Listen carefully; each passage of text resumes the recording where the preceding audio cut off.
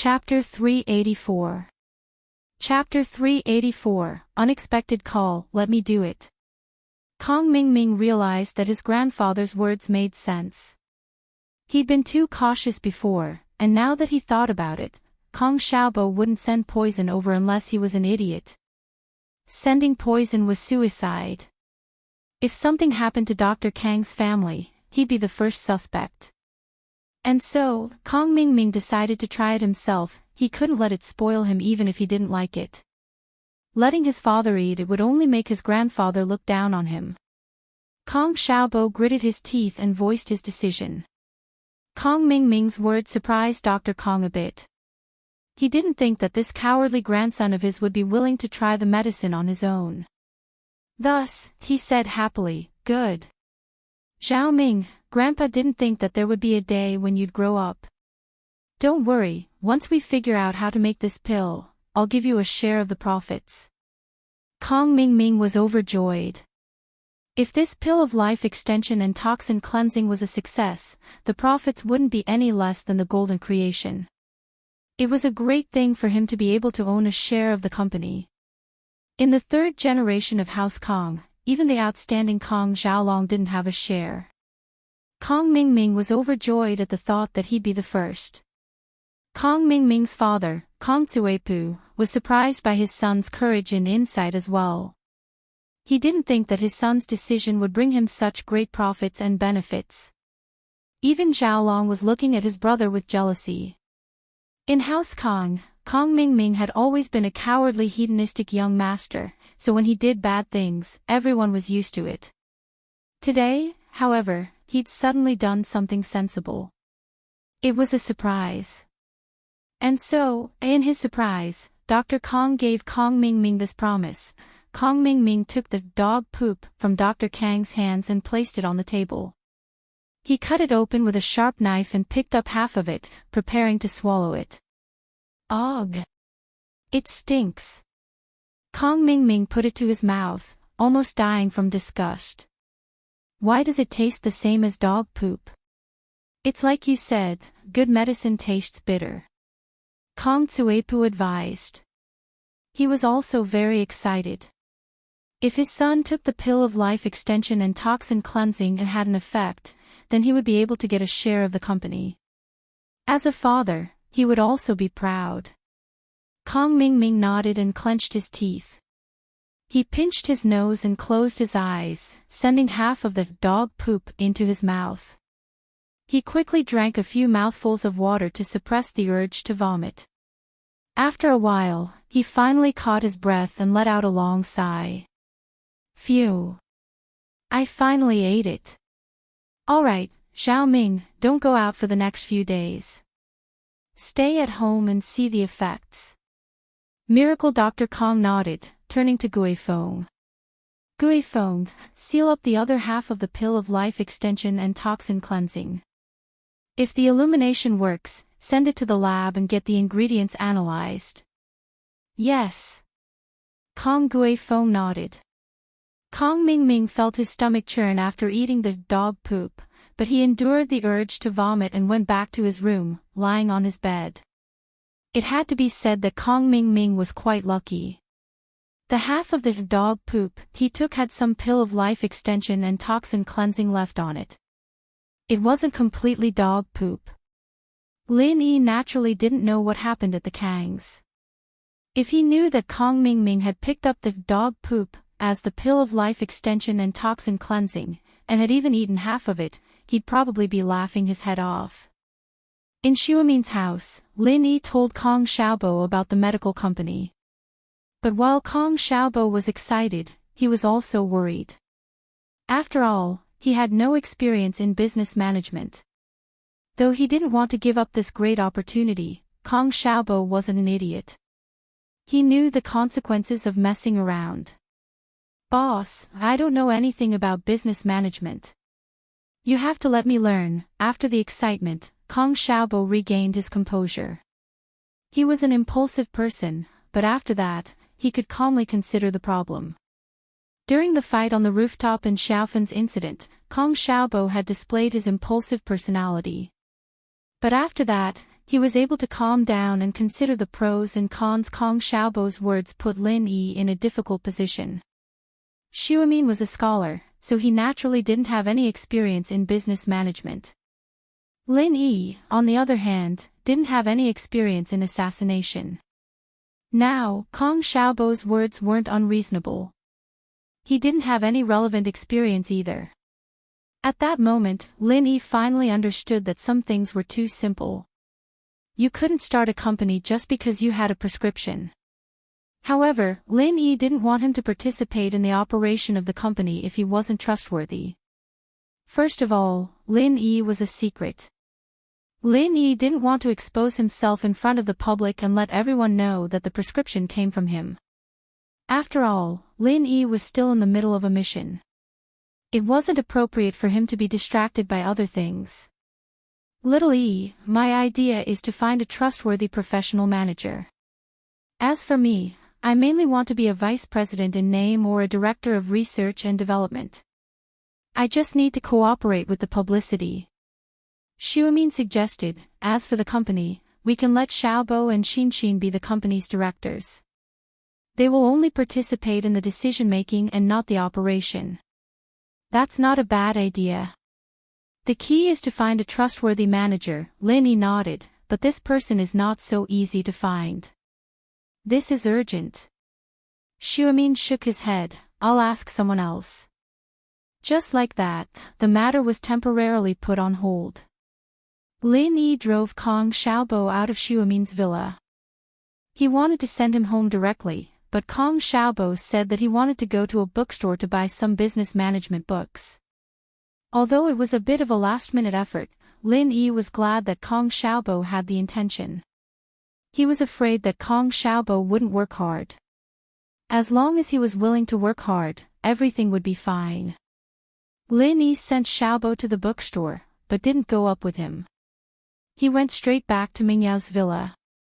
It had been 2 days since he left, and he wondered if the miss was still mad at him.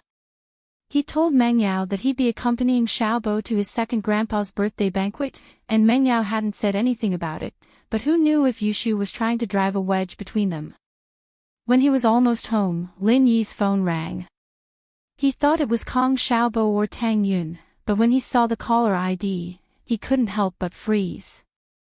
Chapter 385. Chapter 385, Wang Xinyan's family. Lin Yi paused. Wasn't Wang Xinyan supposed to go to Yanjing to take care of the funeral? Why was she calling him? Was she back already? It couldn't be. How many days had it been? It hadn't even been a week. Lin Yi was a bit confused, but he picked up anyway. Hello, but when he picked up the phone, the call was cut off. What was the meaning of this? Did she call the wrong number? Or was it something else? Lin Yi hesitated for a moment before calling back. It was the first time Xinyan had called him, after all, and he couldn't just ignore it. I'm sorry, the number you have dialed is either powered off or out of service. Please try again later. The robotic voice told Lin Yi that the other party's phone had been turned off. Lin Yi frowned. Could it be that Xinyan was about to call him, and her phone ran out of battery? Lin Yi shook his head and put the phone back in his pocket. There was nothing Lin Yi could do if he couldn't reach her. He was a little worried, but the two were strangers who'd met by chance, and Xinyan was far away in Yanjing. Lin Yi didn't even know where she was. In a luxurious mansion in Yanjing, a man with a fierce look on his face snatched Xinyan's phone from her hands and smashed it on the ground, stomping on it a couple of times. Stupid girl, are you trying to call someone over? I didn't think you'd have a phone on you. Good thing I didn't go too far to keep an eye on you. IDVE ruined everything. Xinyan looked at the phone that had been stomped on and raised her head coldly. I'm your cousin, and this is how you're going to treat me. Cousin. Humph, spit out the Xiao family's assets first. The man humphed. Grandpa's married you off to someone else in his will. Don't even think about leaving this room before he comes with a betrothal gift. After saying that, the man closed the door with a bang, and then the sound of the door being locked could be heard. Xinyan sighed helplessly. She wouldn't have come back if she'd known that the Xiao family was in such dire straits. Not only were her parents under house arrest, but she herself was engaged to a man she didn't even know because of her grandfather's will. It wasn't until she arrived at the Xiao family that Xinyan realized that the Xiao family wasn't as glamorous as it looked on the outside. The two uncles were fighting over the inheritance, but the Xiao family was already strong on the outside. His grandfather had Alzheimer's disease. In the last few years of his life, he signed a few stupid contracts. Not only did he cause the company to lose a lot of money, but he also owed a lot of debt. Even if he sold the company now, it would be enough to pay off the debt. The two uncles, who were originally fighting over the family property, surprisingly united again after finding out the amount of the family property. Now that he couldn't even pay his debts, how could he snatch the family's property? What property was there to fight over? All that was left were the properties that Elder Xiao had bought when he was still alive, but the number of properties could be counted with one's fingers. There wasn't much point in fighting over it, so they could just split it evenly. In the eyes of ordinary people, these villas and properties were already worth thousands of dollars. They could live a well-off life just by relying on the rent. However, for the two Xiao brothers who were used to living a lavish life, it was unbearable. And so, they turned their attention to their sister, Wang Xinyan's mother, Xiao Qinlin, who had left home for many years. Their reason was simple and shameless. Elder Xiao had given them 50,000 kuai for travel expenses when Qinlin ran away from home to elope with Wang Xinyan's father, Wang Shubin. This 50,000 kuai was said to be Wang Shubin's investment in his company, and now they wanted him to pay it back with interest. Of course, other than Elder Xiao's will, the Xiao brothers also had a promissory note, written by Qinlin all those years ago. Back then, old man Xiao had given Xiao Qinlin 50,000 yuan for the sake of his daughter, even though Xiao Qinlin had broken up with her family and eloped with Wang Shubin. No matter what, she was still his daughter, and he couldn't treat her badly. But Qinlin had let her emotions get the better of her. Since she had broken off with the Xiao family, she naturally wouldn't take the Xiao family's money for free. She had written a promissory note to Elder Xiao, saying that she'd pay it back with interest when she became rich. Elder Xiao didn't expect his daughter to pay it back either. He merely laughed it off and told his eldest son, Xiao Ji, to throw the note away. Xiao Ji, however, was careful and hid the note. After Elder Xiao's death, the note became evidence that the Xiao brothers were trying to blackmail Qinlin. With the note and Elder Xiao's will, there was nothing Qinlin could do, no matter how angry she was. Who told her to write that note all those years ago? Of course, that wasn't the most infuriating thing. The most infuriating thing was that Elder Xiao had found a husband for Xinyan in his will. Wasn't it a little too early for a 12th grader to get engaged? The Xiao brothers were very cocky, saying that if Qinlin didn't hand over the 20% of their company's shares, they'd see it in court. They'd let the public see that Elder Xiao's daughter didn't care about his body after his death, and was even trying to steal her brother's assets. In all honesty, who was the one trying to steal whose assets? Qinlin had decided to break off with her family for love, but she was still a filial person. She wouldn't have been able to put down everything she had on hand to handle Elder Xiao's funeral otherwise. Naturally, Lin Yi didn't know what was going on with the Xiao family, but even if he did know, he wouldn't know how to intervene. Family matters like this were the hardest to solve. Lin Yi returned to the villa to see Meng Yao and Yushu digging something in the yard, each holding a small shovel. Yushu's face was covered in dirt, and Meng Yao's clothes were a little dusty, but her face wasn't as bad as Yushu's. Lin Yi parked the car in the yard and got out. He looked at the two curiously. Yao Yao, Shu, what are you guys doing? Oh. Shield bro, you're back. We're digging for treasure, come help me and Yao Yao. We're so tired. Yushu waved happily at Lin Yi when he came back. Shu, what did you call him for? Meng Yao glared at Yushu and lowered her voice. What if he sees us? Don't you feel embarrassed? Chapter 386.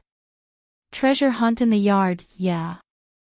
Meng Yao couldn't help but feel tempted by Yushu's words. It was true that the key was in Shu's hands, and Lin Yi wouldn't be able to open the chest even if he managed to dig it out. Maybe we should let him try while we rest. I'm a little tired, what about you? I'm a little tired too, let's get Shield Bro to try then. Yushu wouldn't have been so happy to see him come back if she wasn't tired, calling him over so urgently. Yeah, you call him then. Meng Yao nodded. We don't know when we'll find it if we keep digging like this. That's right. We don't even know where it's buried, the map we drew when we were kids isn't working at all. Yushu wiped the sweat off her forehead, and a few more mud marks appeared. You're still talking about it. Look at that stupid map you drew, it'd be a miracle if we could find it. Meng Yao waved the map in her hand. I said it'd be fine, I'd be able to find it, my ass. Alright, Yao Yao, let's not talk about me, I was only 8 years old back then, it's already pretty good that I could draw something like this. Yushu took the map back embarrassedly before pulling on Meng Yao's arm. Don't touch me. Aw. Meng Yao realized that Yushu had left a few mud marks on her arm. What's up? Lin Yi locked the car door and walked over to see Yushu and Meng Yao whispering to each other. He didn't know what they were talking about. Lin Yi, help us dig for treasure. Meng Yao said as she handed the Luoyang shovel to Lin Yi. Dig for treasure. Lin Yi's eyes went wide as he rubbed his ears, wondering if there was something wrong with his hearing. Where? Over here. Yushu pointed at the ground in the yard. In the villa's yard. Lin Yi blinked. You're not kidding, are you? How could there be treasure in this villa's yard? Did you two watch too many movies? This villa was only built about 10 years ago. How could there be treasures? Of course, we. Yushu was about to say, we buried it, when Meng Yao stopped her. If we say there is, then there must be. Meng Yao glared at Yushu. She couldn't tell Lin Yi that they were the ones who buried the treasure. What if Lin Yi dug it out and took a peek? Alright. Lin Yi looked at the two girls' strange expressions and could only nod. Anyway, if the miss asked him to dig, he would dig. It didn't take much effort. Where should we dig? It's in this courtyard. Dig as you see fit. Other than the Luoyang shovel, Meng Yao also had some simple pickaxes and ropes. Shield Bro, here's another treasure map. Yushu said as she handed the treasure map she drew when she was young to Lin Yi. Take a look at it. Okay. Lin Yi nodded as he took the map and got to work. Meng Yao rolled her eyes at Yushu helplessly and pulled her a few steps away. Are you stupid? How could you give that map to Lin Yi? Oh.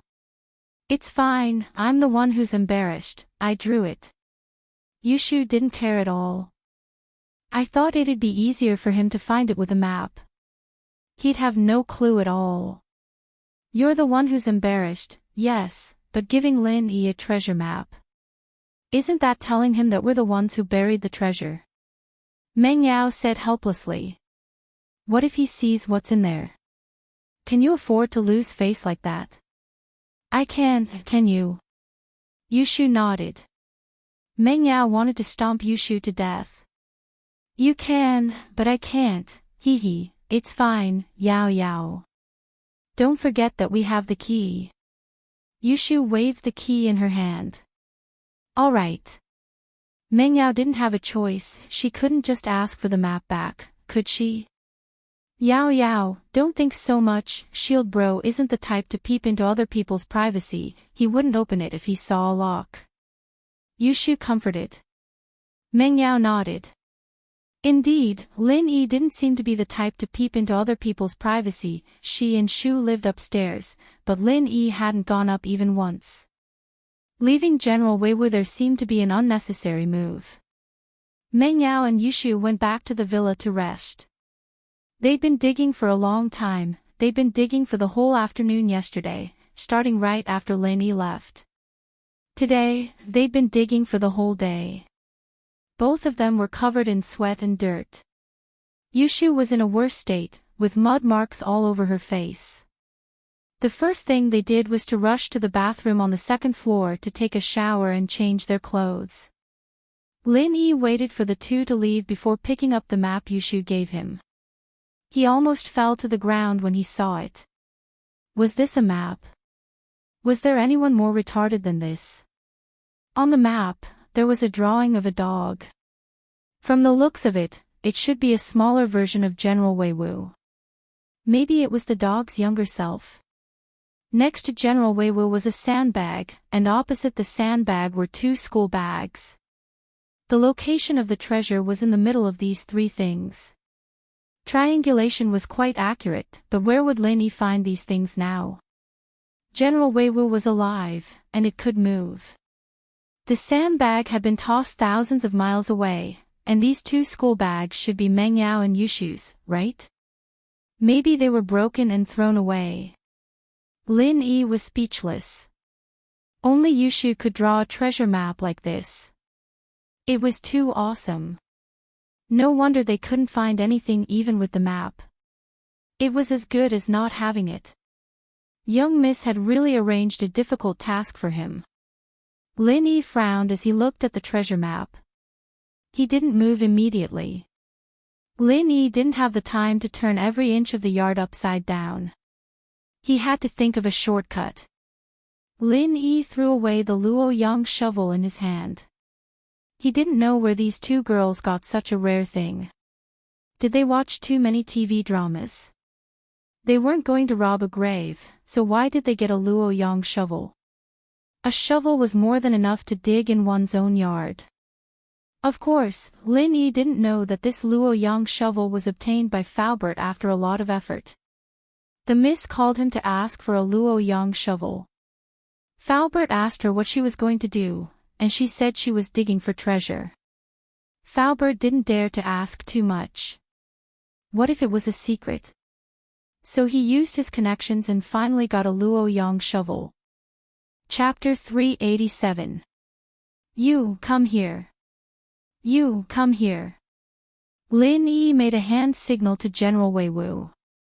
He wasn't sure if General Weiwu could understand it, but Lin Yi's hand signal could only be understood by a trained hound. But General Weiwu seemed to be very smart, and it was trained as well. Lin Yi's hand signal made it run over immediately.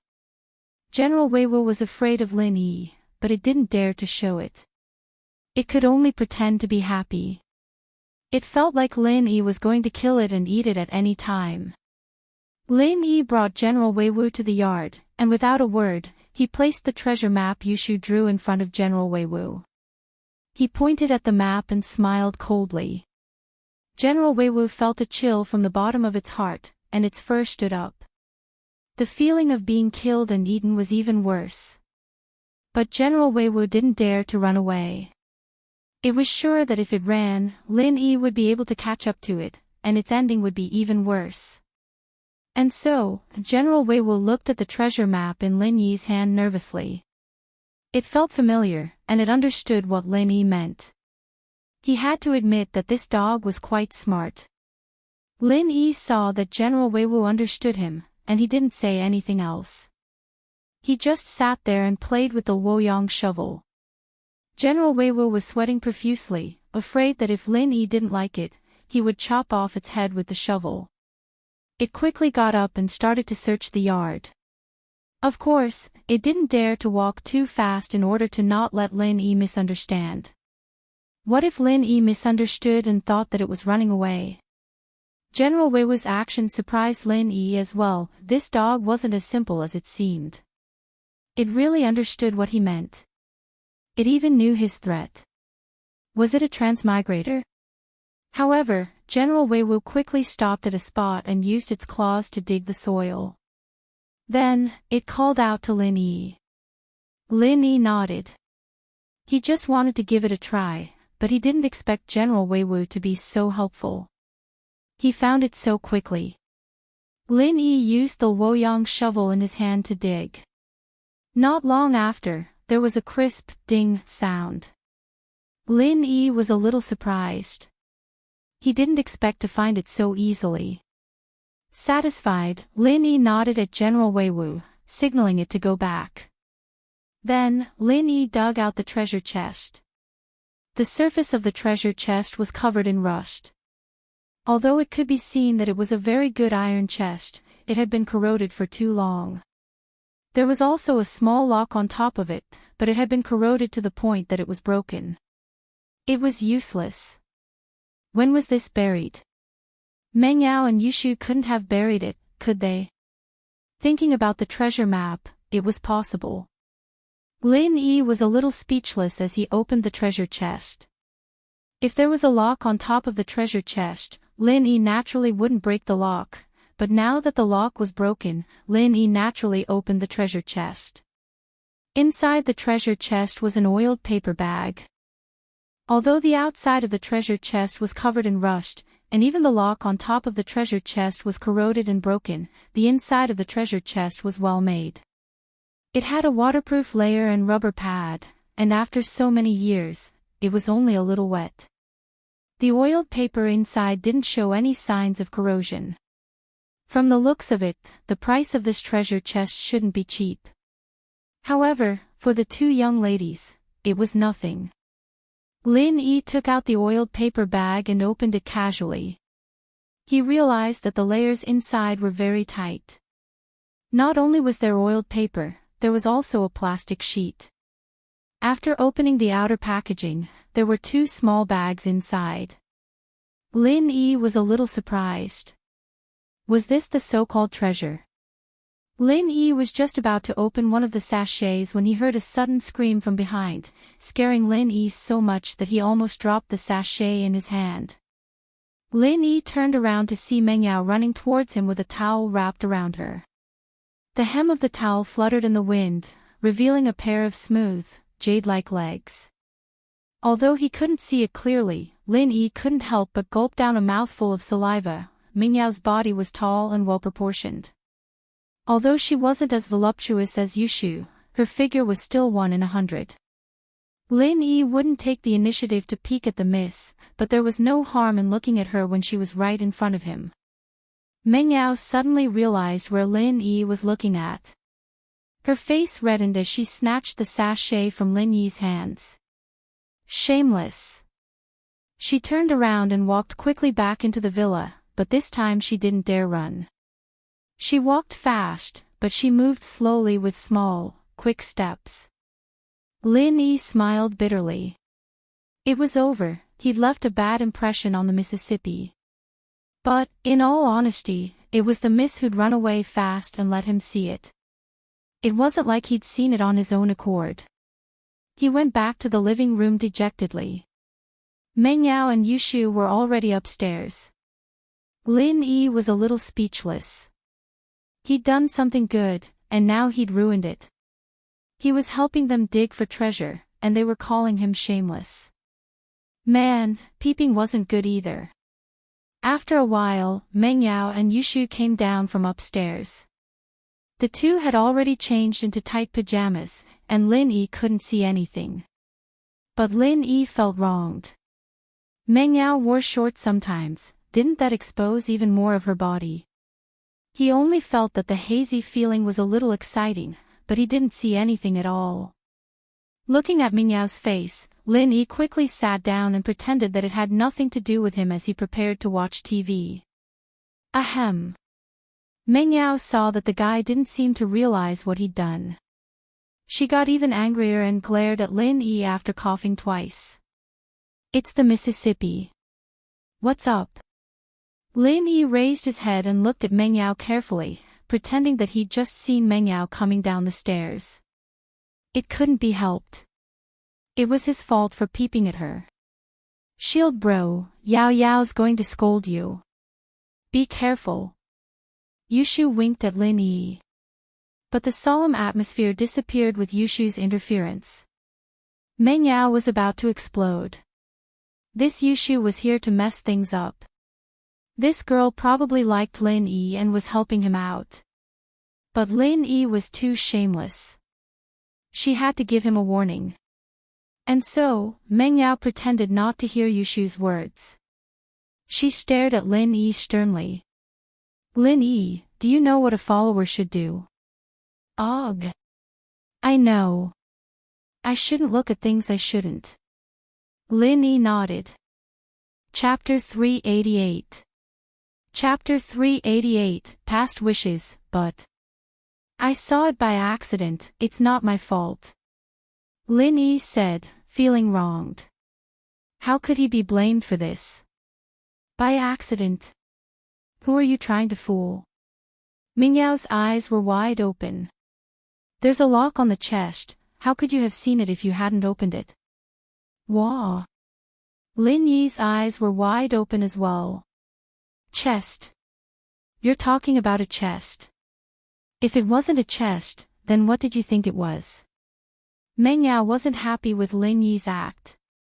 I thought you were talking about your thighs. Lin Yi said, sweating. Thighs? Meng Yao's face reddened. Don't change the topic, it was an accident. I'm talking about why you broke the lock on the chest. Don't you know that it's immoral to peek at someone else's privacy? Had it been someone else, Meng Yao would have thought that the lock might have been broken by someone else, but Lin Yi had pulled down the iron bars of the storeroom in the villa's backyard with ease, saving Yushu. Breaking a small lock was a piece of cake for Lin Yi. It wasn't her thighs. As long as it wasn't. Lin Yi let out a long sigh of relief. It seemed that Meng Yao wasn't going to pursue the matter any further, and that made Lin Yi feel relieved. As for the lock on the chest, Lin Yi didn't think much of it. I didn't break the lock, it's been corroded for years, and the chest can be opened directly, really. Meng Yao blinked at Lin Yi's explanation. Really? You can go see for yourself if you don't believe me. Lin Yi smiled bitterly. Ah. Meng Yao panicked after listening to Lin Yi's explanation. Lin Yi had no reason to lie to her. After all, he only needed to go out and take a look to know the result. Before Meng Yao could say anything, Yushu ran out and came back not long later with a broken lock in her hand. Yao Yao, look, it's really the lock that's corroded, it's not Shield Bro's doing. I told you before, Shield Bro isn't that kind of person. Little Shu. Which side are you on? Meng Yao was a little pissed off at Yushu's words. Why don't you hide it and destroy the evidence? Oh. Should I throw it away now? Yushu asked weakly. Meng Yao's face reddened when she realized that Lin Yi was still there. I'm just saying, I'm just joking. Come on, let's go upstairs. Ugh, okay. Yushu nodded and smiled at Lin Yi. Then, she went upstairs with Meng Yao. Lin Yi didn't know what was going on. Was the meeting over just like that? The miss didn't want to cause trouble for him anymore. Lin Yi didn't think that things would end so easily. What a surprise. Shoo, you've made me lose face. You brainless girl, tell me, did you help Lin Yi on purpose? Meng Yao was very furious. After all this, it was all her fault. She wanted to yell at Lin Yi, but couldn't bring herself to do so. No, I'm just telling the truth. Yushu said innocently. Yao Yao, do you want me to lie? Didn't you always tell me that lying kids are bad? Meng Yao waved her hand helplessly when Yushu changed the topic. It's fine, let's go upstairs. Okay, I want to see what wishes I wrote when I was young. I forgot. Yushu said excitedly as she ran upstairs. Which of these 2 sachets is yours? Meng Yao asked as she looked at the 2 pouches in her hands. She couldn't tell who belonged to whom. It was way too long ago, or else she would have remembered where she buried it. I don't know. Let's open one each. It's been a long time, anyway. We can see what wishes we made back then. Yushu said. All right then. Meng Yao nodded after some hesitation. She didn't want Yushu to find out about her secret, the girl wasn't very trustworthy. She'd probably spread the news to Lin Yi the moment she found out. That'd be so embarrassing. But thinking about it, it was a long time ago, and she couldn't even remember what she'd written. Even if Lin Yi found out, it was just a childhood fantasy, and it didn't matter. And so, Meng Yao and Yushu each picked up a pouch and opened it. The pouches were sewn together with thin thread, and the two of them weren't in the mood to open them bit by bit. Yushu, who couldn't wait any longer, took out a pair of scissors and cut off the thread before opening the pouch. Hee, I'll open it first and see whose it is. Yushu said with a smile. The paper was a little yellowed, and the handwriting was old, but it was still very clear. My wish is to live with Shu for the rest of my life, and be happy forever. This was evidently Meng Yao's handwriting, and Meng Yao listened to Yushu's words in surprise. She didn't think that she'd been this close with Shu since they were kids. Yao, I'm so touched. Yushu was a carefree person, but she couldn't help but feel touched when she read the contents of the paper. Her eyes reddened, and tears were about to fall. Now you know how good I am to you. Meng Yao took the scissors and opened the pouch in her hand. Needless to say, this was Yushu's. My wish is to marry Yao, and be with her for the rest of my life. Ha! Meng Yao's eyes widened after reading the contents of the paper. Yushu wanted to marry her. Was there something wrong with her? Was she a lesbian? Ha! Yushu paused as well. She didn't think that her wish would be this powerful. Yao, could it be that we were a pair of lesbians back then? Why else would our wishes be the same? Lesbians my ass. Meng Yao was speechless. What's the same? Far from it. If we're a pair of lesbians, it's you, not me. I'm writing that I want to live with you, that we can live together as sisters. Look at what you wrote. You want to marry me, you're the one with the problem. Chapter 389. Don't forget the video. Yushu was deep in thought, blushing when Meng Yao interrupted her. You're not thinking about something unhealthy again, are you? Nope. Yushu shook her head, her thoughts exposed. Then why are you blushing? Meng Yao didn't quite believe her. I just feel like my old wish is a little hard to fulfill. But I've decided to change it. Yushu said. I've decided to marry the same man with Yao, so we can live together forever. Meng Yao sweated. Why do you still remember that wish? It was close to evening when an annoying visitor came to the villa. Lin Yi didn't think that Jiang Wen would have the balls to come knocking on his door again. Hadn't he been beaten up enough last time? But, looking at the smile on his face, Lin Yi almost thought that the guy had lost his memory after being beaten up. Brother Lin, I'm really sorry about last time. I didn't think we'd part on such bad terms after a meal. It's my fault. I haven't been back to Songshan for years. I don't know the situation here. Never mind, let's not talk about last time. Are you free tonight? I have a few bros who admire you, Brother Lin, and want to have a few drinks with Brother Lin. Jiang Wen smiled at Lin Yi. Lin Yi looked at Jiang Wen oddly. This guy couldn't be thinking of ways to get back at him after what happened last time, could he?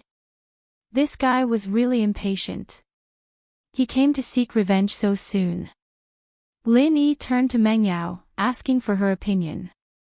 Meng Yao, naturally, knew that Jiang Wen was up to no good. If this guy wasn't amnesiac, he wouldn't have forgotten that Lin Yi had just beaten him up, would he? The band-aid on his forehead was proof of that. Jiang Wen bro, is there something wrong with your heart? Yushu looked at Jiang Wen, surprised. Jiang Wen didn't know what to say. Shu, what are you talking about? I don't understand. It's nothing, I just think you're looking for trouble. Yushu didn't care about Jiang Wen's face at all. Jiang Wen was a little pissed at Yushu, but he didn't dare say anything. 1. He was worried about his image in front of Meng Yao, and 2, he really couldn't afford to piss off this girl. Yao Yao Mei Mei, today I want to thank my savior, you don't mind lending me your bodyguard, right? Jiang Wen smiled as he looked at Meng Yao. He emphasized the word bodyguard on purpose, implying that he already knew that Lin Yi was his bodyguard. Meng Yao frowned, but the fact that Lin Yi was hired by her dad wasn't a secret. Many people in the company knew about it, and Jiang Wen wouldn't be able to hide it from him if he wanted to. She didn't want to make a fuss about Lin Yi. It's nighttime now, I can't control what he wants to do. Speaking of which, Meng Yao was still a little pissed off because of what happened in the afternoon. She couldn't vent her anger, so she was more than happy to see Jiang Wen cause trouble for Lin Yi. Although it was foreseeable that Jiang Wen would get beaten up again, Meng Yao didn't want Lin Yi to have it easy. She wanted him to do some work, and it'd help relieve some of the anger in her heart. "Ha, Brother Lin, your boss has agreed to it. What do you think? Give me some face." Jiang Wen smiled as he looked at Lin Yi. "Alright, let's go then." Lin Yi nodded. Since Meng Yao had put it that way, he might as well go teach the kid a lesson. A shield had to have the awareness of a shield, after all. He couldn't just take his salary for free, could he? "Let's go then, Mr. Lin." Jiang Wen was overjoyed when he heard that Lin Yi had agreed.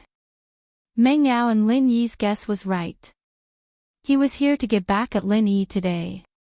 Jiang Wen was pissed off after being tricked by Lin Yi last time, especially since the one who beat him up was Cihua, the person he was supposed to cooperate with. There was no way he could vent his anger. So, if Jiang Wen didn't teach Lin Yi a lesson, the latter would think that he was a pushover. Of course, Jiang Wen couldn't do anything to Lin Yi in broad daylight.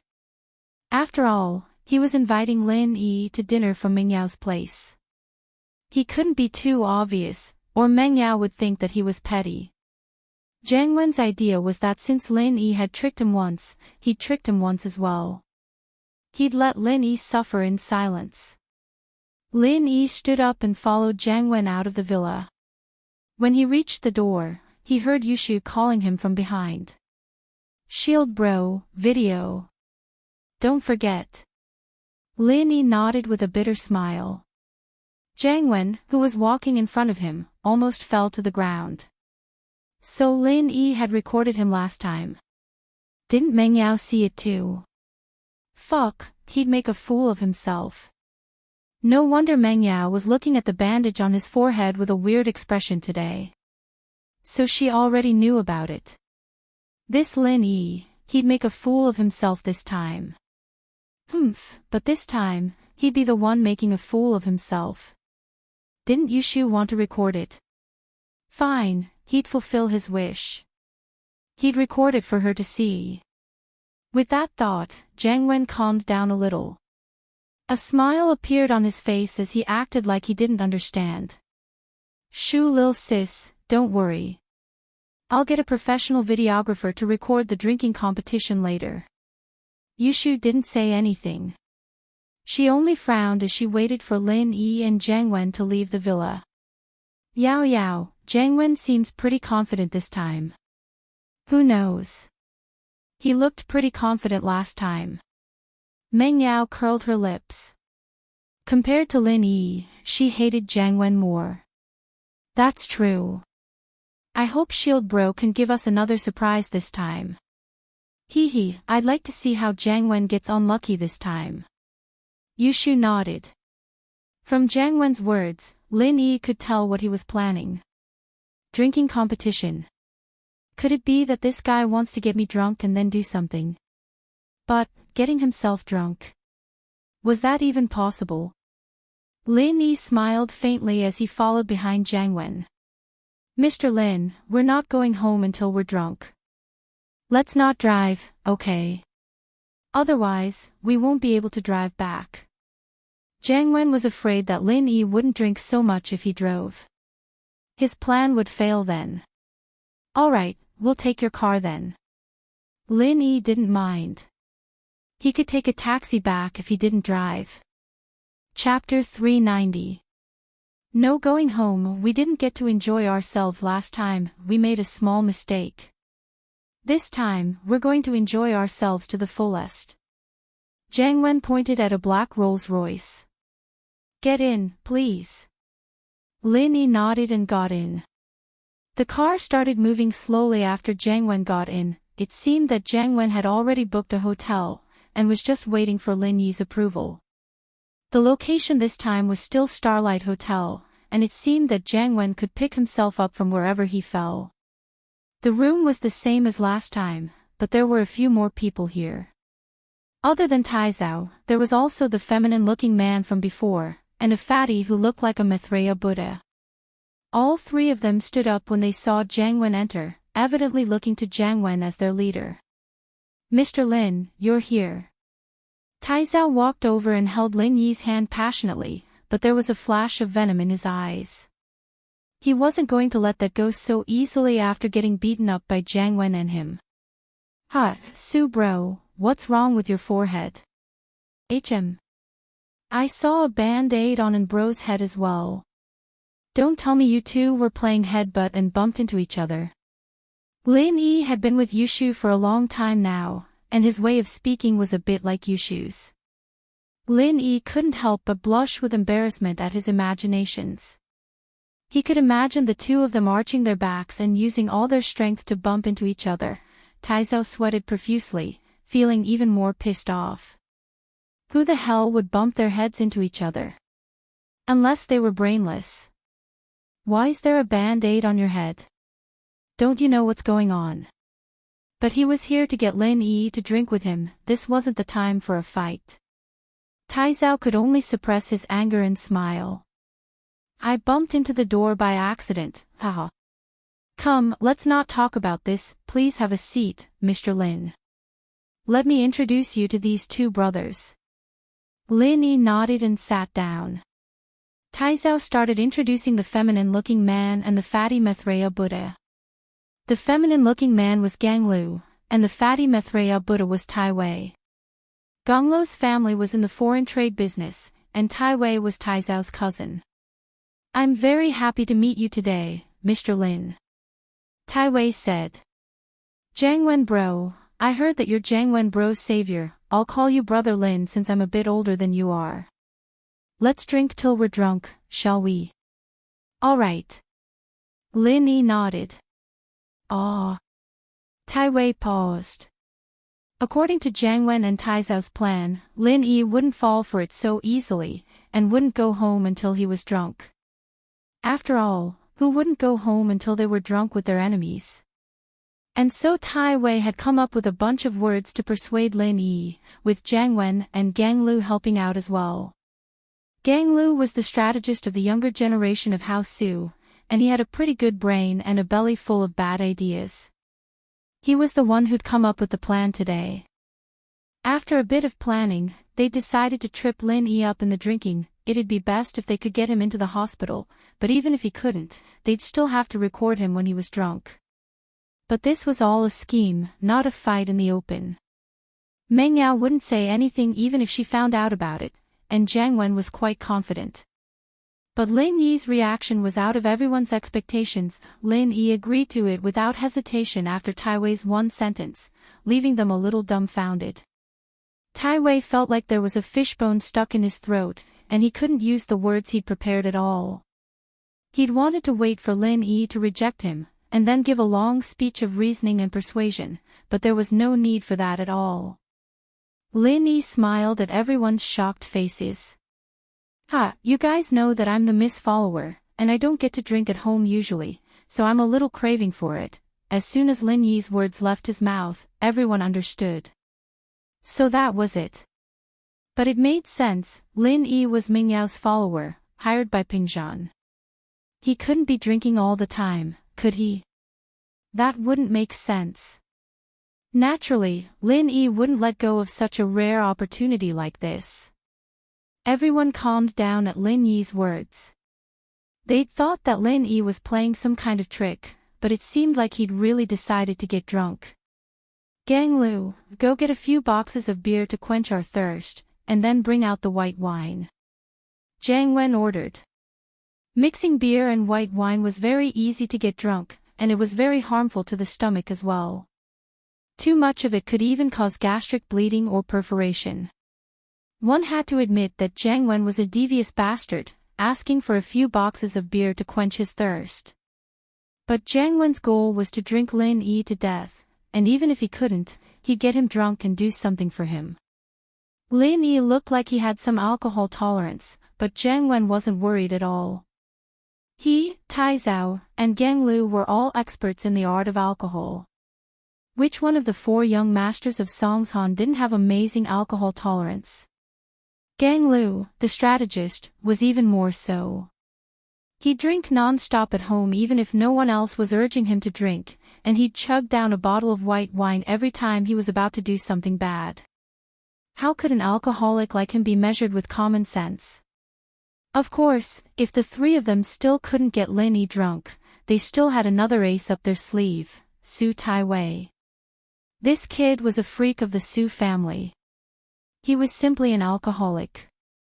Not only could he drink, but he was also proficient in all kinds of dangerous drinking methods. For example, he could drink red wine with Sprite, whiskey with iced black tea, beer with Coke, or he could drink red wine, white wine, and beer in turns. He could even drink to death. Others might die instantly after drinking these techniques, but Su Taiwei had grown up in a wine tank, and his father was in charge of the Su's winemaking business. He was basically an alcoholic tank. With a life-saving trump card like Su Taiwei, what did Jiang Wen have to fear? Soon, a couple of waiters came in with a few boxes of beer printed in English under Gonglu's lead, placing them on the floor. Lin Yi looked at them, a trace of anger flashing through his heart. Weren't these guys a little too much? The beer was of the highest alcohol content. If it weren't for his knowledge, he'd probably be in the hospital right now. Jiang Wen had said that he wanted to get a few boxes of beer to quench his thirst, but Gang Lu had ordered the waiters to bring in the high alcohol content tactical nuclear penguin. Chapter 391. Let's change to white, Mr. Lin, please. Jiang Wen took out a few cans of beer from the box and placed them on the table, turning to Lin Yi. It's summer soon, it's hot. Wanna have some beer to quench your thirst? Drinking beer right off the bat, I don't think you're interested. Lin Yi said disinterestedly. You need to drink with a few people, it's not mineral water, what's there to quench your thirst for? Then let's drink together. Jiang Wen thought. Wouldn't it be easy to drink with a few people? We'll drink with you. He raised his glass with that. Cheers to you. I'll drink, it's up to you if you want to. With that, Jiang Wen tilted his head back and downed the entire can of beer. The alcohol content of this beer wasn't low, but it wasn't much for a veteran like Jiang Wen. Jiang Wen's alcohol tolerance was quite high, and he could drink a few bottles of Mao Tai without a problem. Which of the four young masters of Songshan wasn't a big drinker? Plus, Jiang Wen had another ace up his sleeve today, Su Taiwei. All right. Lin Yi nodded, mimicking Jiang Wen's action as he tilted his head back and placed the empty bottle on the table. Brother Lin, you're a good drinker. Jiang Wen praised as he picked up the empty bottle from Lin Yi's table and placed it on the floor, replacing it with an open can of beer. Jiang Wen wanted to check if Lin Yi had really drunk the beer in front of him, and calmed down after confirming that it was empty. Still, he mocked himself for thinking too much. This tactical nuclear penguin beer was rare, and he'd asked a friend to get it from abroad. A country bumpkin like Lin Yi must have thought that it was just some foreign alcohol, since foreign alcohol usually had a lower alcohol content. That was why he downed it in one gulp. But that was fine, too. Let the country bumpkin drink as much as he wanted. Everyone would drink a can of beer with him, and then they'd serve white alcohol. It wouldn't take long for Lin Yi to end up in the hospital. This beer tastes good. I've never seen this before. Lin Yi pretended to be curious as he read the words printed on the outside of the beer. Ah, that's right. It's expensive wine. Taizao laughed heartily, afraid that Lin Yi would see the alcohol content on the bottle. Let's have another toast, okay? Lin Yi nodded readily. Taizao and Lin Yi finished their cans of beer in one gulp, and Jiang Wen nodded to himself. He felt like he'd seen through Lin Yi now. The guy was just a country bumpkin, a little smart, but also a little greedy. Otherwise, he wouldn't have come out every time he was asked to eat. The way Lin Yi was drinking made Jiang Wen understand the kid probably hadn't had much of a drink before. Now that there was a chance, how could he let it go? Originally, he was still thinking about how to trick Lin Yi and let everyone at the table take turns toasting Lin Yi. But now, there was no need to trick him anymore. What happened next surprised Jiang Wen even more. Lin Yi and Taizao drank a can of beer at each other's mouth. They didn't seem to be sated anymore. They poured the empty cans into their mouths before putting them down reluctantly. Lin Yi's reaction was subtle and he didn't say much, but Jiang Wen saw it all. He was getting happier and happier. Actually, the taste is just a so-so. There's nothing special about it. Lin Yi said faintly. Jiang Wen wanted to laugh out loud at Lin Yi's words. So. Why would you drink so fast? Was it because you didn't want to owe me a favor after drinking? But Jiang Wen didn't say that. As far as he was concerned, it didn't matter, as long as Lin Yi was admitted to the hospital. Brother Lin, a toast to you as well. Gang Lu stood up and handed Lin Yi another can of beer. Thank you for what you did for Bro that day. Haha, you're welcome. Lin Yi couldn't hide his joy as he took the can of beer from Gang Lu and downed it in one gulp. Will tactic. Haha, how creative. Lin Yi was feeling a little disdainful.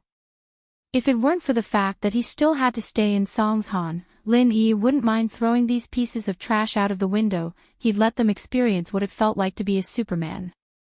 But now, at least on the surface, Lin Yi wouldn't cause any trouble for him. As a result, Jiang Wen and his group's plan was to watch a show.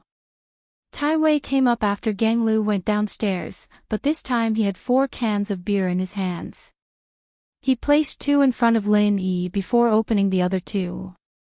Brother, you saved Bro's life, that means you're my Wei Bro's savior. 1 can of beer isn't enough to express my sincerity, so I'll use 2. But Lin brothers, you can do as you please.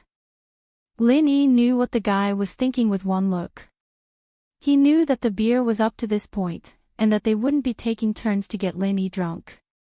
He was the last one left, and he had to take advantage of this opportunity. If Wei Bro can do it, then I'll do it too. Lin Yi thought to himself. Who called himself Wei Bro? Wasn't this guy a little too strong? And so, Lin Yi purposefully pronounced the word do it 4 times, echoing Wei Bro's name. Tai Wei, naturally, could tell that Lin Yi was playing a trick, but he had to drink with Lin Yi, and so he pretended not to hear anything. Alright, I'll drink first. 2 cans of beer went down Tai Wei's throat, as if he were drinking water. His face wasn't red, and his heart wasn't beating at all. On the other hand, it was the same for Lin Yi. Jiang Wen and Taizao looked at each other, a trace of shock in each other's eyes. It seemed like this Lin Yi kid had some alcohol tolerance. Thank goodness Tai Wei was here, otherwise they really wouldn't be able to do anything to Lin Yi. Seeing that this wasn't going to affect Lin Yi much, Jiang Wen gave Gang Lu a look, telling him to move on to the next step of the plan, skipping the beer part. The alcohol content of the beer wasn't low, but it was still a far cry from white wine. Instead of drinking a belly full of beer, they might as well switch it to white wine. What if Lin Yi drank too much beer? It wouldn't be worth it if they didn't drink white wine. Brother Lin, you're a good drinker. I'm impressed. Gang Lu smiled. Looks like Brother Lin's a drinker as well. Why don't we switch to white wine? It'd be boring otherwise. Chapter 392. Into the bottle. Ugh. Gang Lu wasn't expecting Lin Yi to be this easygoing, pausing as he looked at Jiang Wen. Jiang Wen wasn't afraid at all. What was there to be afraid of with Tai Wei as his trump card? He was just worried that Lin Yi wouldn't drink it. As long as Lin Yi was willing to drink it, he wouldn't be afraid of dying from it. No wonder Brother Lin didn't drink much last time. He thought that red wine wasn't strong enough. Jiang Wen realized. No wonder Lin Yi wasn't happy last time. The guy was pissed that Jiang Wen didn't let him drink to his heart's content. Jiang Wen had been wondering why Lin Yi would do that to him. He had nothing against Lin Yi, so why would Lin Yi do that to him? Lin Yi was just Mingyao's bodyguard, not her boyfriend. He was hired by Pingzhan. All he had to do was take care of Mingyao's safety. Why would he care if Jiang Wen pursued Mengyao or not? It was even more impossible to say that it was an unintentional grudge from before. If it was, why would Lin Yi save him at the theme park? As a result, Jiang Wen couldn't understand why Lin Yi would do something like that to him. After thinking about it, this was the only reason. Lin Yi was here as his savior, and Jiang Wen didn't let him drink to his heart's content. Naturally, Lin Yi would be angry, and so he vented a little. What happened last time, on the other hand, was quite a coincidence. Lin Yi didn't know that Sihua was here, and he didn't know that Jiang Wen was going to call him miss. It had all happened out of the blue, and there was nothing planned about it. The more it was like this, the more it proved that Lin Yi didn't want to mess with him at all, and that it was an impromptu idea. Of course, Jiang Wen had underestimated Lin Yi too much. Lin Yi didn't even need to prepare to kill someone, let alone mess with someone. Ha! Lin Yi smiled faintly, as if saying, good that you know.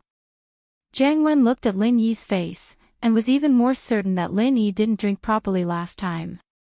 Gang Lu, get the white wine. Jiang Wen ordered. All right, brotherin.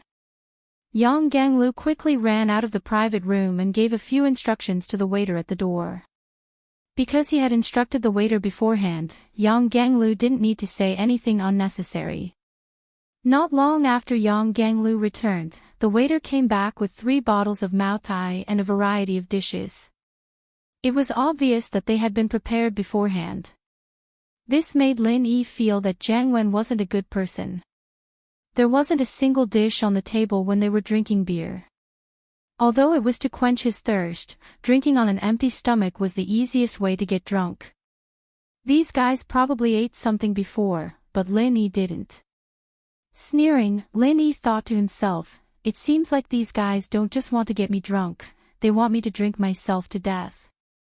Since that's the case, I'll drink you to death first. Just 3 bottles of Mao Tai. That's not enough, right? Lin Yi said as he looked at the Mao Tai in the waiter's hands. Oh. Jiang Wen paused. He didn't want to scare Lin Yi with too much. Baijiu wasn't the same as beer, after all.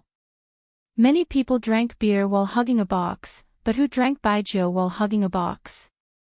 But since Lin Yi said so, Jiang Wen went with the flow. Bring a box over.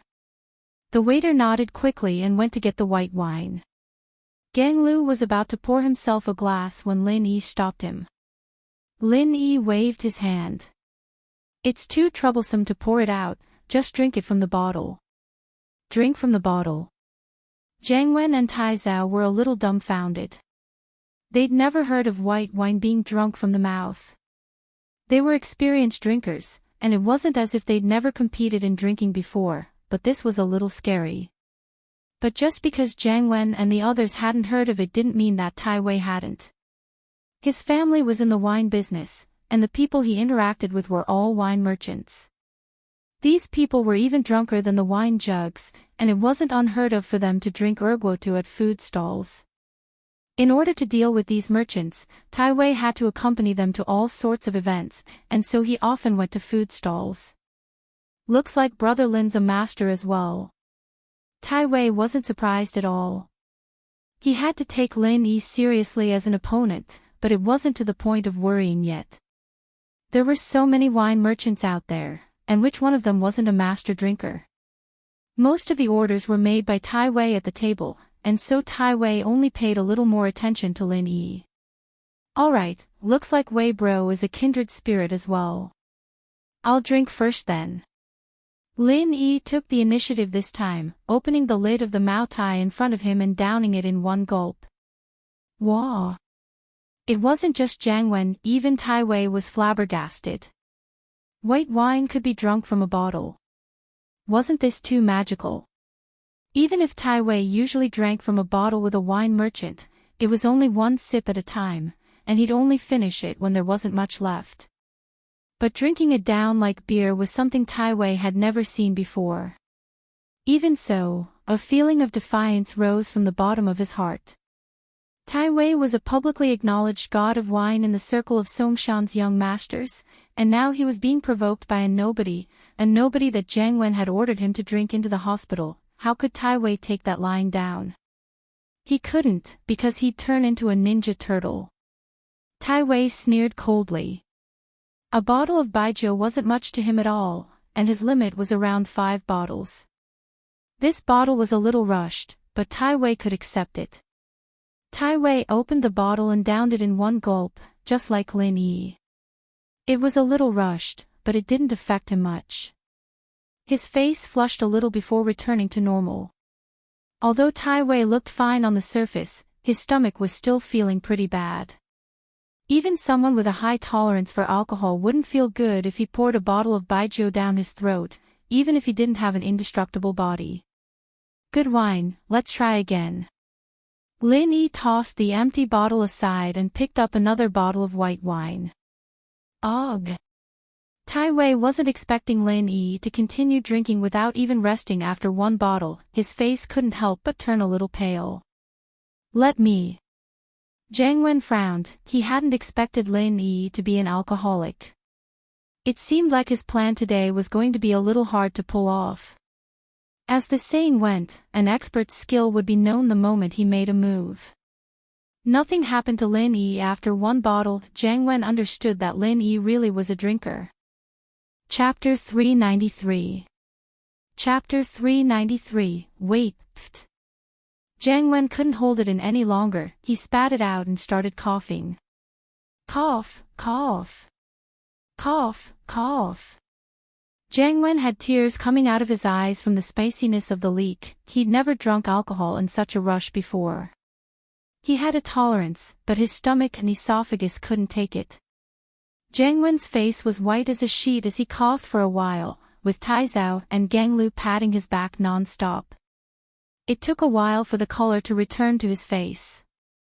However, under such circumstances, it was impossible for him to continue drinking. Jiang Wen looked at Lin Yi with a hint of venom in his eyes. This guy was a wolf in sheep's clothing. He knew how to drink, but he didn't say anything. He wouldn't have used this trick if he'd known. And bro, are you done? Shall we continue? Lin Yi's words almost made Jiang Wen cough again. Continue. Did he have a death wish? Jiang Wen's face was very ugly, and he wanted to go up and strangle Lin Yi.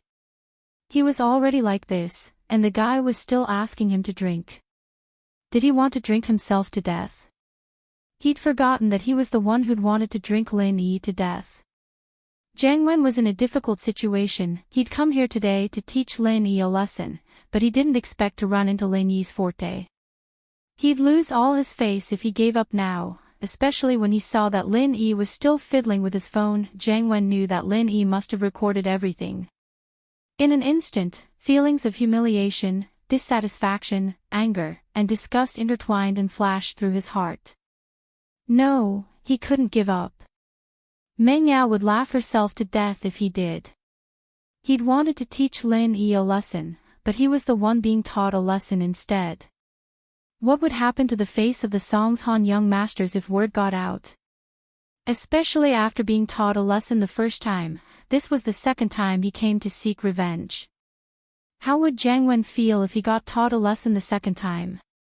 Let me do it. Tai Wei knew that Jiang Wen wasn't going to be able to hold on much longer as soon as he saw the change in Jiang Wen's face. Tai Wei was the one with the best alcohol tolerance here, and if he didn't step up, no one would be a match for Lin Yi. He hoped that Lin Yi could only drink fast, and that his actual alcohol tolerance was not as good as his. Tai Wei calculated inwardly. He had a capacity for 5 bottles, and he didn't believe that Lin Yi could finish 5 bottles in one go and come out unscathed. "All right," Lin Yi said straightforwardly. "Are you all right?" "Of course," Tai Wei said with a cold smile. "Don't act all high and mighty, let's see if you're still standing after 5 bottles. Do you think you're a roly-poly doll?" "Oh, sorry, I forgot. You're Wei bro, why can't Wei bro?" Lin Yi opened the bottle of baijiu and shook it in front of Tai Wei. "Damn it."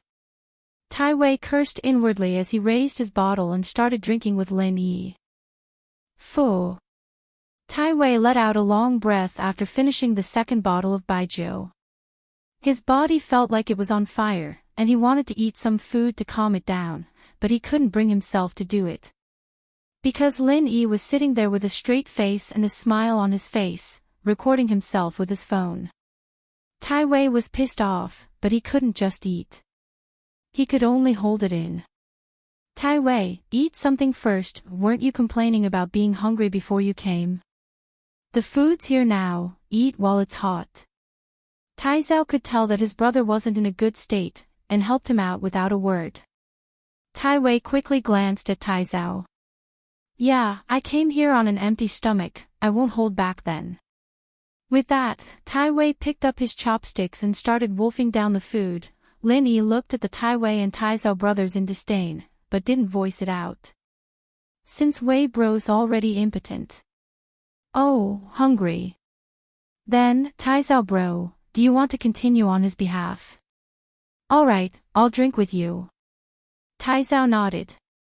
"But I'm not a good drinker, haha. How about this, you drink it all at once, and I'll drink it in 2 portions. Tai Zhao had seen Jiang Wen's pitiful state, and he didn't have Tai Wei's tolerance level. His tolerance level was about the same as Jiang Wen's, so he might as well be generous and admit that he couldn't hold his liquor, and drink it in 2 portions instead of making a fool out of himself. "Sure, no problem. You can even drink half of it." Lin Yi cursed the Su brothers inwardly for being shameless, but he still said it generously. Tai Zhao's heart almost exploded with regret at Lin Yi's words.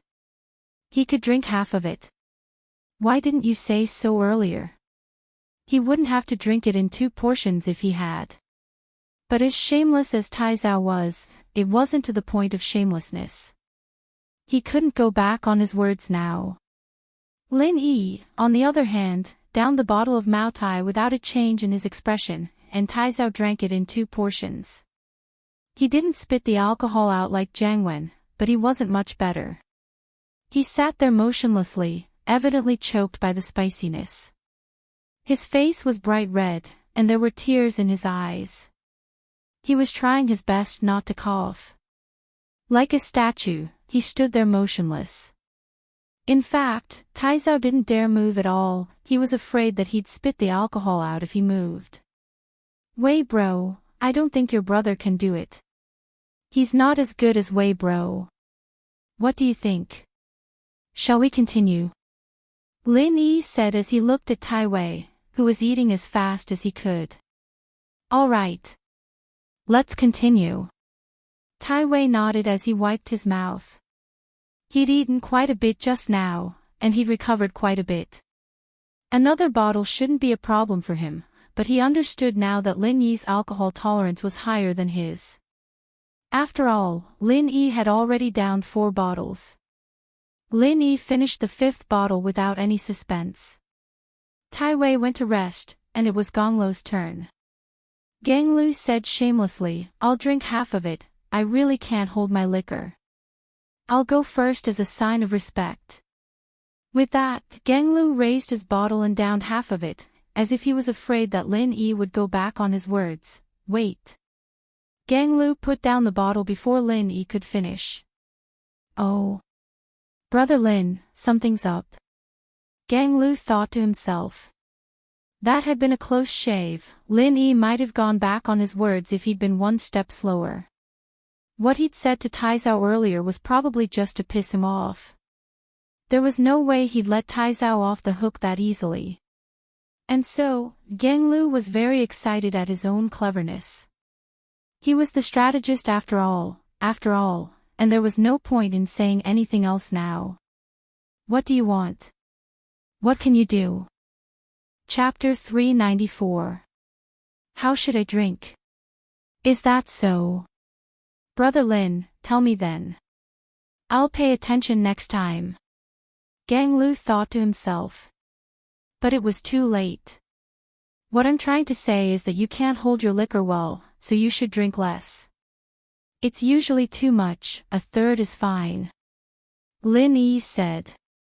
Wah. Gang Lu felt his blood rush to his head, and the alcohol rushed to his head as well. He almost passed out. A third was fine. A third? Why didn't he say that earlier? Why? Jiang Wen, Tai Zhao, and Tai Wei were all looking at Gang Lu with sympathy and indignation. It wasn't that Lin Yi didn't have the time to tell him, he could have said it when Gang Lu was drinking, there was no need to wait for him to finish before saying it. One thing was for sure, Lin Yi was toying with Gang Lu. No matter how much Gang Lu drank, Lin Yi would always say something to piss him off. As the saying goes, the onlooker sees the game more clearly than the onlooker. Gang Lu, on the other hand, couldn't see through Jiang Wen's ploy. He felt that he was a strategist, someone with superior intelligence, someone who specialized in scheming against people. But in the end, he'd never schemed against Lin Yi. How could he accept this? He didn't need to drink that much, and yet he'd stupidly drank half a bottle. What a strategist. Gonglo's eyes were seeing stars, and the alcohol kicked in when he got angry, causing him to collapse on the table. Jiang Wen frowned. Wasn't this Gonglo's mental fortitude a little too weak? How was he supposed to be a strategist like this? But everyone else at the table had taken turns drinking with Lin Yi, and the kid had drunk 6 bottles of baijiu already. Why was he still acting like nothing had happened? Did he grow up in a wine vat? But Jiang Wen couldn't just let it go. There was no way he was going to stop now that the fight had started. Wouldn't stopping mean he was admitting defeat to Lin Yi? Fuck. Admitting defeat was fine if no one was watching, but Lin Yi was playing with his phone, recording everything that was going on. His image would be ruined if Meng Yao saw this. Let's continue. Tai Wei gritted his teeth. House Su wasn't like Housen, and they had to rely on Jiang Wen for a lot of business. His cousin was one of the Songshan young masters, but his influence was far below House An's. Housen had some influence in the province, while House Su's was limited to Songshan. Housen had some influence in the province, but House Su's was limited to Songshan. I was just worried that I wouldn't have an opponent. Lin Yi said as he eyed Tai Wei.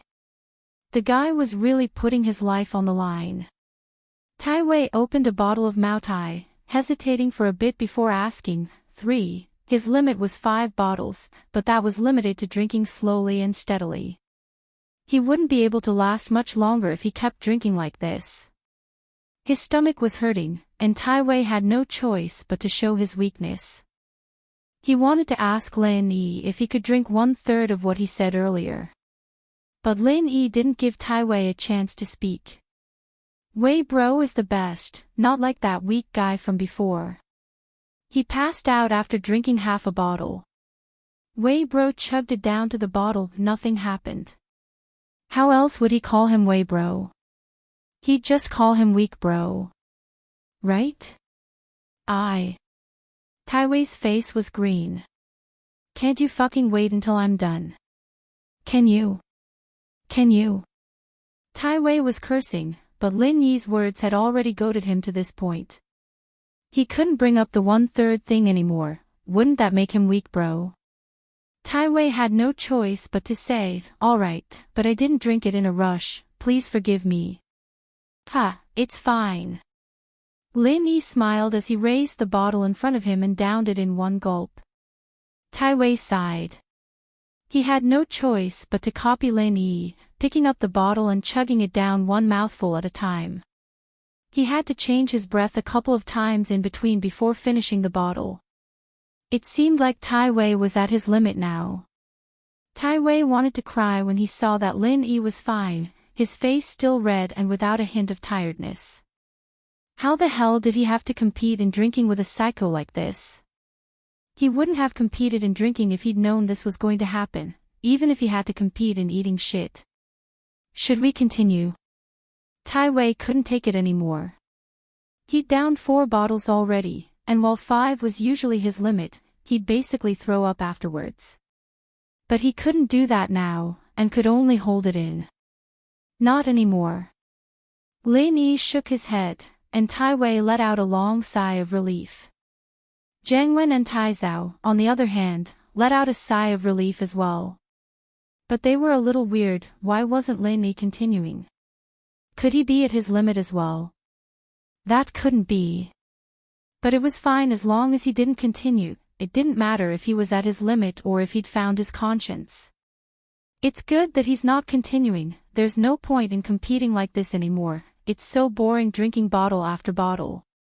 Tai Wei said in agreement. It is, and that's why I've decided to stop. Lin Yi smiled. Let's play something more interesting, shall we? What's interesting? Tai Wei suddenly felt that something was wrong when he saw that bright smile on Lin Yi's face. Had he been tricked? What was Lin Yi up to? Waiter, bring me some red wine. Lin Yi called out to the door. Oh. Red wine. Tai Wei blinked, but was overjoyed. The alcohol content of red wine was far lower than white wine, and he'd be able to hold out for a while if they'd switched to red wine. Tai Wei felt that Lin Yi was probably at his limit as well. He'd had 4 bottles, but Lin Yi had 7. What did 7 bottles of white wine mean? He'd be lucky if he didn't drink himself to death. Perhaps Lin Yi was just putting on a good show, making people think that he was fine. Otherwise, why would he switch to red wine? Tai Wei was afraid that Lin Yi would change his mind again, and quickly called out. Waiter, red wine. Hurry up. Yes, coming. The waiter carried a case of red wine into the room. He'd had experience with beer and white wine before, so he didn't need to be told to bring the case of red wine in. Jiang Wen and Tai Zhao breathed out in relief as well. They'd really been afraid that Tai Wei wouldn't be able to hold out and collapse, but it was fine now. Tai Wei would definitely be able to hold out for a while if they were competing in red wine. Jiang Wen put the 2 bottles on the table, one for Lin Yi, and the other in front of Tai Wei. Chapter 395. Drinking so much that he's vomiting blood. You'll drink however I say. Lin Yi raised the bottle of red wine as he looked at Tai Wei. The initiative was now in Lin Yi's hands. Lin Yi had somehow become the owner of this room. Yes, we'll drink however you say. Tai Wei nodded. Who was he afraid of when it came to drinking red wine? All right. Lin Yi put down the bottle of red wine and stood up, walking to the sterilized cupboard at the side of the room. He took out 2 large beer mugs, putting one in front of Tai Wei and the other back on his seat. Tai Wei didn't understand what Lin Yi was doing with the mugs. Was he going to pour it out? Red wine could be drunk from the mouth too.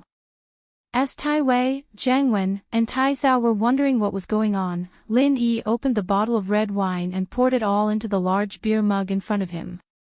Tai Wei was about to do the same when he saw Lin Yi pick up another can of beer from the table, opening it and pouring it into the mug. The corner of Tai Wei's mouth twitched. Mixing red wine and beer. It'd be one thing if it were regular beer, but this high alcohol content beer. But it was still way better than drinking white wine. Tai Wei gritted his teeth. It was still acceptable. And so, he followed Lin Yi's example and poured the red wine and beer into the mug. But just as he was about to say something, Lin Yi moved again.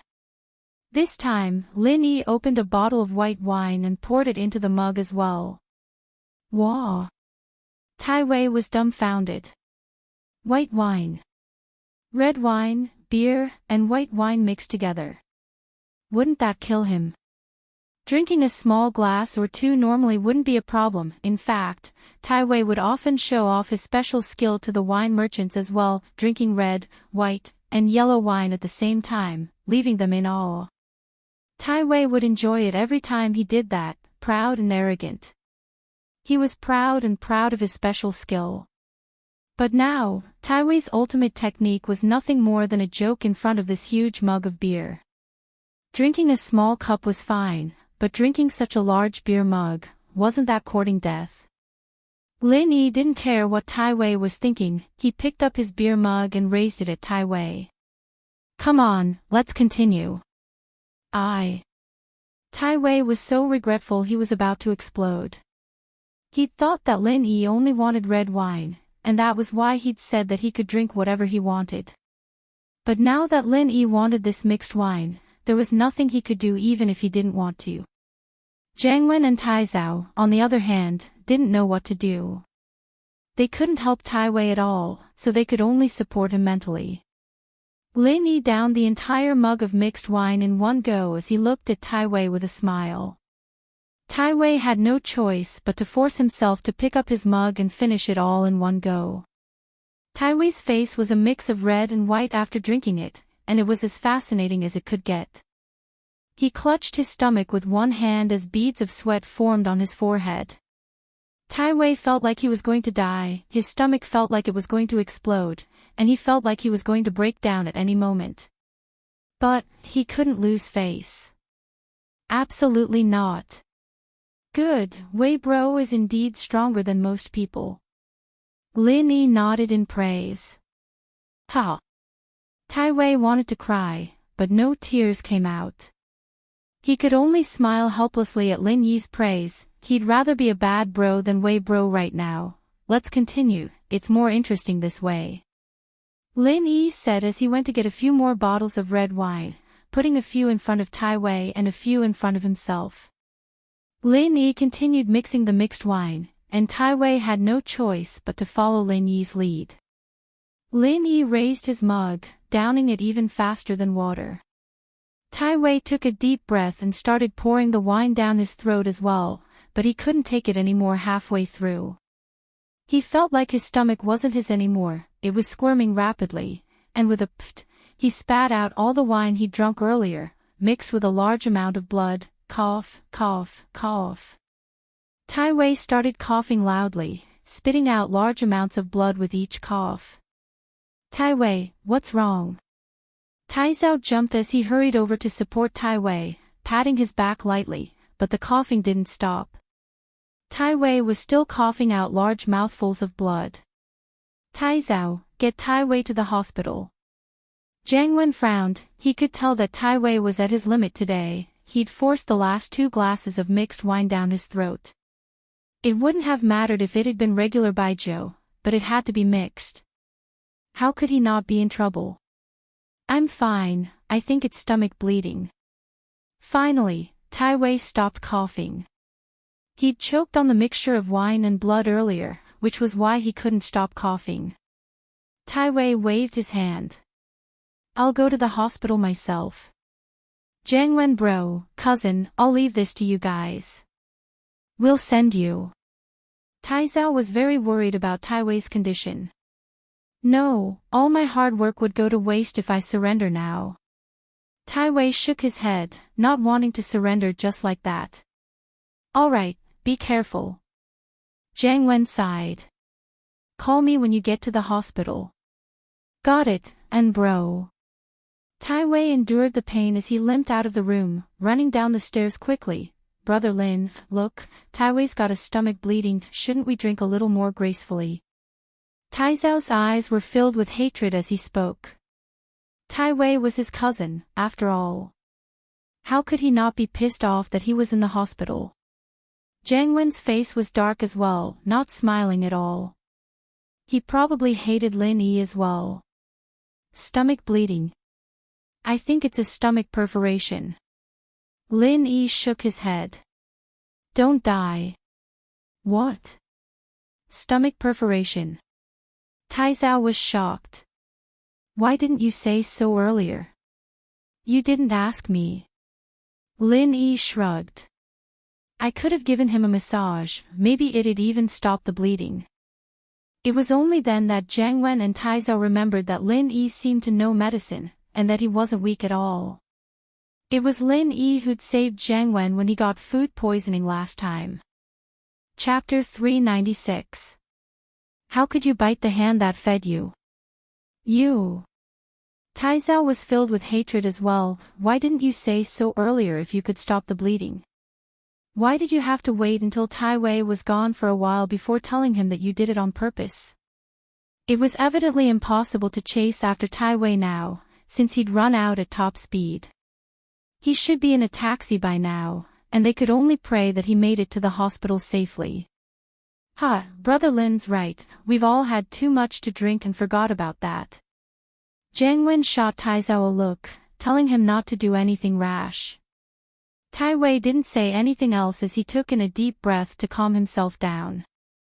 I'm going to the washroom, we'll continue later. Lin Yi stood up. This time, he didn't choose to leave the room. Instead, he walked into the washroom. He'd drunk so many bottles of wine, even water would have been enough for Lin Yi to go to the washroom. And bro, don't let this kid go so easily. Tai Zhao said in a low voice after Lin Yi entered the washroom. I'll make him pay for making Tai Wei bleed. Jiang Wen nodded. Plan B. Tell the waiter not to open the door no matter what happens in the room. Ha. I've been telling you, that's a good move. Tai Zhao said happily as he left the room to give the waiter some instructions. Jiang Wen, on the other hand, made a call to his driver. Bring the inflatable doll up. Is it reliable? Is it effective? Tai Zhao was starting to worry again. It should work. Jiang Wen said. Sihua bro gave it to me, it'll be fine. He said it's the most advanced medicine, called Invincible 80 or something. With that, Jiang Wen poured 3 glasses of red wine and poured a bag of powder into Lin Yi's glass. That's good, we'll have some fun now. Tai Wei tried his best to suppress his laughter, not letting it get too loud and attract Lin Yi's attention. Why is this guy taking so long to pee? He's not taking a dump, is he? I also want to go pee. I drank too much just now. Now that you mention it, I'm thinking of going too. Jiang Wen frowned as well. Why was Lin Yi taking so long? Lin Yi had actually pulled up his pants a long time ago. He'd only been eavesdropping on Jiang Wen and Tai Wei's conversation in the washroom. A cold smile flashed across his face. These two hadn't given up yet, they still wanted to play tricks. Inflatable doll. This in Jiang Wen was too mean. Lin Yi pushed open the washroom door, acting like he didn't know anything as he waved his hand apologetically to Jiang Wen and Tai Zhao. I'm sorry. I drank too much, so my stomach's a little watery. It's been a little long, haven't it? It's fine, we'll go to the washroom as well. Jiang Wen and Tai Zhao couldn't hold it in any longer as they stood up and ran into the washroom. Lin Yi smiled coldly. If these two hadn't been in a hurry to pee, he'd have done it in the washroom himself. He'd just have to drag it out a little longer. Lin Yi looked at the 3 glasses of red wine on the table and smiled. He quickly poured one of the glasses in front of Jiang Wen and Tai Zhao into the corner and took the other one in front of him. After doing all this, Lin Yi poured half of the red wine that Jiang Wen had tampered with into the empty glass and filled up the 2 glasses with the red wine before returning to his seat. After a while, Jiang Wen and Tai Zhao walked out of the washroom to see Lin Yi fiddling with his phone. They thought that he was going to record again, but Lin Yi said, let's drink a little more and eat. Miss Chu called me just now, telling me to go back as soon as possible. Oh. Jiang Wen and Tai Zhao looked at each other, overjoyed. There were 2 reasons for this. One was that they were thinking about how to get Lin Yi to drink a glass of red wine, and now Lin Yi was asking to solve it himself. The other was that Lin Yi was talking on the phone in the room, and they didn't hear anything in the washroom at all. This also meant that Lin Yi, who was in the washroom, couldn't hear what they were talking about in the room. This meant that their plan would be exposed. Alright, we'll do that then. I poured 3 glasses of red wine just now, and since Brother Lin said so, let's drink one last glass. Taizao smiled as he raised his glass. I'll finish this first. Alright, it'll be the last glass then. Lin Yi nodded and raised his glass as well. Jiang Wen was overjoyed as well, and so the 3 of them finished their drinks and started eating. Why am I so hot? I'm still a little dizzy. Lin Yi said after eating 2 mouthfuls of food, holding his forehead. In fact, he didn't know what the invincible 80 looked like when it acted up, but he knew that it wouldn't be this soon. Ha! Jiang Wen laughed upon hearing Lin Yi's words. Lin Yi had fallen for it, and he wasn't afraid of Lin Yi anymore. It didn't matter if they fell out. As expected, Lin Yi's symptoms were more or less the same as what Sihua had told him. It seemed like the drug was acting up. Whoa! What are you laughing at? Lin Yi asked curiously. Lin Yi, you don't know, do you? You've fallen for the invincible 80's aphrodisiac, and it's acting up now. You'll lose your mind soon. Jiang Wen laughed. I drugged the red wine you were drinking just now. Whoa! Why did you do that? Lin Yi looked at Jiang Wen, a little pissed off. Why? Since you want to know why, I'll tell you then. Jiang Wen said. You beat us up last time, and we were planning to drink you into the hospital this time, but we didn't expect you to drink so much that Tai Wei ended up in the hospital instead. You perforated my brother's stomach, how could I let you get away with that? Taizao followed up. Lin Yi, the drug's going to get stronger and stronger, and you'll feel really bad if you don't vent it out. But don't worry, and bro and I prepared a blow-up doll for you. Look at how thoughtful we are. You. Lin Yi's eyes were wide open as he looked at Jiang Wen and Taizao in disbelief. You two are treating me like this. Jiang Wen, I saved your life, and not only do you not know how to repay me, you're even trying to hurt me. How can you bite the hand that fed you? Chapter 397. Save it for yourself. Someone knocked on the door at that moment, and Taizao opened it to see Jiang Wen's driver standing there with a silk bag in his hands, evidently the blow-up doll inside. Taizao took the bag and turned to Jiang Wen's driver. Alright, tell the waiters to stay away, don't come any closer. Tell them not to come close no matter what happens in the room. Yes, Master Su. Jiang Wen's driver nodded and went to do his work. Lin Yi, I've prepared the blow-up doll for you. What do you think? Not bad, right? Taizao said as he went to open the bag. Alright. I guess I'm unlucky. Have you guys heard of Mr. Donggua's story? Lin Yi sighed as he looked at Jiang Wen and Taizao. Mr. Donggua's story? What do you mean? Jiang Wen paused, not understanding why Lin Yi was still in the mood to talk about Mr. Donggua's story at a time like this. You haven't heard of it either. Lin Yi looked at Taizao. Lin Yi, the drug's about to take effect. You should think about how you're going to deal with it. Do you want the blow-up doll, or do you want us to find you a prostitute? Taizao curled his lips, not answering Lin Yi's question. In his eyes, Lin Yi was now a prey for anyone to butcher. All he had to do was record a video of the drug's effect and he'd be fired by Meng Yao. Or maybe we can help you find a female pig. Jiang Wen couldn't help but add, thinking that Lin Yi's story was completely ridiculous at this time. Ha! Taizao started laughing at Jiang Wen's joke as well. Lin Yi looked at the two with pity. Since you guys don't know, I'll tell you a story then. It's about Mr. Donggua and the wolf. Are you sick? Jiang Wen looked at Lin Yi oddly. He didn't know if the guy was really stupid or not. The drug was about to take effect, and yet he still had the time to study Mr. Donggua and the wolf. Lin Yi ignored Jiang Wen and started his story. Once upon a time, there was a scholar named Mr. Donggua. One day, Mr. Dongwa had to go to a faraway place. On the way, a wounded wolf suddenly rushed in front of him and begged, "Sir, I am being chased by a hunter. He has wounded me with an arrow. Please save me. I will repay you well." Although Mr. Dongwa knew that wolves were bad by nature, he still felt sorry for this wolf. After hesitating for a moment, he decided to hide it in his book bag. After a while, the hunter caught up to them and realized that the wolf had disappeared. There was only Mr. Dongwa sitting by the roadside. Hence, he asked Mr. Dongwa, "Did you see a wolf?" Mr. Dongwa said, "I didn't see anything."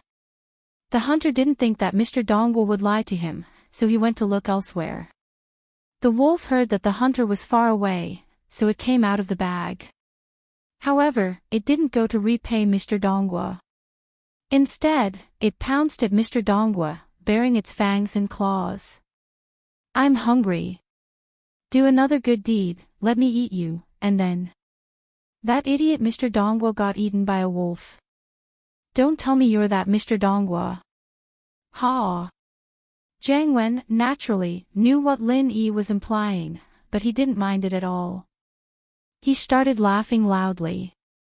"No, the hunter came back and killed the wolf," Lin Yi said faintly. "This proves that good will be rewarded, evil will be punished. It's not that the time isn't right yet." "What do you mean?" Jiang Wen paused, vaguely sensing that there was something else in Lin Yi's words, but he couldn't figure out what Lin Yi was talking about. "It's nothing, it's not that the time isn't right yet." Lin Yi smiled. "What time isn't right yet?" "Lin Yi, what the hell are you mumbling about? What do you mean?" Jiang Wen was getting a little angry. "The medicine. You two ate that invincible 80 thing, it's probably going to take effect soon, right?" Lin Yi said. "What invincible 80? How did we eat it? Didn't you eat it?" Jiang Wen paused. "I'm sorry, but I split that glass of red wine into two, half for you and half for him." Lin Yi smiled. "Impossible. Absolutely impossible. How did you know that I was going to drug you?" Jiang Wen's face changed. He didn't really believe what Lin Yi was saying, but Lin Yi's words made sense. Most importantly, why did he feel like his body was heating up? "Oh, you can look inside the bottle if you don't believe me." Lin Yi pointed at the bottle on the table. "Look, there's still some left after pouring out 3 glasses. 4 glasses is just right." Jiang Wen paused as he looked at the bottle. He was the one who poured out the red wine before, so naturally he knew how much was left. Now that he looked at the bottle, there was only a bottom, someone must have poured out some more. Could it be that Lin Yi was telling the truth? Jiang Wen and Tai Zhao's faces changed at the thought, they were already feeling hot, and now they felt even hotter. "And bro, do you have the antidote?" Tai Zhao was starting to panic. "No." Jiang Wen shook his head and looked at Lin Yi with a venomous look. "Did you really switch the wine for me? You'll know soon enough." Lin Yi said as he stood up. "I'll keep the blow-up doll for yourself, I'm leaving. But don't take it, it'll be bad if we get into a fight." Before Jiang Wen and Tai Zhao could react, Lin Yi was already out of the room, locking the door from the outside with a metal wire. Jiang Wen and his driver had told them not to have any waiters outside, and even Jiang Wen's driver was standing at the end of the hallway. "Mr. Lin, why did you come out? Where's Master and the others?" Jiang Wen's driver didn't see Lin Yi lock the door, but asked curiously when he saw Lin Yi walking over. "Oh, they're in the room, playing a new game. They told you not to disturb them," Lin Yi said. "All right." Jiang Wen's driver nodded. He didn't know about the conflict between Jiang Wen and Lin Yi, so he thought that Jiang Wen had sent Lin Yi out to talk to him. "Mr. Lin, are you going? I'm going back to do something for him, bro." Lin Yi smiled. "I'll be leaving first. Do you need me to drive you?" Jiang Wen's driver said eagerly. Chapter 398. Chapter 398. Kong Xiaobo's parents' attitude. Jiangwen, Taizao, and Gonglu's phones were all taken by Lin Yi, and so they were in the room, completely isolated from the outside world. They couldn't contact anyone outside even if they wanted to. He didn't know if their medicine would work, but even if it didn't, they'd probably be scared out of their wits, right? Jiangwen's driver sent Lin Yi off the car respectfully, watching as Lin Yi entered the villa before driving away. "Shield bro, you're back." "Hee hee, Yao Yao missed you just now," Yushu said with a smile as she walked up to Lin Yi. "Shoo, don't say that. When did I miss him?" Meng Yao frowned. "I wanted you to call him and ask him if he's okay." "Ha. Then do you want me to be okay?" Lin Yi asked with a smile. Meng Yao wanted to say that of course she did, since that was what she'd been thinking as well. She'd agreed to let Lin Yi go eat with Jiangwen because she wanted to use Jiangwen to teach Lin Yi a lesson for trying to peek at her and Yushu's wishes today. But her anger had passed, and Meng Yao didn't want Lin Yi to be okay. She wanted to see how Lin Yi was going to deal with Jiangwen. "You're back in one piece, it's obvious that you're fine. What does it matter if I don't want it or not?" Meng Yao said faintly. "Ha." Lin Yi was used to the Mrs. Cold exterior but warm interior. He smiled and didn't say anything. "I'll let you guys watch the video, I'll go take a shower first. I reek of alcohol." "Another video?" "Oh, that's great, I thought there wouldn't be one this time." Yushu excitedly took over Lin Yi's phone and started playing the video. Meng Yao said that she wasn't interested, but she still moved her head closer when Yushu started playing. Lin Yi went back to his room to take a shower while Yushu and Meng Yao sat on the sofa, watching a video. Yushu exclaimed when she saw Lin Yi drinking with the other four. "Wow, Yao Yao, Shield bro's so good. He can drink so much." "What's so good about drinking?" Meng Yao curled her lips. "Mommy wouldn't have left home if Daddy hadn't been busy with social activities." "You can't say that, hee. I think the way Shield bro drinks is so cool," Yushu said disapprovingly. "Shoo, how can you be so infatuated?" Meng Yao scolded. "It's nothing, I'm just saying." "Ha, I'm just saying." Yushu blushed as she shook her head. Meng Yao didn't smile much, but the way Lin Yi dealt with Jiangwen, Taizao, and Ganglu was quite amused, especially Tai Wei coughing up blood. It was like something out of a comedy, and it wasn't scary at all. Instead, it was hilarious. "Yao Yao, I remember that in Tang Bohu's Fragrance of Autumn, there was a guy coughing up blood like that, right?" Yushu said after some thought. "I think so. He's an advisor. Gonglu's an advisor too, and he got so pissed off by Lin Yi that he fainted." Meng Yao had to admit that Lin Yi's words were quite hurtful, but that was only limited to the people involved. Watching the video as a bystander was still very satisfying. Meng Yao and Yushu were even more speechless. Weren't Jiangwen and Taizao a little too much? But Lin Yi's last sentence, telling them to keep it for themselves, made Meng Yao feel very comforted. It seemed that Lin Yi wasn't that perverted after all, not even interested in a blow-up doll. "Yao Yao, what does a blow-up doll look like?" "I've never seen one before, maybe we should go take a look sometime," Yushu suggested curiously. "What are you looking at?" "Look at your ass." Meng Yao glared at Yushu, speechless. "How can we go into an adult toy store like that?" "Oh. Maybe we can get Shield bro to buy one and we can study it," Yushu said after some thought. "No, what if he uses it secretly? That's disgusting." Meng Yao, of course, wouldn't agree. Yushu gave up after seeing that Meng Yao wasn't agreeable to it. Kong Xiaobo returned home with a worried heart, but what confused him was that the storm he'd been expecting wasn't coming.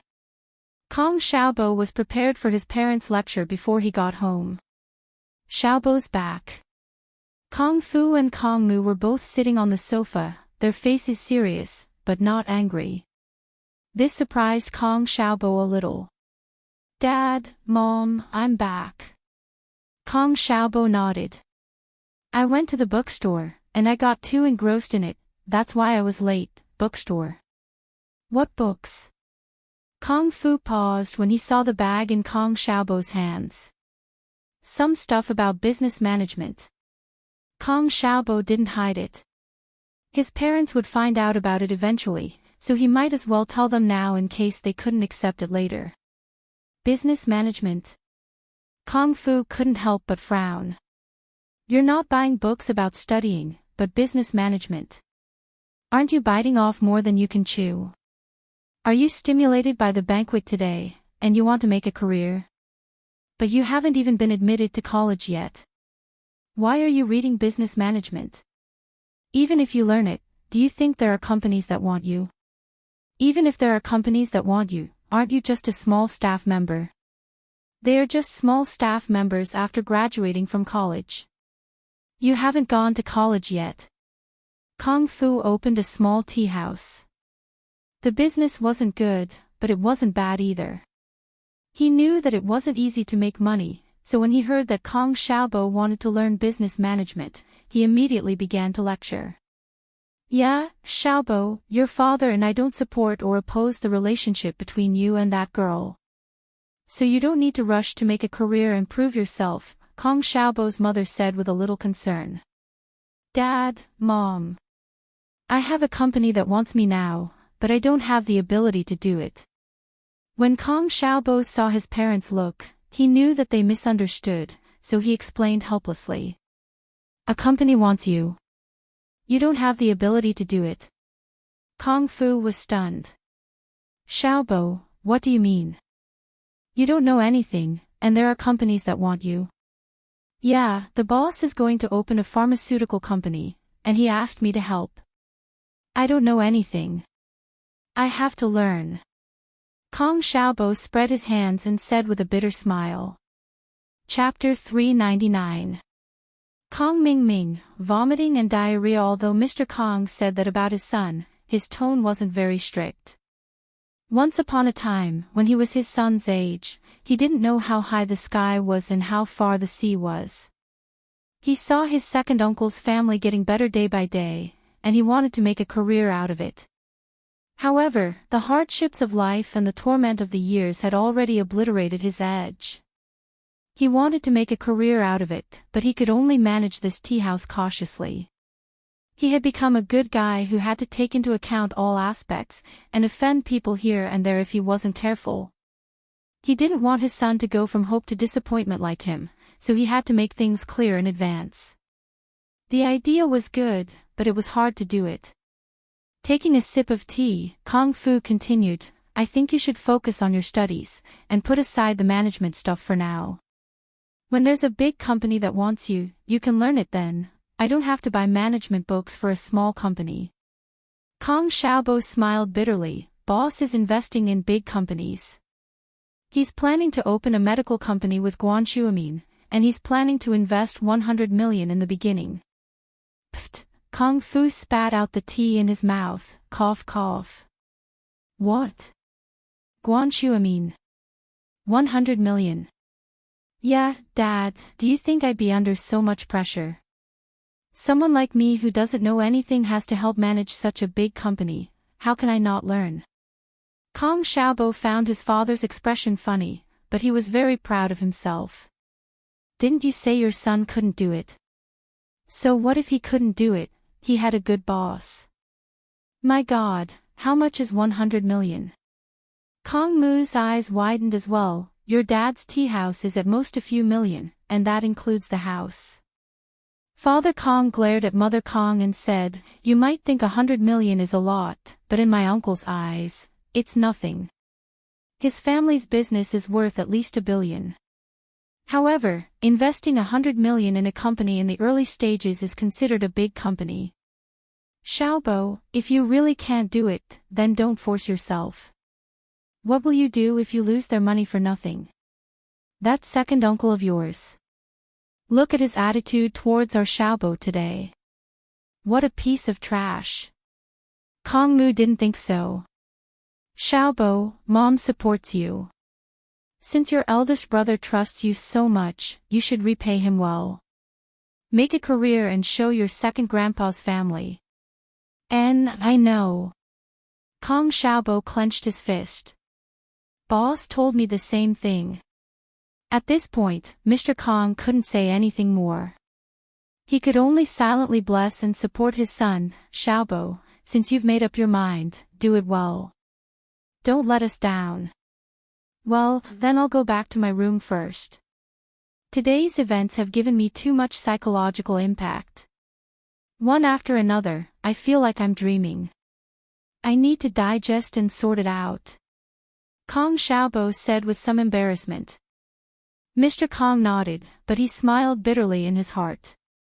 Not to mention a child like you, even a person like me, who has been through a lot, would be so shocked that I almost dropped the teacup in my hand when I heard this news from you. After Kong Xiaobo left, Kong Mu's face was filled with excitement. I said that our son is amazing. Look, isn't our family going to have a comeback? Let's see if your second uncle still has to look at us in the eye. Guan Xuemin, Miracle Dr. Guan, is much better than your second uncle, that half-baked miracle doctor. Nothing has been set in stone yet. Why are you saying all this? Moreover, you can only encourage him, not praise him. Kids are easy to get carried away. Don't make Xiaobo's ego inflate. It will be disadvantageous to him. Kung Fu said seriously. Don't talk about this anymore. We'll just watch silently. Alright, I'll listen to you. Kong Mu nodded. She naturally understood that what Kung Fu said was right. Old Kong, why don't you ask about Xiaofen? Don't you want to talk to your son? You should at least ask what's going on, right? Since he doesn't support or oppose it, why ask so much? Kung Fu shook his head. Think about it. I think half of Xiaobo's motivation comes from that girl. So, why should we care so much? If Xiaobo really becomes outstanding one day, Xiaofen will be the hero. If he wants to break up with Xiaofen, we won't agree to it. But on the other hand, if she leads Xiaobo astray, we have to break them up no matter what. What you said makes sense. Now that you said it, it does make sense. Kong Mu nodded. Then, we won't say anything else. At night, Kong Mingming found out that he started to vomit and have diarrhea. At first, it scared the Kong family as they thought he was poisoned. Dad, I said that Kong Xiaobo must have bad intentions. He sent us poison. Kong Tsuepu saw his son suffering. His eyes were red. He had the urge to kill Kong Xiaobo. Dr. Kong frowned. He looked at Kong Mingming who was lying on the bed. He was puzzled. Was Kong Xiaobo really not afraid of anything? He sent a poison without any hesitation? Xiao Ming, how do you feel? Do we need to go to the hospital? Dr. Kong looked at his grandson and asked worriedly. Although he didn't love his grandson as much as his eldest grandson, he was still his grandson. How could he not feel heartache? Grandpa. Kong Mingming squeezed a smile on his pale face. I feel like my body doesn't belong to me anymore. I feel like I'm floating. If I die, will I be considered a hero of the Kong family? You can't die. You are now a hero of the Kong family. Dr. Kong was touched. Whether it works or not, I will give you 5% of the Kong family's shares as a reward. Thank you, Grandpa. But I don't need it. Just give it to my dad. Kong Mingming said intermittently. Xiao Ming, don't scare Dad. If you die, what use do I have for the shares? Kong Tsuepu heard Kong Mingming's words and jumped at him. Xiao Ming, why don't we go to the hospital? You can't stay like this. Tsuepu was panicking when Kong Xiaoming blinked at him. We can't. We can't go to the hospital, we can't let people know that we picked up Xiaobo's pills again, they'll laugh at us. I can't do that even if I die, we can't lose face for House Kong. Cuepu said. Chapter 400. It really works, but he didn't say it aloud. He pretended to be pitiful, trying to get Dr. Kang's sympathy and get some benefits for himself. Cuepu and Kong Mingming were the same kind of people, both sly and cunning. The father wouldn't have given a fake ginseng, and the son a fake prescription otherwise. So, Kong Cuepu immediately understood what Kong Xiaoming was implying. Kong Xiaoming was fine, he was just pretending. Cuepu didn't show it on his face, but he was praising his son on the inside. The pupil had surpassed the master, and was even more devious than he was. Good kid, truly a good kid. Dr. Kong couldn't help but cry at Kong Mingming's words. Xiaolong, if you can't go to the hospital, why don't you take a look at Xiaoming and check his pulse? Alright, Grandpa.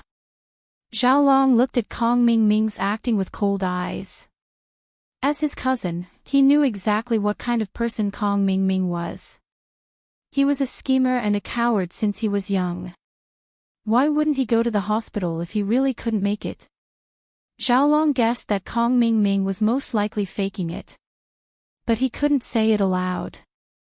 It wasn't the right time to say such things, but Xiaolong was a little jealous of Kong Mingming.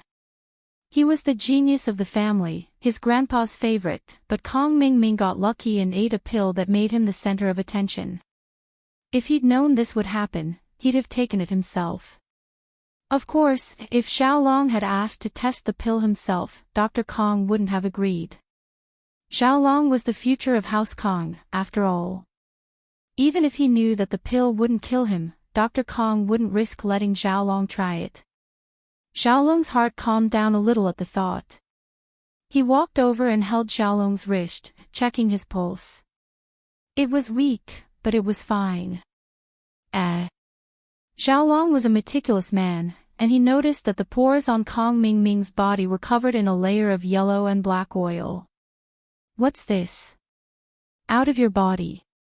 Kong Mingming was too focused on his vomiting and diarrhea to notice that there was a layer of stickiness on his body. What? What is this? Bone and marrow cleansing. Could it really be the pill of life extension and toxin cleansing? Xiaolong looked at the stuff coming out of Kong Mingming's body in shock. Yes, it should be. I've seen descriptions of bone and marrow cleansing in some ancient medical books, and this is the effect. It really is the pill of life extension and toxin cleansing. Dr. Kong was also very surprised. At this moment, he couldn't help but feel a little regretful. How good would it be if he had eaten it? Kong Mingming was so young. Why would he need to expel poison? He was the one who should be prolonging his lifespan and expelling the poison. However, the remaining half obviously couldn't be eaten. It had to be sent to the group's research institute for analysis and testing. It shouldn't be wrong. Xiaolong nodded. But the effects aren't that obvious when used on Xiaoming. One reason is because he's young, and there's less poison in his body. The other reason is that he only ate half of it. Alright, Xiaolong, bring the other half of the pill of life extension and toxin cleansing to our company's research center immediately. We'll analyze and test the ingredients. If we can get our hands on the recipe of this pill, then Miracle Dr. Kang's brand will definitely rise to new heights. Miracle Dr. Kong ordered excitedly. Yes, Grandpa. Xiaolong nodded, smiling bitterly on the inside. It wasn't that easy to analyze the ingredients. It'd be fine if it were just regular ingredients, but if there were some strange herbs added in, there was basically no hope of getting anything out of it. In the intensive care unit of a high-end hospital in Donghai City, an old man lay weakly on the bed.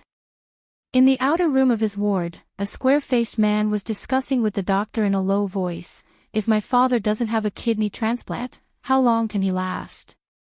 "Less than a month." The doctor shook his head. "We've done our best. What's the hope of getting a kidney transplant? The man asked. This man was Fatty Lai's brother, Chang Tian. It's okay to spend money. Mr. Lai, forgive me for being blunt, but Mr. Lai's condition is very bad. If we get a kidney transplant right now, I'm afraid he won't even be able to get off the operating table. The doctor said honestly. With your family's wealth, finding a suitable kidney isn't a problem. If we don't have the proper channels, there's the black market. But this isn't a problem of money, doctor, can you think of something else? Chang Tian hesitated. How about we wake him up? It's not like he's in a coma, right? Chang Tian didn't really care about his father's well-being, but the problem was that his father didn't leave a will before he fainted. If his father passed away just like that, then he'd have to split the remaining assets with his brother. He wasn't willing to accept this.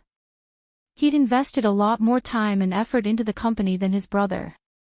Chang Yi was only in charge of real estate and trade.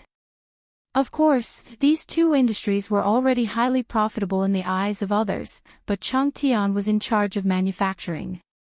Compared to real estate and trade, electronic manufacturing with a large industrial park was the group's core industry. Even if the real estate and trade sectors were separated and given to Chang Yi, it wouldn't hurt the group at all. But Chang Tian was afraid that his brother would fight for control of the industrial park. This was something Chang Tian didn't want to see, so he had to make his father wake up and leave a will. His father wasn't muddle-headed. He definitely didn't want to see the electronic industrial park he'd created split apart because of family infighting. The best solution was to leave the real estate and trade subsidiaries to Chang Yi. He could also give Chang Yi a portion of the electronic industrial park's shares, but he wouldn't have the decision-making power, and the shares couldn't be sold at will. If he wanted to sell them, they could only be sold to him at market price. This was Chang Tian's plan. The conditions weren't too harsh, and he believed that his father would agree to his suggestion for the sake of the industrial park's prosperity. But if his father passed away just like that, Chang Tian couldn't guarantee that his brother wouldn't try to take over. Wake up. That's possible, but after he wakes up, he probably won't be able to make it. The doctor understood what Chang Tian meant, so he explained. Let me think about it. Chang Tian frowned. He didn't know if he'd have time to make a will the moment he woke up. As they were talking, the door to the ward was pushed open, and Chang Yi, or Fatty Lai, rushed in. Good news, good news. Dad can be saved. Chapter 401. The non-mainstream girl, brother, Dad saved. I found the elixir, give it to him now. Fatty Lai was beyond excited, the fat on his body jiggling as he spoke with a cigar box in his hands. Chang Yi, what do you mean saved? What elixir did you find? Chang Tian frowned. You didn't run into some scammer who gave you a pill of strength, did you? It's not a strength pill, nor a scammer. Fatty Lai shook his head. It's really something good. Brother, go get some warm water, I'll give it to Dad. Nonsense. What if Dad dies from it? Why are you bringing everything here? Chang Tian humphed coldly as he reached for the thing in Chang Yi's hands. The doctor saw that it was a quarrel between the two brothers, and didn't want to get involved. He turned to leave, but Chang Tian didn't seem to have any intention of letting him go. He pointed at him. The doctor is here, ask him if that strength pill can be eaten as he pleases. The doctor was sweating profusely, not knowing how to answer Chang Tian's question. How could he just say something like that? Sure, the strength pill couldn't be eaten, but what if Fatty Lai managed to get some special medicine from a famous doctor? It was a difficult situation for him to handle. If he said no, and the medicine was proven to be effective, wouldn't he have to bear the responsibility? If he said yes, what if someone died from it? The doctor hesitated for a long time before replying. Everything has its risks, and not all elixirs are scammers. There are good ones as well, The ambiguity of not offending either side pissed Changtian off. Damn it, I gave you a red packet for nothing. Alright, you can leave now. There's nothing for you to do here. Changtian waved his hand, shooing the doctor out. The doctor felt as if he'd been pardoned, and quickly left the room. It was best if he didn't get involved in a battle between two brothers. What are you trying to do by making this pill? Do you want Dad to die immediately after eating it? Changtian's eyes widened, a cold smile on his face. Don't think I don't know what you're thinking. You just want Dad to die quickly so you can fight me for control of the industrial park, right? I'm telling you, that's impossible. I've put a lot of effort into the industrial park. I'm 5 years older than you, and I've been working in the industrial park since I was 20 years old. I won't give it up so easily. Let me tell you, don't even think about it. Even if Dad wakes up, he will only give you 30% of the shares. The real estate and trade are yours. You better not get involved in the industrial park. I want Dad to die. Don't force me to say some things. I heard the conversation between you and the doctor from the door. Don't you want Dad to write you a will when he wakes up?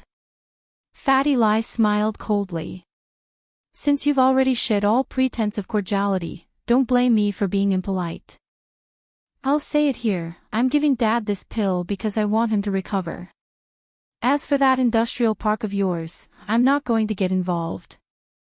If Dad doesn't leave a will, I don't want it either.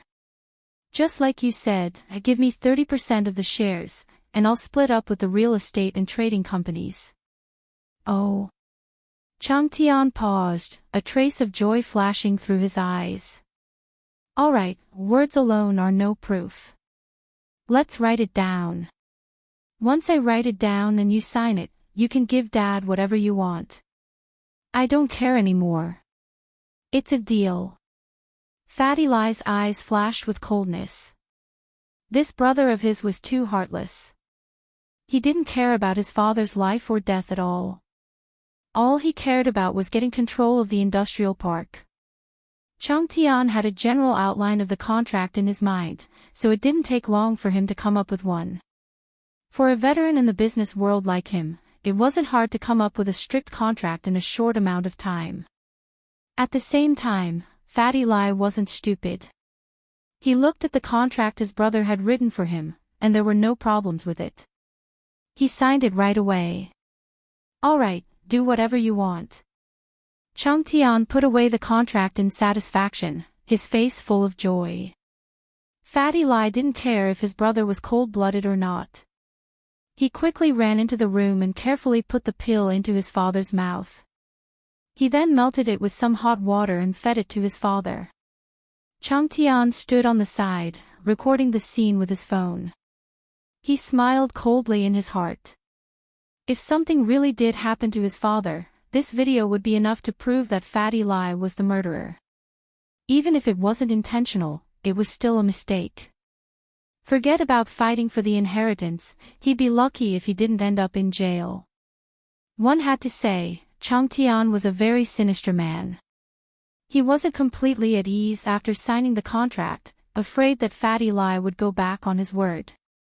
Fatty Lie waited on the side for the results after giving Elder Lie the pill, but the old man didn't seem to have any reaction at all. Changtian watched Fatty Lie's every move with a cold smile on his face. What kind of *T pill from God knows where could wake someone up? What kind of joke was this? Changtian didn't believe that such a stupid thing existed in this world. Ever since the old man had fallen unconscious, who knew how much money they'd spent to no avail? Naturally, Changtian didn't think that a miracle would happen. If you want to stay here, then stay here. I'm leaving. Lai Changtian had already gotten the result he wanted. It didn't matter if the old man woke up or not. If he was right, this pill would only bring harm to the old man. Who knew, the old man's wails would be heard the next day. Monday, Songshan's first school's entrance. A group of people stood in a neat formation, with Pin Liang and Zhou Ruoming among them. From the looks of it, they were welcoming someone, but what kind of person could make Pin Liang and Zhou Ruoming line up to welcome? If one looked closely, they'd realize that other than Pin Liang and Zhou Ruoming, the rest of the people in the group were all troublemakers in the school. They weren't as famous as the Big Four, but they were still famous people. For example, the 12th grade gangster Kong Xiaobo had run into last time. Yu Dafa was standing in the group as well. An Audi TT slowly stopped in front of the school. The driver was a young girl with a pair of sunglasses on her delicate face. Her hair was combed to the side, and it was a very non-mainstream style. "Welcome back to school, Feng sis." Other than Pin Liang and Zhou Ruoming, the other students greeted and bowed when they saw the girl in the Audi. Chapter 402. The last of the Big Four. It's the invincible beauty of the universe, Big Sis Xiao Xiao. The group sweated, but they repeated it anyway. Lil Sis Xiao Xiao is back. Zhou Ruoming and Pin Liang didn't really want to welcome Xiao Xiao, but they had no choice. They had to come. Xiao Xiao had only been in middle school for a month or so, but her name had spread far and wide. Even Zhou Ruoming and Pin Liang didn't dare mess with her, otherwise she wouldn't have become the fourth of the Big Four as a girl. The reason why she was the last of the Big Four wasn't because she wasn't strong. Quite the contrary, she was even fiercer than Pin Liang and Zhou Ruoming.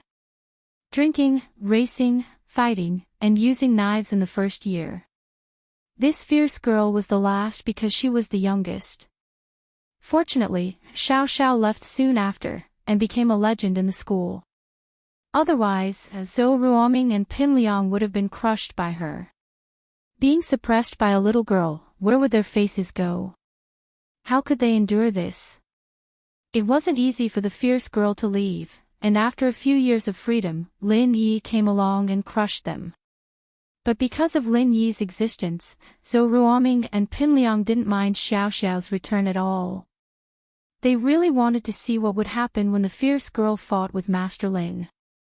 Would the phone girl castrate Lin Yi with one slash? Zhou Ruoming and Pin Liang were looking forward to it. Why is it still you guys? Hasn't there been any strong characters in Songshan's first school these past few years? Xiao Xiao probed. There is, but he doesn't give a shit about us.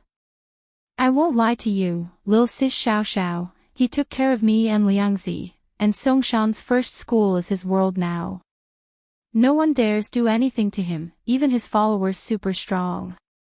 Zhou Ruoming didn't hesitate to belittle himself in order to make Lin Yi and Xiao Xiao fight, making Lin Yi sound so strong. I told him to come welcome Lil Sis Xiao Xiao, but he's busy hitting on girls and doesn't have time for us. Yu Dafa and the others looked at Zhou Ruoming with disdain. This guy didn't even tell Lin Yi, he was just trying to drive a wedge between the two, but no one dared speak up for Lin Yi. They'd get on Lin Yi's good side, but they'd also offend Zhou Ruoming and Pin Liang. Lin Yi. Xiao Xiao frowned and took out a small phone from her pocket, showing a picture to Zhou Ruoming. Is this the person? Sister Xiao Xiao, do you know him? Zhou Ruoming looked at Xiao Xiao's phone. The person in the photo was Lin Yi. He's here. Xiao Xiao nodded, satisfied. Looks like I was right to come. This was really a case of walking all over the place in search of iron shoes, only to find it by chance without even looking. Xiao Xiao had been searching for Meng Yao and Lin Yi in Songshan like a net, but she couldn't find them. In the end, she accidentally showed her phone to a friend, and the friend recognized Meng Yao right away. It was the daughter of Pingshan Industries chairman, studying in Songshan's first high. Xiao Xiao was speechless after hearing the answer. She was a transfer student from Songshan's first high, and she hadn't thought about going there before. She didn't expect to find them here. But it was no wonder, since Meng Yao and Yushu didn't go to Songshan's first high.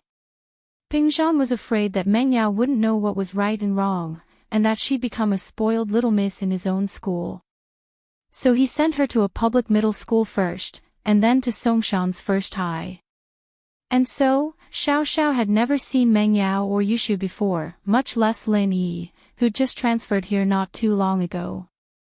After hearing Xiao Xiao's words, Ruoming and Pinliang were like two oppressed refugees who saw the light at the end of the tunnel. So Xiao Xiao was here to get even with Lin Yi.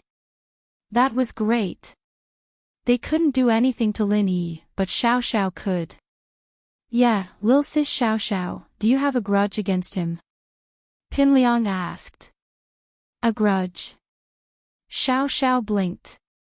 Did she really have a grudge against Lin Yi? It was as if the conflict from before wasn't a grudge at all.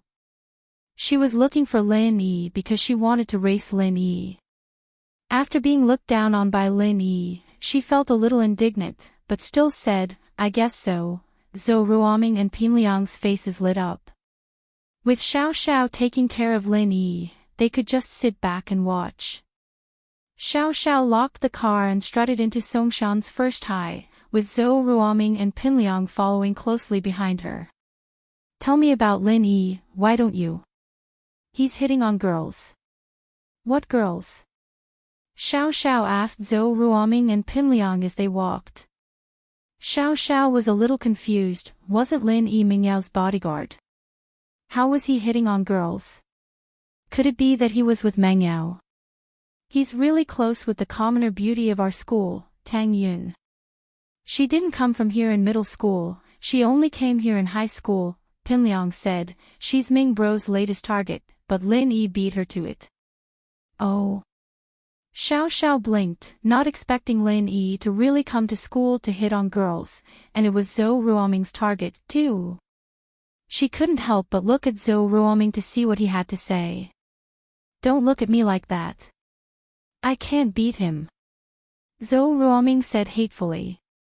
It was a little self-revealing, but he didn't want to hide it. The more he did, the more it showed Lin Yi's position as the king of the school. That was the only way Xiao Xiao could deal with him. Does anyone else in the school know about this? Xiao Xiao asked. There's probably no one who doesn't know about this. Announcing that Tang Yun is his woman in front of the dean. Lil Sis Xiao Xiao, this guy is even more powerful than you were back then. Pinliang said. The dean didn't dare say anything. Oh. What's his background? Xiao Xiao was curious. Even if Mingyao's father Pingzhan was a shareholder of the school, a bodyguard shouldn't be this cocky, right? Plus, if he was Mingyao's bodyguard, why would she let him hit on girls? And let everyone know about it? Could it be that his relationship with Meng Yao was a secret? I don't know about his background, but I heard that he was a transfer student from a faraway village, but it doesn't seem like it. Pinliang shook his head. He'd be an idiot if he still thought that Lin Yi was some country bumpkin. Alright, I understand. Xiao Xiao nodded. It seemed like she needed to change her plan. She'd wanted to act a little flirtatious with Lin Yi in front of Meng Yao to give him some trouble, but that didn't seem to work now. Chapter 403. I'm here for Lin Yi. Xiao Xiao came looking for Lin Yi just to get back at him. How could a bodyguard be this strong? She just wanted to race with him, but he didn't even care and pushed her car to the side. This was a huge blow to the big sister's reputation. Jifeng jumped in shock when Xiao Xiao went to the dean's office to handle the registration. He'd received a call from Ding Binggong, saying that someone had arranged for a student to come in, but he didn't think that it would be Xiao Xiao. Jifeng knew Xiao Xiao's infamous name all too well. When she'd just entered middle school, she'd broken the balls of a young master who'd been trying to take advantage of her, and not long after that, she'd stabbed a gangster who'd tried to rob her from outside the school, heavily injuring him. Although neither of those things were Xiao Xiao's fault, and it wasn't her doing it on purpose, it was still a big deal. If it weren't for Binggong saying that someone was protecting her, she'd probably have been expelled already. Fortunately, Xiao Xiao only stayed here for a couple of days before getting bored. She didn't have any opponents, so she transferred schools. But Xiao Xiao's name was already spread far and wide. Be it Zhou Ruoming or Zhong Pingliang, they were both violent young masters, but they weren't as violent as Xiao Xiao. A girl stabbing someone with a knife wasn't something that could be measured with common sense, plus, this girl seemed to have some background. She hadn't been expelled after these two incidents, so who would dare mess with her? Jifeng felt like his head was about to explode. There was nothing he could do about this Xiao Xiao. She'd lost all her authority as a dean, and one Lin Yi was enough to make him suffer. Now this Xiao Xiao. Fortunately, Lin Yi didn't cause much trouble, only holding hands with girls in front of him. This Xiao Xiao, on the other hand, dared to stab people in front of him. Should he still be the dean? He might as well let Xiao Xiao be the dean. The students were more afraid of Xiao Xiao than they were of him. Xiao Xiao. Welcome back. Jifeng said insincerely. The principal had already greeted her, so what else could a dean like him say? He could only go against his will and express his welcome. Mr. Wang, you don't seem to welcome me very much, do you? Xiao Xiao grinned at Jifeng. How can that be? Wang Jifeng smiled bitterly. He was a failure as the academic affairs dean. Don't worry, Mr. Wang, I'm here to look for someone, I won't cause you any trouble. Xiao Xiao saw the bitter look on Jifeng's face and reassured him. Oh. Looking for someone. Okay, which class do you want to go to? Wang Jifeng breathed a sigh of relief. If it was just looking for someone, it would be easy. Class. I don't know either. Right, do you know which class Lin Yi is in? Xiao Xiao asked suddenly. Lin Yi? Wang Jifeng was shocked. You're looking for him? Yeah, is there a problem? Xiao Xiao nodded, grumbling like a woman. I'm looking for him, I finally found him. I'll teach him a lesson. It was no wonder that Xiao Xiao was so agitated, searching the whole of Songshan only to find that Lin Yi was in her old school, plop. Jifeng almost fainted when he heard Lin Yi's name. You're looking for Lin Yi? Yeah, what's the problem? Xiao Xiao asked. Nothing. Jifeng waved his hand helplessly and sighed. He helped Xiao Xiao with the school registration, but he was wondering why Xiao Xiao was looking for Lin Yi. Judging from her expression, it was as if Lin Yi dumped her. Was she here to get back together with Lin Yi? But what about Tang Yun? Could it be the legendary love triangle? Jifeng felt a headache coming on. It seemed like he'd have to worry about this in the future. Lin Yi and Xiao Xiao were together. Sigh, it was up to the heavens. After the registration was done, Jifeng brought Xiao Xiao to the entrance of the 12th grade's class 5. He nodded to the homeroom teacher and personally sent Xiao Xiao into the classroom. Let me introduce a new classmate to everyone, Xiao Xiao. Everyone, please give her a round of applause. Other than Pinliang and Xiaofu, no one else knew about Xiao Xiao. It was too long ago, and most of the students in the class were only in high school. They didn't know much about Xiao Xiao. But the boys in the class were getting excited. One had to admit that Xiao Xiao's sweet appearance was quite deceiving. If they didn't know about her bad reputation, they'd think that she was a cute little girl. She had the potential to become a school beauty on par with Meng Yao, Yushu, and Tang Yun. That was the boys' first impression. Hello everyone. Please take care of me. Xiao Xiao smiled sweetly. Pinliang felt goosebumps all over his body. Coming from Xiao Xiao's mouth, it was very suspicious. Xiao Xiao was pretty, but he didn't have any feelings for her. Getting his balls broken wasn't something to be messed with. Xiao Xiao, you sit here. The teacher was trying to arrange a seat for Xiao Xiao. Xiao Xiao wasn't tall, so the teacher wanted to get her a seat closer to the front. The students who transferred here at this time were usually here to study and prepare for their final exams, and this Xiao Xiao was sent here by the dean himself. She had to have some sort of background. No need, I'll find my own seat. Xiao Xiao didn't wait for the teacher to finish and walked to the last row of the class. Lin Yi frowned. He'd felt that this Xiao Xiao looked familiar, and now that she was walking towards him, he remembered something. This girl, wasn't she the Audi TT girl he met at the food street the other day? She wasn't dressed up as exaggeratedly today, much cuter than that day. But if he looked closely, he could still recognize her. Chapter 404. Chapter 404, Boolsh *. This instincts told him that Xiao Xiao wasn't here for anything good. The girl was sweet and cute, but Lin Yi didn't want to piss her off. He'd be in a lot of trouble if he did. You. Xiao Xiao was pissed off at Lin Yi's words. She was a super beautiful girl in the universe, wasn't she? Why was she being called an idiot by this guy?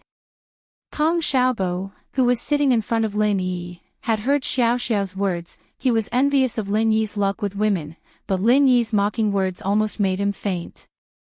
This guy really didn't know how to take care of women. What about me? If you're here to study, then do whatever you want, but if you're here for something else, don't blame me for kicking you down the stairs. Lin Yi said faintly. I've already stepped on 2 of the big 4, I don't mind stepping on another one. It wasn't as if Lin Yi didn't see what happened at the school gates this morning. In fact, the leader of the 12th year, Yu Dafa, had informed him about the return of the last of the big 4, but Lin Yi wasn't interested in going to greet the big 4. Whoever wanted to go kiss his ass could go, Lin Yi didn't want to go anyway. What Lin Yi didn't expect was that the last of the big 4 was a girl, and the one he'd met at the food street at that time. And so Lin Yi didn't care about her at all. You know. Xiao Xiao didn't expect Lin Yi to know her identity already. I took a look at you from the window. Lin Yi's phone vibrated, and Lin Yi frowned. Stop wasting time, I'll check my messages. Xiao Xiao was furious at Lin Yi's disregard. She'd never been looked down on like this before. She raised her heels and tried to step on Lin Yi's foot, but Lin Yi's eyes didn't even blink as he looked at the text, but before Xiao Xiao's foot could land on his foot, he retreated. Crack. A crisp cracking sound accompanied Xiao Xiao's startled gasp. Xiao Xiao's heel had completely broken from using too much force. Xiao Xiao's face was red with anger as she glared at Lin Yi, but Lin Yi acted like nothing had happened, still looking at his text as if he hadn't heard anything. Could it be a coincidence? Lin Yi didn't dodge on purpose. Xiao Xiao was confused. Wait. Xiao Xiao reacted abruptly. Even if this guy didn't see it, surely he didn't hear the sound of the heel breaking. Wasn't he curious at all?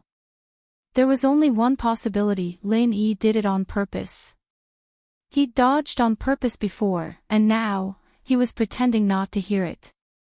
Xiao Xiao was so pissed that she wanted to snatch Lin Yi's phone away, but Lin Yi raised his hand slightly as if he was going to send a message, avoiding Xiao Xiao's hand. It was a text from Yushu. Yao Yao asked me to ask you, why are you messing around again? Did someone come looking for you? Lin Yi smiled bitterly. It seemed that Meng Yao and Yushu didn't recognize Xiao Xiao as the person they'd met at the food street that day. He replied, she's here to get even with me, but it's because I accompanied you guys to the food street. Food street? Meng Yao frowned as she looked at Yushu's phone. What food street?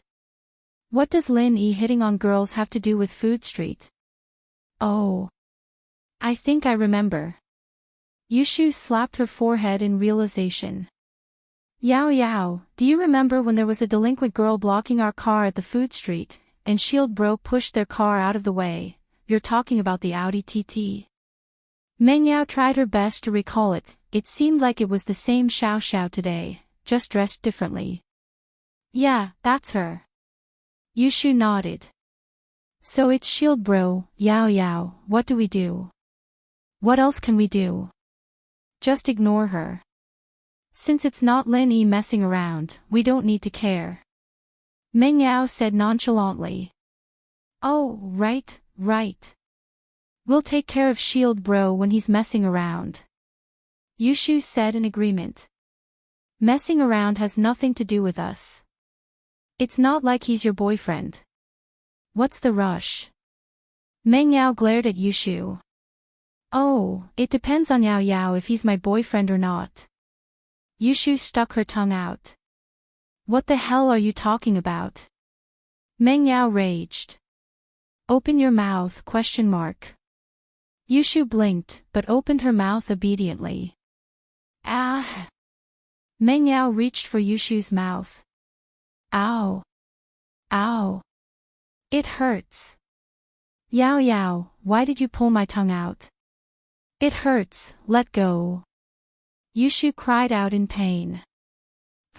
I'll pull your tongue out so you don't talk nonsense all the time. Meng Yao, naturally, wouldn't actually pull her tongue out. She was just trying to scare her. I won't do it again. I won't talk nonsense anymore. It hurts, Yao Yao, you really did it, it hurts. Yushu covered her mouth, almost crying. Lin Yi put his phone back in his pocket before turning to Xiao Xiao. What are you doing? Are you ADHD? Hey, is Meng Yao jealous? Xiao Xiao might look violent on the outside, but she was actually a very sensitive person. She looked at Meng Yao after Lin Yi sent the text, and saw that Meng Yao had lowered her head. She knew that Meng Yao was reading the text. No, she doesn't like me, Lin Yi said faintly. You don't need to think about all this dirty stuff, it's useless. Lin Yi looked at Xiao Xiao's eyes and guessed what she was thinking. Dirty stuff. Say whatever you want, but teach me how to drive or I'll tell everyone about your relationship with Meng Yao. Xiao Xiao didn't care about Lin Yi's threat at all. She turned it around and threatened Lin Yi. Do what you want. What other people don't know can only affect Meng Yao, it doesn't matter to me at all. Lin Yi shrugged.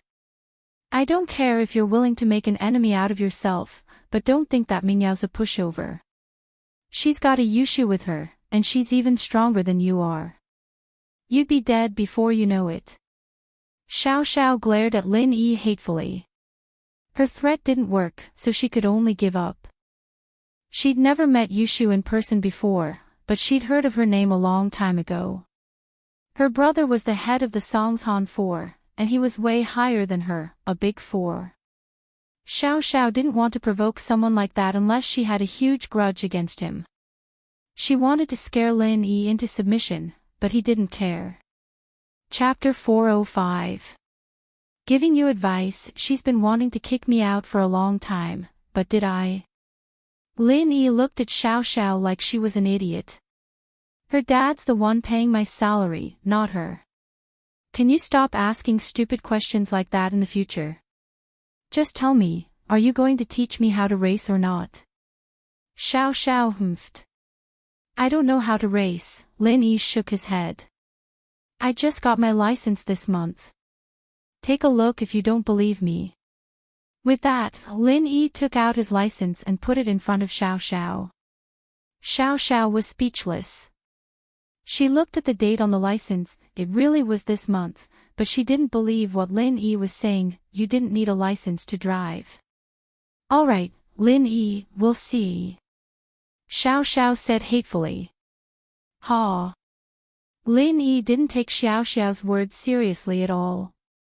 After the first class, Xiao Xiao called Pinliang out of the classroom. Lil sis Xiao Xiao, how's it going? Did you deal with that Lin Yi guy? Pinliang was actually even more anxious than Xiao Xiao. He'd wanted to ask Xiao Xiao if there was any progress, but he didn't dare to just go look for her if she didn't want to. Now that Xiao Xiao was looking for him, naturally, he had to ask. It's not that easy. This guy doesn't listen to reason or force. Xiao Xiao said hatefully. Do you know what his weakness is? I'm not too sure. Pinliang thought. If he knew what his weakness was, he wouldn't be waiting for her to take care of him. He'd take care of him myself. Then do you think there's anything we can use to blackmail Lin Yi? Xiao Xiao continued. Blackmail. Pinliang blinked, not understanding why Xiao Xiao was blackmailing Lin Yi and not teaching Lin Yi a lesson. Lil sis Xiao Xiao, why are you blackmailing him? To achieve a goal, of course. Why are you asking so many questions? Do you know or not? Xiao Xiao frowned impatiently, evidently not wanting to talk about this topic with Pinliang. If you're talking about blackmail, I can't think of anything right now. Maybe I'll go back and think about it, then talk to you. Pinliang hesitated for a long time, unable to come up with a reason. Alright, go back then. Xiao Xiao was speechless. How come this Pinliang didn't know anything? Naturally, she didn't put her hopes on Pinliang coming up with a solution. It seemed like she couldn't count on him. Boss, what's wrong with her? Kong Xiaobo looked at Lin Yi with some doubt and asked in a low voice. Who knows? She's crazy. I met her once at the food street. She used her car to block my car. I pushed her away and she asked me to teach her how to race. Lin Yi explained, feeling speechless. I see, but boss, you're quite lucky with women. Kong Xiaobo said enviously, why aren't there any beautiful girls looking for me? You want me to tell Fen, don't you? Lin Yi asked with a smile. Don't tell her, I'm just fantasizing. Kong Xiaobo quickly shook his head, right, boss, why didn't you ask me if my parents said anything about Fen after I went back yesterday? If you told them about the company first, they might have stopped asking about Fen, and if you hadn't, you wouldn't have been able to separate from Fen under the circumstances yesterday. So there's no point in telling them. Lin Yi analyzed with a smile. Boss, you're the boss. You hit the nail on the head. I told them about the company yesterday, and they really didn't care about me and Fen anymore. Kong Xiaobo nodded, a little excited, but boss, I spent the whole night reading business management books, and I'm still confused. There's a lot of technical terms I don't understand. If you could learn everything in one night, then the world would be full of entrepreneurs. Lin Yi shook his head, you have to do things step by step, you can't get fat in one bite. That's true, I was too impatient. Kong Xiaobo agreed. The main problem now is getting into college. It'd be best if Fen goes to the same school as you. I wonder how she's doing. Lin Yi suggested. I haven't asked about that. How about this, I'll text her later and ask her what she thinks, Kong Xiaobo said. As the two were talking, Xiao Xiao walked in, and Kong Xiaobo gave Lin Yi an ambiguous smile before turning his head away. Xiao Xiao went back to class, thinking about how she could teach Lin Yi a lesson and get him to teach her how to drive, but she couldn't think of anything at the moment. All she could do was stop messing with Lin Yi and stay in a cold war with Lin Yi. She ignored Lin Yi, and Lin Yi, naturally, wouldn't talk to her either. He was happy to be at peace. Xiao Xiao was thinking about what she could use to blackmail Lin Yi. Her plan to use Meng Yao and Lin Yi's relationship as a bargaining chip had failed. She could tell that Lin Yi really didn't care, so she had to think of something else. Her phone vibrated in her pocket as she thought about it. She took it out, and was surprised to see that it was a text from Pinliang. Lil sis Xiao Xiao, I discussed it with Gao Xiaofu. If you want to blackmail Lin Yi, you can go to the bathroom and take a few pictures of him. Is that okay? Xiao Xiao's eyes lit up after reading the text. This was a good idea. Alright, go ahead. Lin Yi smiled.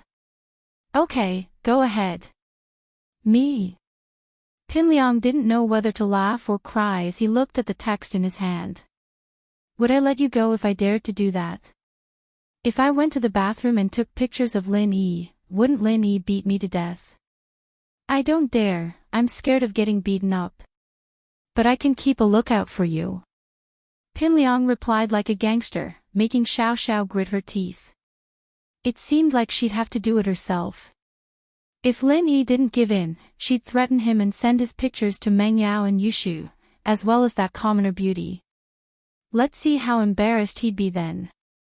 Men were thick-skinned in certain situations, but Xiao Xiao didn't believe that Lin Yi would be shameless enough to let girls see him pee. Yes, it's decided. Xiao Xiao swung her fist in the air as she made up her mind. The class passed, and Lin Yi didn't go to the bathroom. Xiao Xiao, who'd prepared herself, was a little troubled. Another class passed, and Lin Yi still didn't go to the bathroom. Xiao Xiao was even more troubled. Lin Yi, why aren't you drinking water? Why would I drink water? Plus, what does it have to do with you whether I drink water or not? Aren't you being too nosy? Lin Yi looked at Xiao Xiao, annoyed. Chapter 406. You're the one who's sick. Oh. But Lin Yi didn't believe that Xiao Xiao would be so nice as to remind him to drink water when it was hot. Plus, couldn't he drink water himself if it was hot? Did he need someone to remind him? Xiao Xiao's words did make Lin Yi a little thirsty. He reached into his desk and pulled out an empty bottle. He'd finished the water he'd bought yesterday. Here. Xiao Xiao quickly handed her drink to Lin Yi, waiting for Lin Yi to take it. Lin Yi was starting to think that there was something wrong with this Xiao Xiao. She had to be hiding something. Ugh. Xiao Xiao felt that she was being too friendly, and it was normal for Lin Yi to be suspicious. We're deskmates, after all. My teacher said that deskmates should help each other out. Lin Yi would be an idiot to believe her bullshit, but he was indeed thirsty. He took the bottle from Xiao Xiao and was about to open it when he realized that the cap was unscrewed. Lin Yi frowned. Xiao Xiao wouldn't have done something to the drink, would she? She wouldn't do something that tasteless, would she? Xiao Xiao blushed when she saw Lin Yi's hesitation. I had a sip this morning. Lin Yi was speechless, no wonder the cap was unscrewed. But it wasn't that easy to harm him. Ever since he started practicing the art of dragon mastery, Lin Yi's sense of smell and taste had gotten even sharper. He could even detect poisons in food and water. Are you sick? Hepatitis B or AIDS? Lin Yi asked as he took Xiao Xiao's drink. Xiao Xiao was so pissed off that her organs almost exploded. She had hepatitis B and AIDS. What kind of joke was that? She was a pretty girl, wasn't she? If someone else were to drink the water he'd taken a sip from, they'd probably go crazy fighting for it. And this Lin Yi was being so picky. Ask some strange questions. Of course, this was under the assumption that people didn't know Xiao Xiao's personality. If they did, they wouldn't even dare drink her water. Wouldn't that be suicidal? You're the one who's sick. Xiao Xiao exploded. Illiterate. Haven't you read the science reports? Even if there are hepatitis B and AIDS, they can't spread like this. Oh. Lin Yi smiled faintly. He didn't expect this chick to know so much. He opened the bottle and secretly tasted it with his tongue. When he found that there was no difference, he swallowed it. He drank half of it and stuffed the remaining half directly into the desk. I've drunk it. You don't want it anymore. Give me the rest. Xiao Xiao wasn't planning on drinking anything that Lin Yi had drunk from.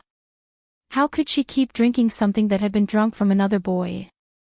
However, Lin Yi's words made her very indignant. He had clearly drunk her drink, yet he was still so arrogant and took the rest as his own.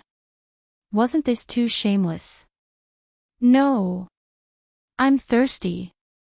Xiao Xiao wasn't going to let Lin Yi have his way. She grabbed the bottle from his desk and twisted the cap open, chugging the rest of the bottle down her throat before glaring at Lin Yi, panting. She almost choked to death. Lin Yi didn't know what to say. Lin Yi didn't really know what to do with this rebellious girl, but he didn't want to argue with her. If she wanted to drink it, then drink it. As long as she didn't cry and puke like the miss, Xiao Xiao didn't think much of it when she drank it, but she regretted it after. How could she drink something that Lin Yi had drunk from? Her first kiss. Just you wait. I'll show you when you need to pee. Xiao Xiao was different from the Mississippi. She didn't like it, but she wouldn't dwell on it. She was just a little annoyed. He tossed the empty bottle into the trash can at the corner of the classroom, only for it to land on Pinliang's head with a loud bang. Aw! Pinliang screamed as he stood up, gritting his teeth. Motherfucker, who was it? Who threw it? Do you want to die? Do you want to die? Pinliang was forced to switch seats by Lin Yi, and he sat in the right corner of the classroom. The trash can was not far behind him. There were always lazy students who didn't want to get up to throw the trash, so they just threw it high up in the air. But now that Pinliang sat there, no one dared to throw it. It wouldn't be a joke if they hit the third of the big four. Lin Yi threw it. Xiao Xiao rolled her eyes as she pointed at Lin Yi. She wanted to cause a conflict between Lin Yi and Pinliang, causing some trouble for Lin Yi. If she admitted that she threw it, Pinliang would probably just sit back down and swallow his grievance. Wah! Pinliang paused, the anger on his face frozen. He felt a little awkward. She wanted him to cause trouble for Lin Yi. He didn't dare do that. Someone as strong as Heibao Bro was crippled by Lin Yi, and his only hope was Zhang Naipeo. Before Naipeo came back, he wouldn't start a conflict with Lin Yi. Pinliang put away his anger and said awkwardly, "It's fine." His anticlimactic performance was a little embarrassing, but it was better than getting beaten up. He'd been beaten up by Lin Yi a couple of times already, and he'd lost face in front of his classmates. One more time wouldn't make much of a difference. I didn't throw it. If it were me, I wouldn't have thrown an empty bottle. Your head would have burst open a long time ago. Lin Yi said faintly. Ha! Pinliang paused. Lin Yi's words were arrogant, but Pinliang didn't doubt the veracity of Lin Yi's words at all. Lin Yi had no reason to lie to him. There were many situations where Lin Yi didn't have a reason to teach him a lesson. He could have just sent him flying with his chair, so, if Lin Yi said it wasn't him, then it definitely wasn't him. As long as it wasn't Lin Yi, what was there for Pinliang to be afraid of? His anger flared up again. Who? Who is it? Come out now, or you'll be dead if I find out. Pinliang's behavior made everyone in the class look down on him. He'd lost his temper when he heard that it was Lin Yi, but now that Lin Yi said it wasn't him, he was starting to get angry again. But even so, the students didn't dare say anything. After all, Pinliang didn't dare do anything to Lin Yi, but that didn't mean he wouldn't do the same to other people. Yao Yao, who threw the bottle just now? Did you throw it? Yushu spoke up at that moment, but she purposely raised her voice so that Pinliang could hear her. Chapter 407. Pissed off Pinliang felt a little awkward, his face covered in dirt. Yao Yao threw it. Then it's fine. The crowd looked at him in disdain. Meng Yao threw it, and it was fine. How could there be someone this shameless? She was just yelling about how she was going to beat him up. It wasn't me, I haven't finished my drink yet. Meng Yao frowned. Naturally, she knew that Yushu was messing with Pinliang, but she didn't want people to misunderstand her.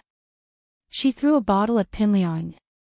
She didn't even want to hit him, who did he think he was? With that, Meng Yao took out her drink from her desk and shook it in front of Yushu. Will you die if you don't talk nonsense? I'll pull out your tongue again. Oh. I'll stop, but I won't fall for it again. I won't open my mouth. Yushu covered her mouth. Pinliang's eyes were blazing with fury. Yushu was clearly messing with him, but there was nothing he could do. He couldn't afford to piss off Yushu.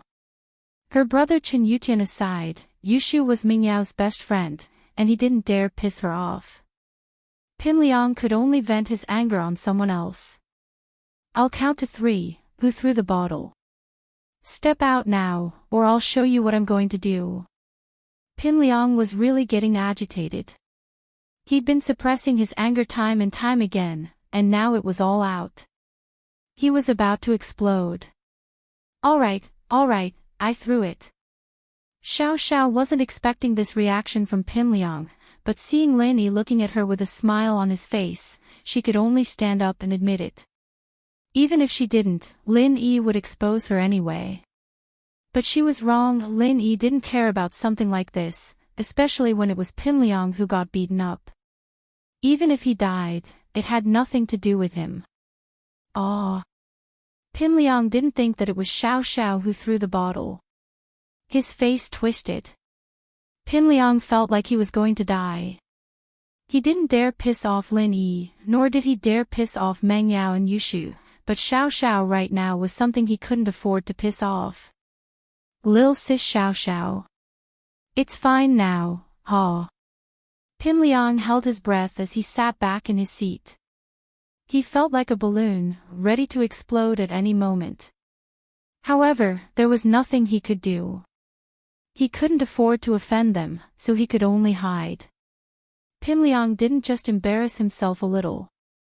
The students in the class wanted to laugh, but they didn't dare. Pinliang, on the other hand, knew that he'd embarrassed himself. He wouldn't have stood up if he'd known this was going to happen. He'd shouted 3 times, and it was all embarrassing. How unlucky. Damn it.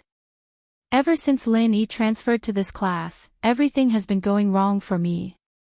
Pinliang punched the wall angrily. He could only vent his anger on the wall. Brother Liang, bear with it. When Pao Zi returns from the mountain, it will be the time of Lin Yi's death. Xiaofu already knew where Naipeo was going, and so he was looking forward to seeing him return after completing his studies. Yeah, but now that he's here, I can't even get Meng Yao. My relationship with Meng Yao is getting worse and worse. Pinliang said angrily. Well, those tricks from before aren't working either. Xiaofu was a good strategist, after all. But Liang bro, you need to hurry up. You're graduating soon, and it'll be even harder when you go to university.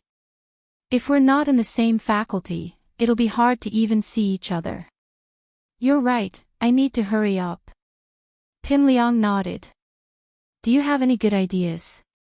None of my ideas are working, and I haven't come up with anything yet. Xiaofu shook his head.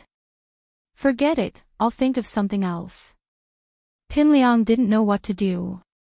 The last class ended, and before lunch break, Lin Yi finally stood up to leave the classroom. Xiao Xiao was overjoyed to see him, and quickly gestured to Pinliang as she called him. You go first, clear all the other boys in the washroom. I don't want to see people using the washroom when I go in. Pinliang took the order and rushed to the washroom with Xiaofu. They had to clear the washroom before Lin Yi came, otherwise Xiao Xiao wouldn't be happy if there were other people in the men's washroom. Clear the place, clear the place. All of you, get the hell out of here. Pinliang didn't dare say anything to Lin Yi, but to these students, he was very cocky.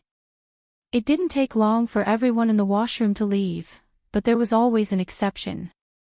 A boy with a cigarette in his mouth walked out from a stall, glaring at Pinliang. I say, Liang, you're really something, aren't you? I was just smoking, and you came out. It was Zhou Ruoming. Others might be afraid of Pinliang, but he wasn't. He was pissed that Pinliang had disturbed him. Pinliang wouldn't dare start a fight with Zhou Ruoming normally, but today was different. He curled his lips after Zhou Ruoming was done. Ming bro, Xiao Xiao has something to do here later. Don't say I didn't warn you, but if you want to stay here and cause trouble, then stay. Xiao Xiao has something to do here. Ruoming paused, the cigarette in his mouth falling to the ground with a thud. He didn't even bother picking it up. Why didn't you say so earlier? With that, she ran out of the bathroom, not bothering to talk to Pinliang anymore. Pinliang smiled as he watched Zhou Ruoming run away. It didn't take long for the washroom to become empty. Pinliang and Xiaofu stood at the entrance, one on the left and the other on the right. They were like two door gods, stopping anyone who wanted to use the washroom from entering. Lin Yi walked to the washroom door and saw Pinliang and Xiaofu standing there. He was confused. "What are you two doing?" It's nothing, we're waiting for someone here," Pinliang said quickly. "Boss Lin, you need to use the washroom." "Welcome, come in." Lin Yi frowned. Was there something wrong with these two? But he still went into the washroom. There wasn't a single soul in the washroom, and Lin Yi subconsciously raised his guard. Pinliang and Xiaofu weren't good people, so why would they be waiting in front of the washroom? Was there something going on? "Hey, what happened? Did he go in?" Xiao Xiao and Lin Yi walked to the washroom door, but Xiao Xiao was afraid that Lin Yi would notice her. She didn't see Lin Yi walk in. Chapter 408. The toilet rained again. Xiao Xiao nodded, satisfied. "Very well, I'll be going in then. You guys keep watch." "Don't worry, Lil Sis." Xiao Xiao. Pinliang nodded. Xiao Xiao took out her phone and set it to camera mode before tiptoeing into the men's washroom. To be honest, she was quite nervous right now, since this was her first time in the men's washroom. Xiao Xiao had been a rebellious girl all these years, and she didn't even blink when she stabbed someone, but she couldn't help but blush at the thought of going to the men's washroom. Xiao Xiao closed her eyes and decided that she'd just walk over and take a bunch of pictures. She was using it to blackmail Lin Yi anyways, so it didn't matter if the pictures were bad or not. Lin Yi was going easy, but he kept his guard up. Lin Yi's heart tightened when he heard the footsteps behind him, but there was no glass in front of him this time, so he couldn't see what was going on behind him. Lin Yi didn't even need to guess to know that it had something to do with Pinliang. Why else would he be standing at the door with Xiaofu? What Lin Yi didn't understand was why Pinliang was so retarded. Using the same trick twice. Didn't he remember the lesson from the artificial rain? The jade had a very small warning, meaning that the person wasn't going to kill him, but there was still some hostility. Since it was an enemy, Lin Yi didn't care anymore. He turned around just like last time. "Since you've used the same trick twice, I'll let you do it again." Xiao Xiao was walking forward with her eyes closed, ready to take a picture of Lin Yi when it started raining. She gasped subconsciously and opened her eyes to see what was going on. What she saw made her face turn pale. This wasn't rain. It was Lin Yi's piss. "Ah!" Xiao Xiao screamed again, covering her eyes subconsciously, but her hand was full of water. It was piss. Xiao Xiao was furious and disgusted. "Lin Yi, I'll kill you." After saying that, she couldn't be bothered to pat Lin Yi anymore. She covered her face and hurriedly ran out of the restroom. Pinliang and Xiaofu, on the other hand, had been paying attention to what was going on inside the washroom. When Lin Yi used the same trick, Pinliang knew that this was bad. As expected, Xiao Xiao was drenched in water. She was probably going crazy now, wasn't she? Xiao Xiao stood by the faucet outside the washroom, furiously washing her hair and face with the water. Her body was covered in urine, but there was nothing she could do. She couldn't wash her clothes too, could she? That would be transparent. After washing her hair and face, Xiao Xiao went downstairs. She needed to go buy some clothes and find a hotel to take a shower. She was about to explode. Pinliang and Xiaofu didn't know what to say as they listened to the Audi TT's engine roar and watched as Xiao Xiao disappeared in her car like a puff of smoke.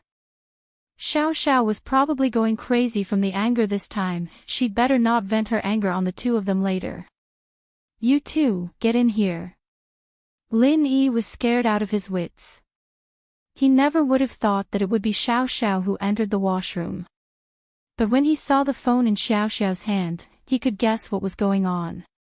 No wonder this girl was so nice this morning, asking him if he was thirsty, even offering him a drink. She wanted to take a picture of him going to the washroom. Lin Yi felt a little awkward about getting Xiao Xiao drenched in the rain. She wasn't Pinliang or Gao Xiaofu, after all. She was a girl, and while her motive wasn't pure, wasn't what he did a little too dirty to her? Whatever, he'd let her learn a lesson. Otherwise, she'd bother him all day. But Pinliang and Xiaofu were guarding the washroom door. Lin Yi wasn't planning on letting them go so easily. It was obvious that Xiao Xiao was the main culprit, and these two were accomplices. Why else would they be guarding the door? Pinliang and Xiaofu looked at each other, a bitter smile on their faces. They thought that after Xiao Xiao took a picture of Lin Yi would focus all his attention on her and ignore the two door gods. But now that Xiao Xiao was gone, it was only the two of them left. Pinliang wanted to run, but he knew that as long as he was in class 5, he wouldn't be able to escape. Lin Yi would catch him sooner or later, and it was only a matter of time before he got beaten up. He might as well make it as soon as possible. Pinliang and Xiaofu walked into the washroom with their heads down, a little scared. Boss Lin Yi, it's not our fault, it's Xiao Xiao, she forced us to do this, is that so? Lin Yi asked faintly. Yes, it's her. Pinliang nodded quickly. Boss Lin Yi, you don't know how strong Xiao Xiao used to be. She's the fourth of us big four, the last one, but that's because she's a girl. She's a lot fiercer than us. Pinliang wanted to divert Lin Yi's attention to Xiao Xiao so that he wouldn't pay attention to them. Oh. Is that so? Lin Yi looked at Pinliang. He wanted to know what kind of person Xiao Xiao was, or he'd be annoyed by her every day. Yes, there was a boy who tried to hit on her, and she kicked him in the balls. Also, there was a gangster who tried to rob the school, and she stabbed him until he was crippled. Pinliang said. So, Boss Lin Yi, she's too fierce, we're not even on the same level, we can't not help her, I see. Lin Yi nodded. Then let's forget about it. Thank you, Boss Lin Yi. Thank you, Boss Lin Yi. Pinliang and Xiaofu were overjoyed that Lin Yi wasn't going to pursue the matter anymore. Don't celebrate too early. Let's not forget about this matter. There are other things. Lin Yi said faintly. Even if she forced you to do it, what do you think would happen to you two if I told her that the two of you had already been drenched in the rain once, but I didn't warn her and let her take the risk? What do you think would happen to the two of you? Wouldn't you get your balls kicked in? Wah! Pinliang was stunned, not expecting Lin Yi to threaten him. But, he was really scared now. If Lin Yi really told Xiao Xiao about this, he'd die a horrible death. Xiao Xiao would probably drive him to the toilet with a knife and force him to eat shit as an apology. Chapter 409. Chapter 409, I'll go see you. Pinliang scolded himself silently. The reason why he didn't mention it was because it was simply too embarrassing. He, Naipeo, and Xiaofu hadn't been able to beat Lin Yi at all, and they'd been put in such a difficult position. How could he talk about something as embarrassing as that? But now he regretted it. If he'd known this would happen, he'd have warned Xiao Xiao even if it meant embarrassing himself. He was done for now. If Xiao Xiao found out the truth, the consequences would be dire. Boss Lin Yi, you wouldn't do this to us, would you? Pinliang begged, his face bitter. He'd rather get beaten up by Lin Yi. Two choices. 1. Kneel in the toilet for 10 minutes and leave, or I'll tell Xiao Xiao the truth. Lin Yi said. Alright, I'll kneel. Pinliang felt disgusted by kneeling in a toilet full of urine, but compared to telling Xiao Xiao the truth, he'd rather kneel on the ground, or he'd die a horrible death. Alright, I'm leaving. Lin Yi wasn't in the mood to deal with these two idiots. He just wanted to teach them a lesson, and whether they kneeled or not depended on themselves. Lin Yi said, "You can try to fake it, but I might be everywhere." "Don't worry, boss Lin Yi." Pinliang shivered. He'd wanted to wait for Lin Yi to leave before leaving, but Lin Yi's words scared the shit out of him. Come to think of it, Lin Yi really did seem to be everywhere. Every time he was feeling good, he'd be there to mess things up. Pinliang was speechless. Was Lin Yi sent by the heavens to purposely go against him? "Can Xiaofu and I take turns kneeling? We'll have someone to keep a lookout." "Whatever. 10 minutes per person. As long as it's enough." Lin Yi turned around and left. Kong Xiaobo took advantage of the lunch break to look for Xiaofen. The knot in Xiaofen's heart was untied, and she became much more cheerful. Kong Xiaobo's heart seemed to have been set, and his contact with Xiaofen became more frequent. Lin Yi guessed that he was looking for Xiaofen to discuss the future of university, so he didn't disturb him. Instead, he called Tang Yun, but he was surprised to know that Tang Yun wasn't at school either. She went to the hospital to take care of her father for lunch. During the day, Mrs. Tang resumed her business at the food street behind the school. The task of bringing lunch to Tang Juqing fell on Tang Yun's shoulders. Mrs. Tang prepared the food at home and brought it to school. She then set up a stall to do business, and Tang Yun brought the food to the hospital. "Why didn't you say anything?" "I'll just send you there," Lin Yi frowned. Tang Yun took the bus to the hospital alone, and it would take up a lot of time. "I was afraid that you would be busy, so I didn't want to disturb you."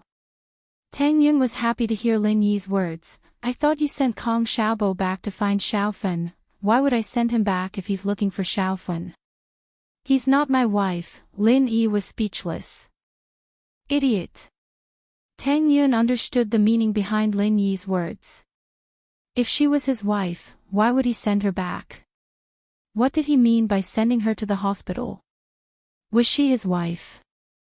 I'll go pick you up, and I'll check on Uncle Tang's condition." Lin Yi had nothing to do in school, and it would be troublesome when Xiao Xiao came back. It was better to leave now. "Okay, I'll wait for you in the ward," Tang Yun said. Tang Yun wanted to reject it at first. Lunchtime was tight, and she didn't want Lin Yi to run around, but he said he wanted to check on her father, so she agreed. "See you later." Lin Yi hung up and went to the food street behind the school to get his car. Tang Yun put her phone away happily, but when she turned around, she saw her father smiling at her. Tang Yun felt a little embarrassed. Mr. and Mrs. Tang didn't object to Lin Yi's forceful intervention. Tang Juqing had to thank Lin Yi for the surgery. If it wasn't for Lin Yi, he would still be lying at home. "Is it Lin Yi?" Tang Juqing asked. "Yeah. He said he wanted to see you." Tang Yun knew that Lin Yi had medical skills, but she thought he only knew a little. But after what happened yesterday, Fatty Lai kneeling on the ground and crying, Lu Tianyi's flattery towards Lin Yi, and Xuemin's respect towards Lin Yi, Tang Yun was completely shocked. Even when she arrived at the hospital, she was still unable to calm her excitement for a long time. It seemed that she had underestimated Lin Yi. Lin Yi wasn't like what she had imagined, a rich young master who used his family's money to bully others. Lin Yi's arrogance was completely based on his own ability. If it wasn't for Lin Yi's ability, why would he be respected and recognized by so many people? Fatty Lai didn't know the details. Maybe he was hot-headed, but Lu Tianyi and Xuemin wouldn't be hot-headed as well, would they? It seemed that Lin Yi's medical skills weren't as simple as a little bit. It was extremely shocking. Tang Yun was proud of Lin Yi, but at the same time, her fragile heart was also a little hesitant.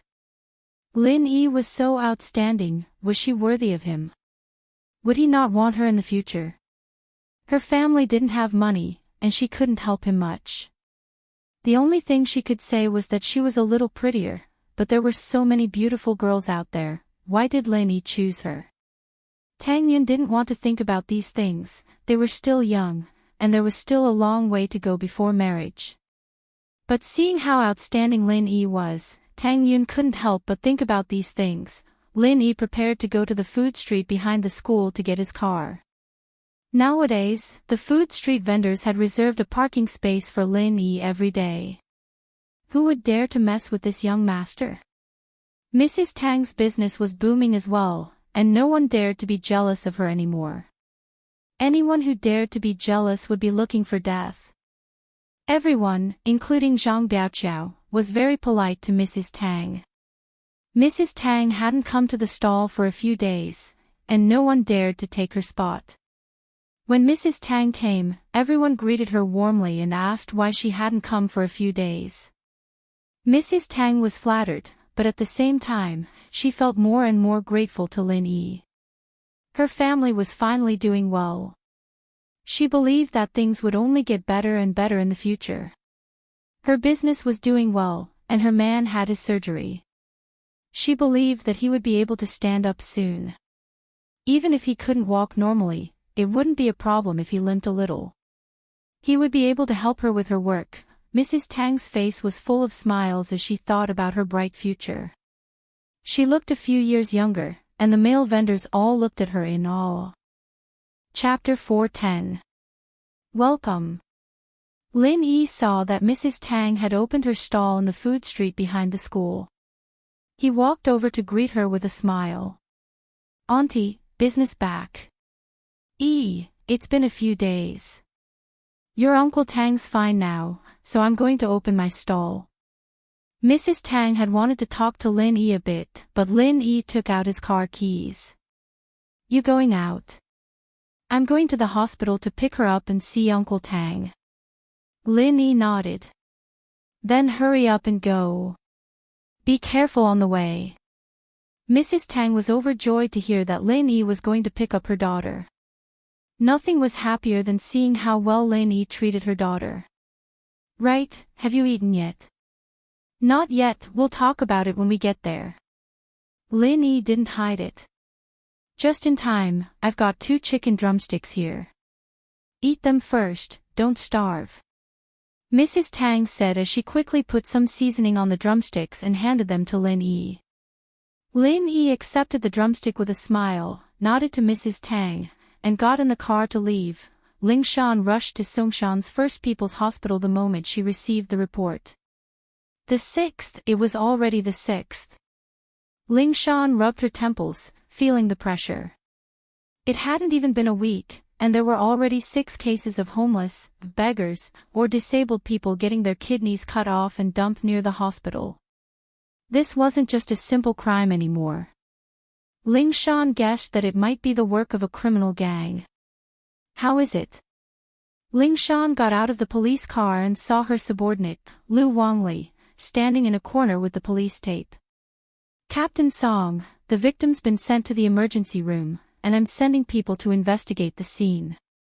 This isn't the first crime scene. The victim's left kidney was cut off and dumped here. The time of the crime is estimated to be around 4 in the morning, and the victim was left here around 11 in the afternoon. There's too many cars going in and out of the hospital, and we haven't found any witnesses yet. Wang Li reported with a bitter smile. He knew that Ling Shan was under a lot of pressure. This was the 6th case, and it wasn't a joke. Although the higher-ups didn't specify the time to solve the case, it was only a matter of time. The victims were all beggars, homeless people, and handicapped people, but they were still important to Ling Shan. No matter who they were, Ling Shan had to work hard to solve this case. Bring the mastermind to justice. Ling Shan nodded weakly. How's Lu Bujia?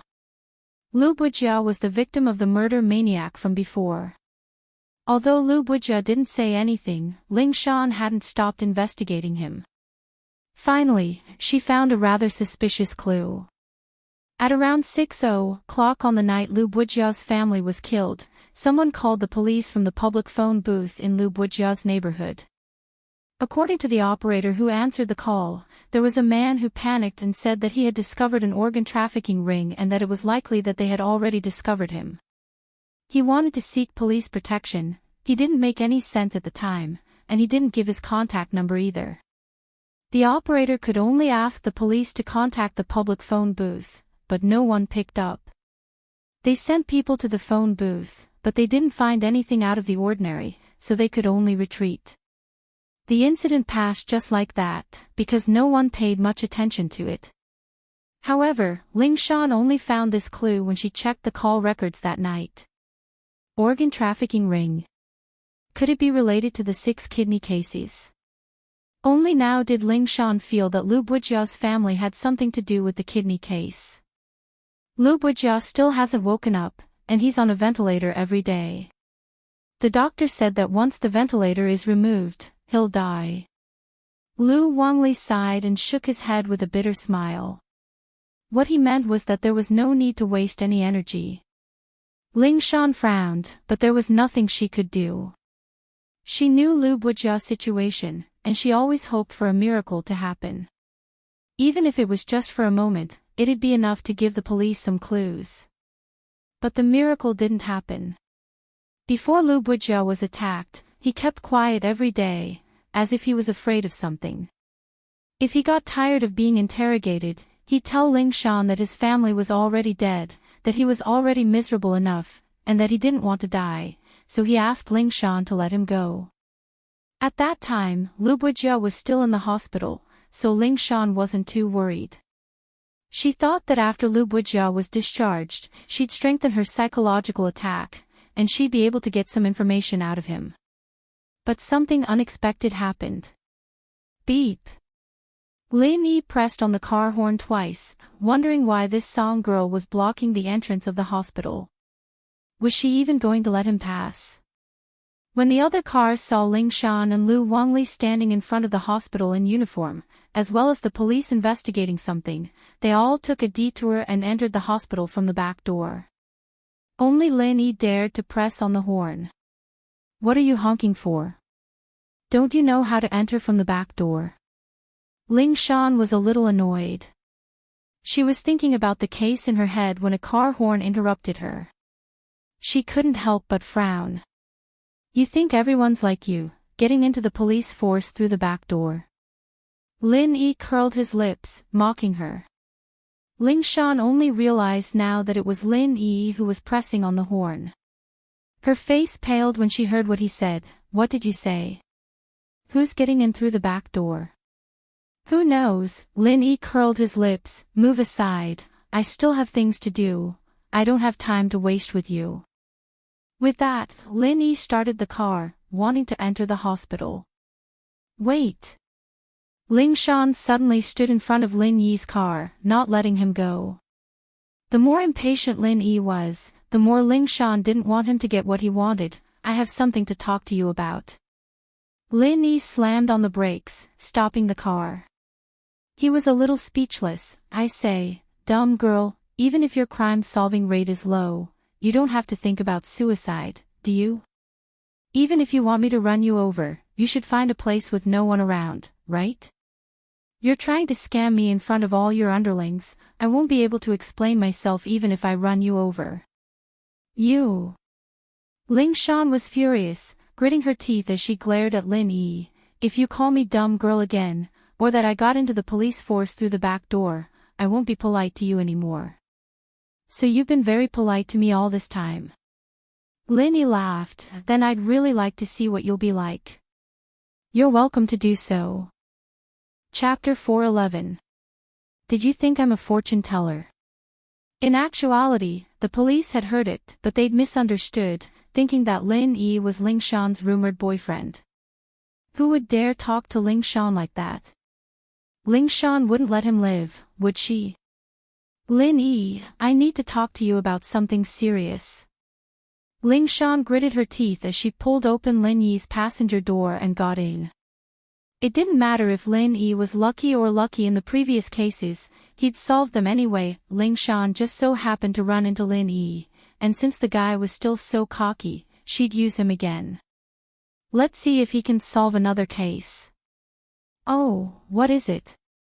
Lin Yi rolled his eyes. She was begging him to do something right after scolding him. This woman's brain structure was quite something. Don't come to me if it's serious, I'm pressed for time. Ling Shan's eyes widened. What did she mean by don't come to him for serious business? Did she have to come to him for anything other than serious business? I'll give you a minute, speak. Lin Yi parked the car in the hospital's parking lot, and someone came to collect the parking fee. Lin Yi pointed at Ling Shan. This is our Captain Song, she's here for a case. The person who collected the parking fee knew that there was a case near the hospital, and so he took one look at Ling Shan's uniform before sticking a free sticker in front of Lin Yi's car window and leaving. Lin Yi didn't really care about the few kwai parking fee, but the problem was that this old woman had overcharged Lin Yi 5 kwai last time, saying that Lin Yi had parked for 2 hours when Lin Yi had parked for an hour. She'd even pointed at the time on the sticker and showed it to Lin Yi. Lin Yi knew that the woman must have written the time a little earlier when he parked, but he couldn't be bothered to argue with her. He paid the money and left. But the school only had a 1-hour lunch break, so how could he park for 2 hours? Ling Shan was here this time, and he'd be able to take advantage of her. Ling Shan didn't know what was going on, but seeing how Lin Yi was using her to save 5 kwai on parking fees, she glared at Lin Yi with disdain. There's been a lot of cases of beggars, homeless people, and disabled people getting their kidneys cut off and dumped in front of the hospital. Do you know about that? I think I heard it mentioned in the news. When Lin Yi was driving in the morning, he seemed to have heard it mentioned on the radio, but he didn't pay attention to it. Lin Yi rarely paid attention to things that had nothing to do with him. What do you think? Do you know who the murderer is? Ling Shan asked. Lin Yi looked at Ling Shan oddly. I don't think you should be asking me that, oh. Ling Shan blinked. Do you think I'm a fortune teller who can predict the future? Only a master can answer your question, Lin Yi shrugged. Alright, it's a waste of time talking to you. I'm leaving. Wait. Ling Shan pulled Lin Yi back. Then how did you catch those bank robbers last time? How did I catch them last time? I told you. Lin Yi was getting impatient, but Ling Shan wouldn't let him go if he didn't explain things clearly. He could only patiently explain. I can help you catch criminals, but you have to give me a range. I'll only help you when you're sure. Otherwise, I'll really become a god. Ling Shan thought about it. Lin Yi was right. If he knew everything, then he'd really be a fortune teller. Then I'll look for you when I have something. Ling Shan didn't want to let Lin Yi go. Alright, Lin Yi nodded and walked into the hospital. Ling Shan followed Lin Yi to the hospital. She wanted to check on Bujia's condition and ask the doctor if there was any hope for him to wake up. The police officers guarding Bujia's room all stood up and saluted when they saw Ling Shan. Captain Song. Ling Shan waved her hand. Is the doctor here? The doctor is in the office. Captain Song, follow me. One of the officers said. Ling Shan nodded and followed the officer to the doctor's office. The officer introduced, this is Bujia's main doctor, Dr. Yang. Hello, Dr. Yang, I'm Ling Shan. Ling Shan politely shook hands with the doctor. Dr. Yang, how's Bujia's condition? Is there any chance of him waking up? I've tried my best, but there's no effect. Dr. Yang smiled apologetically. Captain Song, there's nothing else I can do. I can only maintain it for now, so you're saying that there's no chance for him to recover from our hospital. Ling Shan looked at the doctor, disappointed. Is there any hope if we transfer him to another hospital? Our Songshan's first hospital is the best hospital in Songshan. We can only transfer him to another hospital out of town, but I'm afraid the patient can't handle it. Dr. Yang shook his head. So there's really no hope. Ling Shan sighed. This Bujia would have caught the culprit if he'd told them the truth earlier. At that time, that psychopathic murderer might not even bother looking for him anymore. It's not that there's no hope. Dr. Yang hesitated. If you know Professor Guan Xuemin from Songshan's Medical University, you can try acupuncture. But he doesn't do it easily, Professor Guan. Ling Shan, naturally, had heard of this name. He was a famous Eastern doctor in Songshan, known as Miracle Dr. Guan. Huaijuan had a good relationship with him, and had been treating him all this time. Ling Shan wouldn't be so sure if it were someone else, but with Huaijuan's help, Professor Guan would definitely be able to make him do it. Ling Shan felt relieved at the thought. Thank you, Dr. Yang, I think I have an idea. It's nothing, I'm just trying my best. Dr. Yang nodded with a smile. Ling Shan dialed Huaijuan's number after leaving the doctor's office. Song, you're in trouble again. Huaijuan picked up the phone with a smile on his face. He'd been in a good mood lately. Not only had he been promoted, but most importantly, the number of times his injuries had flared up had decreased. It had been half a month now, from once a day to once a day. This was only the first stage of treatment, and the results were already so obvious. Lin Yi said that he'd change his bandages and add acupuncture after a month. Just how powerful would that be? Huaijuan was looking forward to it. Young bro. Ling Shan was a little embarrassed. Huaijuan had hit the nail on the head. I do have something to ask of you. Speak, what is it? Huaijuan had always treated Ling Shan as his little sister, and so he took special care of her. Chapter 412. You still need to find Lin Yi. Who is it? Huaijuan asked. Guan Xuemin, Professor Guan, the one who's been treating you, Yang bro. Ling Shan called Huaijuan bro Yang in private. It sounded more intimate. Oh. Elder Guan. Huaijuan blinked. If you're looking for him, then don't go looking for him. Go look for Lin Yi. Look for Lin Yi. Ling Shan blinked as well. What for? If you look for Elder Guan, he'll recommend Lin Yi to you as well. Huaijuan smiled. Ling Shan was still a little puzzled. Why was Huaijuan telling her to look for Lin Yi all the time? Was Lin Yi omnipotent? She'd asked him to help her catch the culprit, but he didn't know about it. Why would he have a solution for Lu Bujia? But Huaijuan must have his reasons for saying that. Ling Shan didn't trust Lin Yi that much, but she trusted Huaijuan 100%. With that thought, she dialed up Lin Yi. Lin Yi pushed open Tang Juqing's door and walked in. The father and daughter were talking about something, and Tang Yun immediately shut her mouth when she saw Lin Yi. Her face reddened. You. Why didn't you knock? Tang Juqing was all smiles. Lil Yi, you're here, come sit. Get your classmate some water and peel an apple. No need for that. Lin Yi waved his hand. We don't have much time for lunch. I'll go back with Tang Yun after checking on your injuries. Alright, what should I do? Juqing was very happy. His daughter had told him about the miraculous scene yesterday, and he was both satisfied and panicking at the same time. He didn't know if Lin Yi would be interested in his daughter. It's fine, Uncle Tang, you can just lie on your side. Lin Yi walked over with a smile and took out a box of silver needles from his pocket. It was the one he used to perform acupuncture on Lu Zhenhu, and he'd kept it with him ever since. Okay.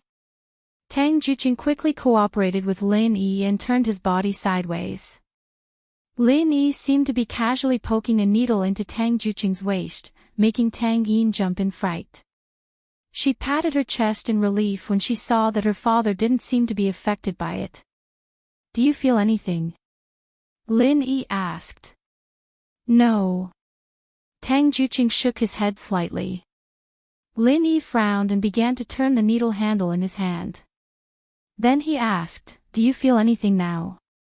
No. Tang Juqing shook his head again. Lin Yi's expression froze slightly. Juqing didn't see it, but Tang Yun did. She couldn't help but feel nervous, but she didn't dare to ask.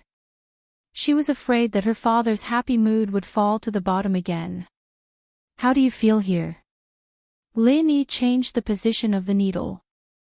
A little. A little, numb. Tang Juqing responded this time.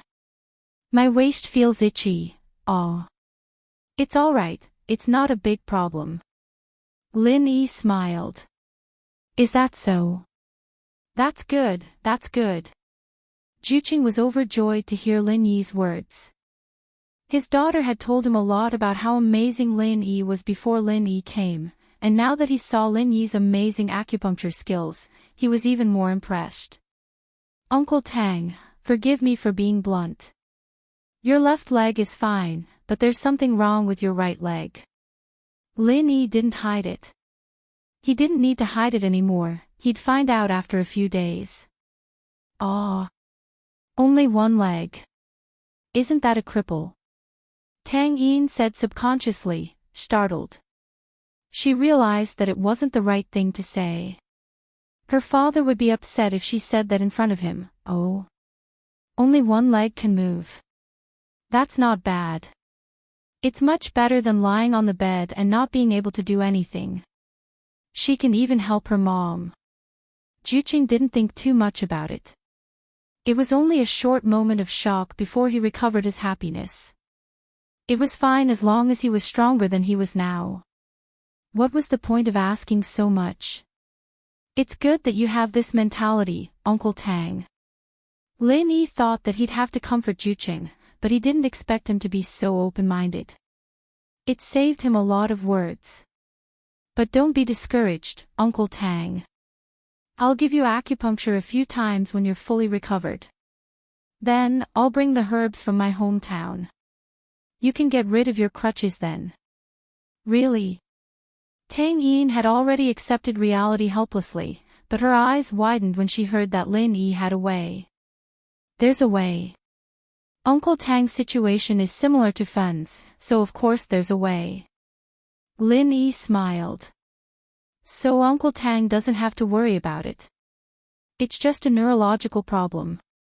That's good, that's good. Juqing was overjoyed when he heard this unexpected surprise. He thought that there was no hope, but Lin Yi said that it could be cured. Thank you. Tang Yin pursed her lips. There were many words of gratitude in her heart, but when it came to her mouth, it became the simplest word. Ha, isn't it a piece of cake? Lin Yi smiled. His phone rang. Lin Yi made an apologetic gesture and took out his phone. He looked at the caller ID and didn't want to pick it up. It was Ling Shan. What was this girl doing calling him again? Was there something else? Who's calling? Why aren't you picking it up? Tang Yin looked at Lin Yi curiously. Miss Braindead, Lin Yi said and hung up. Miss Braindead. Tang Yin paused. She didn't know who Lin Yi was talking about. It's Song Ling Shan. You've met her before. I helped her rescue a hostage last time, Lin Yi said. Oh, Officer Song. She must be looking for you for something important, right? Why aren't you picking up? Tang Yin remembered. What if you need her help in the future? Tang Yin had been struggling at the bottom of society for too long. To her, it was good to have a friend, especially a powerful police officer. It would be easier for her to help in the future. Trouble her. It's good enough that she doesn't trouble me. Lin Yi's phone rang again. It was Ling Shan again. Lin Yi had no choice but to pick it up. Hello. Miss Braindead, are you done? What else do you want?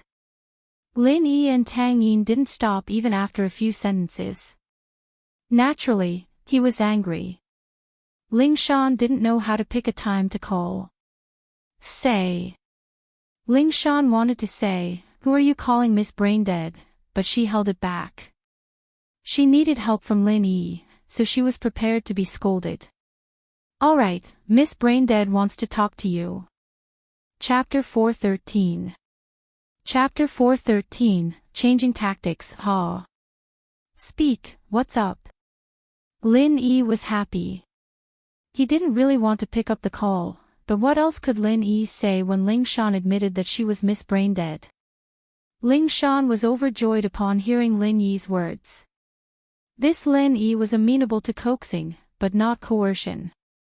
It seemed like she'd have to change her tactics a little when she asked for help, making it hard for him to reject.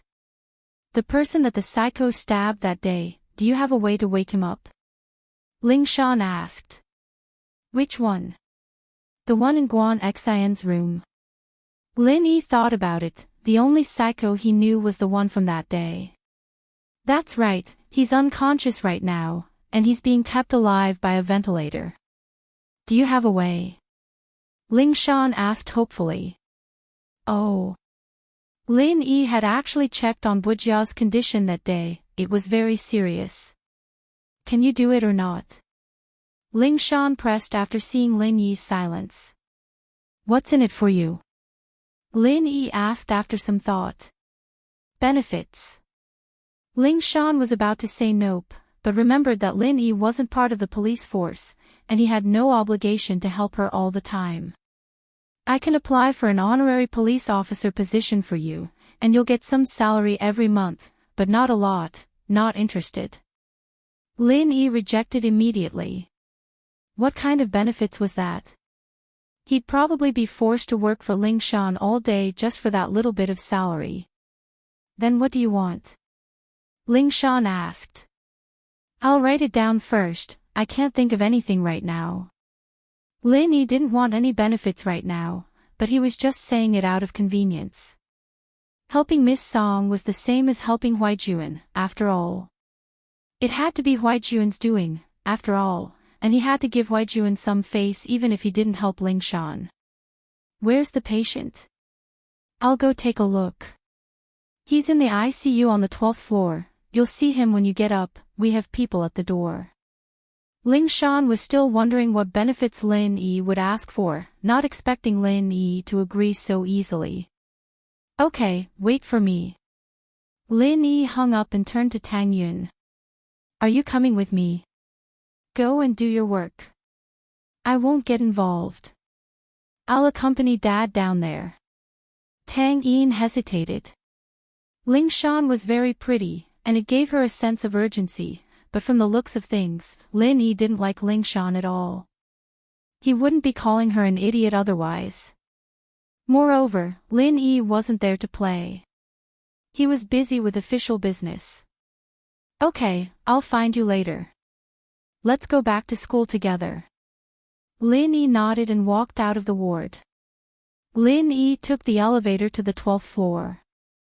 Sure enough, as soon as he stepped out of the elevator, he saw two police officers sitting at the door of a ward. Lin Yi quickly walked over. Mr. Lin Yi, right? Captain Song is waiting for you inside. The police officers at the door nodded to Lin Yi, indicating that he could go in. Lin Yi walked in and saw a large ventilator with a person lying under it. It was Lu Bujia from the other day. He was very thin and haggard. Ling Shan was standing beside the ventilator, not knowing what to do. She quickly asked when she saw Lin Yi come in. Lin Yi, do you have any ideas? Lin Yi didn't say anything. He walked over and checked on Bujia's condition. After a while, he slowly shook his head and said, it's very troublesome. Troublesome, but Lin Yi didn't say it was impossible. It meant that he had a way. Ling Shan's nervous heart relaxed. You have a way. Yes, but I don't think it's worth it. It's a waste of energy. Lin Yi shook his head. Ling Shan gritted her teeth. She didn't think that Lin Yi was putting on airs. Dr. Yang had already explained the situation. Even the hospital couldn't do anything. If Lin Yi had a way, it wouldn't be easy. Miss Braindead, I'm begging you, okay? Ling Shan clenched her teeth as she spat out the words. She knew that Lin Yi could be persuaded by reason, but not cowed by force. Although the nickname Miss Braindead made her want to die and drag Lin Yi down with her, she had to endure it for the sake of Lin Yi's work. She swore to herself that if Lin Yi were to fall into her hands one day, she wouldn't let him get away scot-free. I'll try. Lin Yi didn't know what to say. He couldn't reject Ling Shan's request. But my medical skills aren't good enough. I can only wake him up, but I can't guarantee how long he'll live. There are too many problems in his body. So you're saying that you still have a chance to heal him and not just wake him up? Ling Shan understood what Lin Yi meant. I can't, but my old man is close. Lin Yi said. But my old man won't come. If you want him to die, I'll wake him up now. If you want him to live, don't touch him for now. Let him lie down first. Ling Shan was in a difficult position. She wanted to find clues as soon as possible, but if Lin Yi had a chance to heal Bujia, she would rather not have this clue. She didn't have a way before. Getting Bujia to say a few words was already good enough, but now that Lin Yi had a way, she couldn't sacrifice an innocent person for nothing. Call me when you're done. I'm going back. Lin Yi knew what Ling Shan was thinking. He smiled. Lunch break time is limited. Don't think about it. Wait until you have a way to heal him. Ling Shan shook her head. Oh. Lin Yi was surprised. He didn't expect Ling Shan to be this decisive. He had underestimated her. Her sense of justice and responsibility was quite strong. All right, I'll try my best. I'll give you an answer as soon as possible. This time, it was Ling Shan's turn to be surprised. She didn't expect Lin Yi to say something like that. Every time she looked for Lin Yi, he'd always give her all sorts of excuses. But this time, he said that he'd try his best, and as soon as possible. Ling Shan couldn't get used to this. Wasn't this a little too fast? Could it be that her soft attitude brought about the effect? It had to be. As expected, he was amenable to coaxing but not coercion. Then Miss Braindead will wait for your call. Ling Shan felt that it was very awkward to say it out, but fortunately, her men were outside. No one could see them. She could just treat it as a whisper to Lin Yi. As long as the kid was willing to help, it didn't matter if she was a little brain dead. Who asked him to be stronger than her? Lin Yi acted as if he didn't know Ling Shan at all. She'd called him Miss Braindead 3 times already, and was willing to call herself Miss Braindead for help. Chapter 4:14. A strange analysis report. Ling Shan finally exploded as she watched Lin Yi leave. She clenched her teeth and swung her fist at the wall. Lin Yi, I'll punch you to death. You bastard. How dare you give me a nickname? Miss Braindead. Miss Braindead. You're Miss Braindead. Pang. Pang. Pang. Pang. Ling Shan threw 5 punches in one go, only stopping when her hands started hurting. She stormed out of the room, her 2 lackeys sitting up straight. They'd heard the commotion in the room, too, and knew that Ling Shan was pissed. They didn't want to mess with her right now. Fatty Lai couldn't believe his eyes. His old man was awake. Not only was he awake, he could talk and eat. Dad, are you all right? Are you all right? Fatty Lai was so excited that he almost fainted. I'll go get the doctor, wait for me. Fatty Lai dashed out of the room and shouted, Doctor. Where's the doctor? Someone come. What's wrong? What's wrong? The doctor thought that something had happened in the room and rushed over. But when he entered the room, he realized that Fatty Lai's father was awake. Doctor, please check on my dad, is he all right? What Fatty Lai wanted to do the most right now was run to Lin Yi's side and kowtow a couple of times. What a benefactor. The doctor frantically called for a nurse to do a checkup on the old man, but the report surprised him even more. All the indicators were clearly much better than before, and while the uremia wasn't completely cured, it was getting better. How is this possible? How is this possible? The doctor stared at the report in his hands, dumbfounded. He'd just told Chang Tian yesterday that there was nothing he could do, so why was Elder Lai awake today? This didn't make any sense. Right. The doctor suddenly remembered something. This Lai Changyi had gotten some pill of life extension and toxin cleansing from God knows where and wanted to give it to Elder Lai. Could it be that the pill was working? Other than that, he couldn't think of any other possibilities. At that thought, the doctor hurriedly asked, Mr. Lai, did you give your father that pill of life extension and toxin cleansing? I've taken it. How was it? It's effective, right? Ha, I told you it would work. Fatty Lai was grinning from ear to ear as he looked at the report.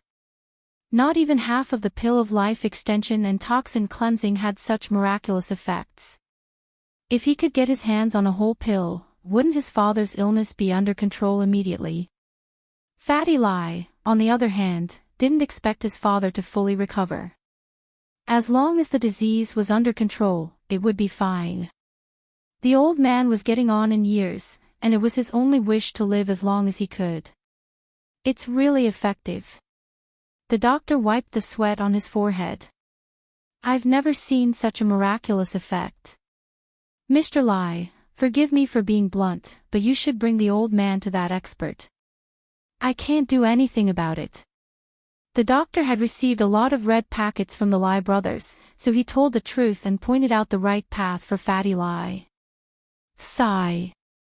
Fatty Lai's face turned sour at the doctor's words.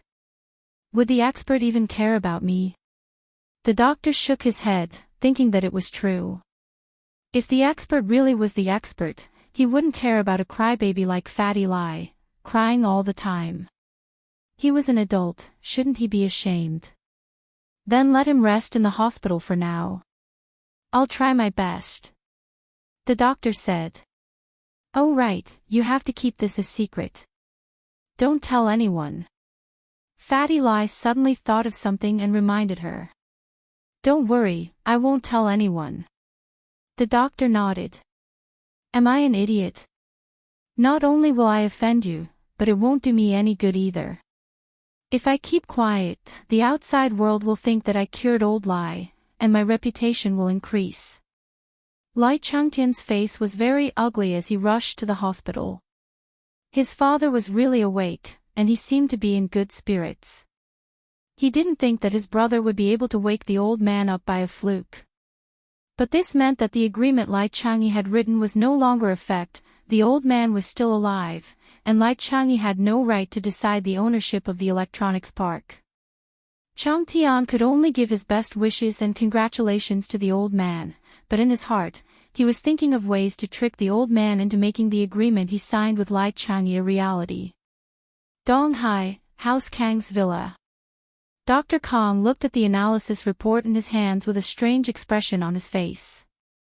If it weren't for the fact that this report was personally verified by Kong Mingming himself, Dr. Kong would have thought that he was being played. Dog poop. The main ingredient of the pill of life extension and toxin cleansing is dog poop. Are you sure you're not mistaken? Dr. Kong stared at the report, his face full of disbelief. No. Xiaolong shook his head. Grandpa, I've had people analyze it many times, and the conclusion is that it's most similar to dog poop. Dog poop. Could it be that dog poop has something to do with life extension and toxin cleansing? Dr. Kong couldn't understand how dog poop could have such an effect. But Grandpa, I really do feel great. After Kong Xiaoming got what he wanted, he didn't pretend to be sick anymore. The next day, he appeared in the living room of House Kong, full of energy and vigor. Grandpa, I feel much better. I won't lie to you guys, I used to have a weak kidney, but now, hee. Kong Mingming didn't continue, but everyone understood what he meant.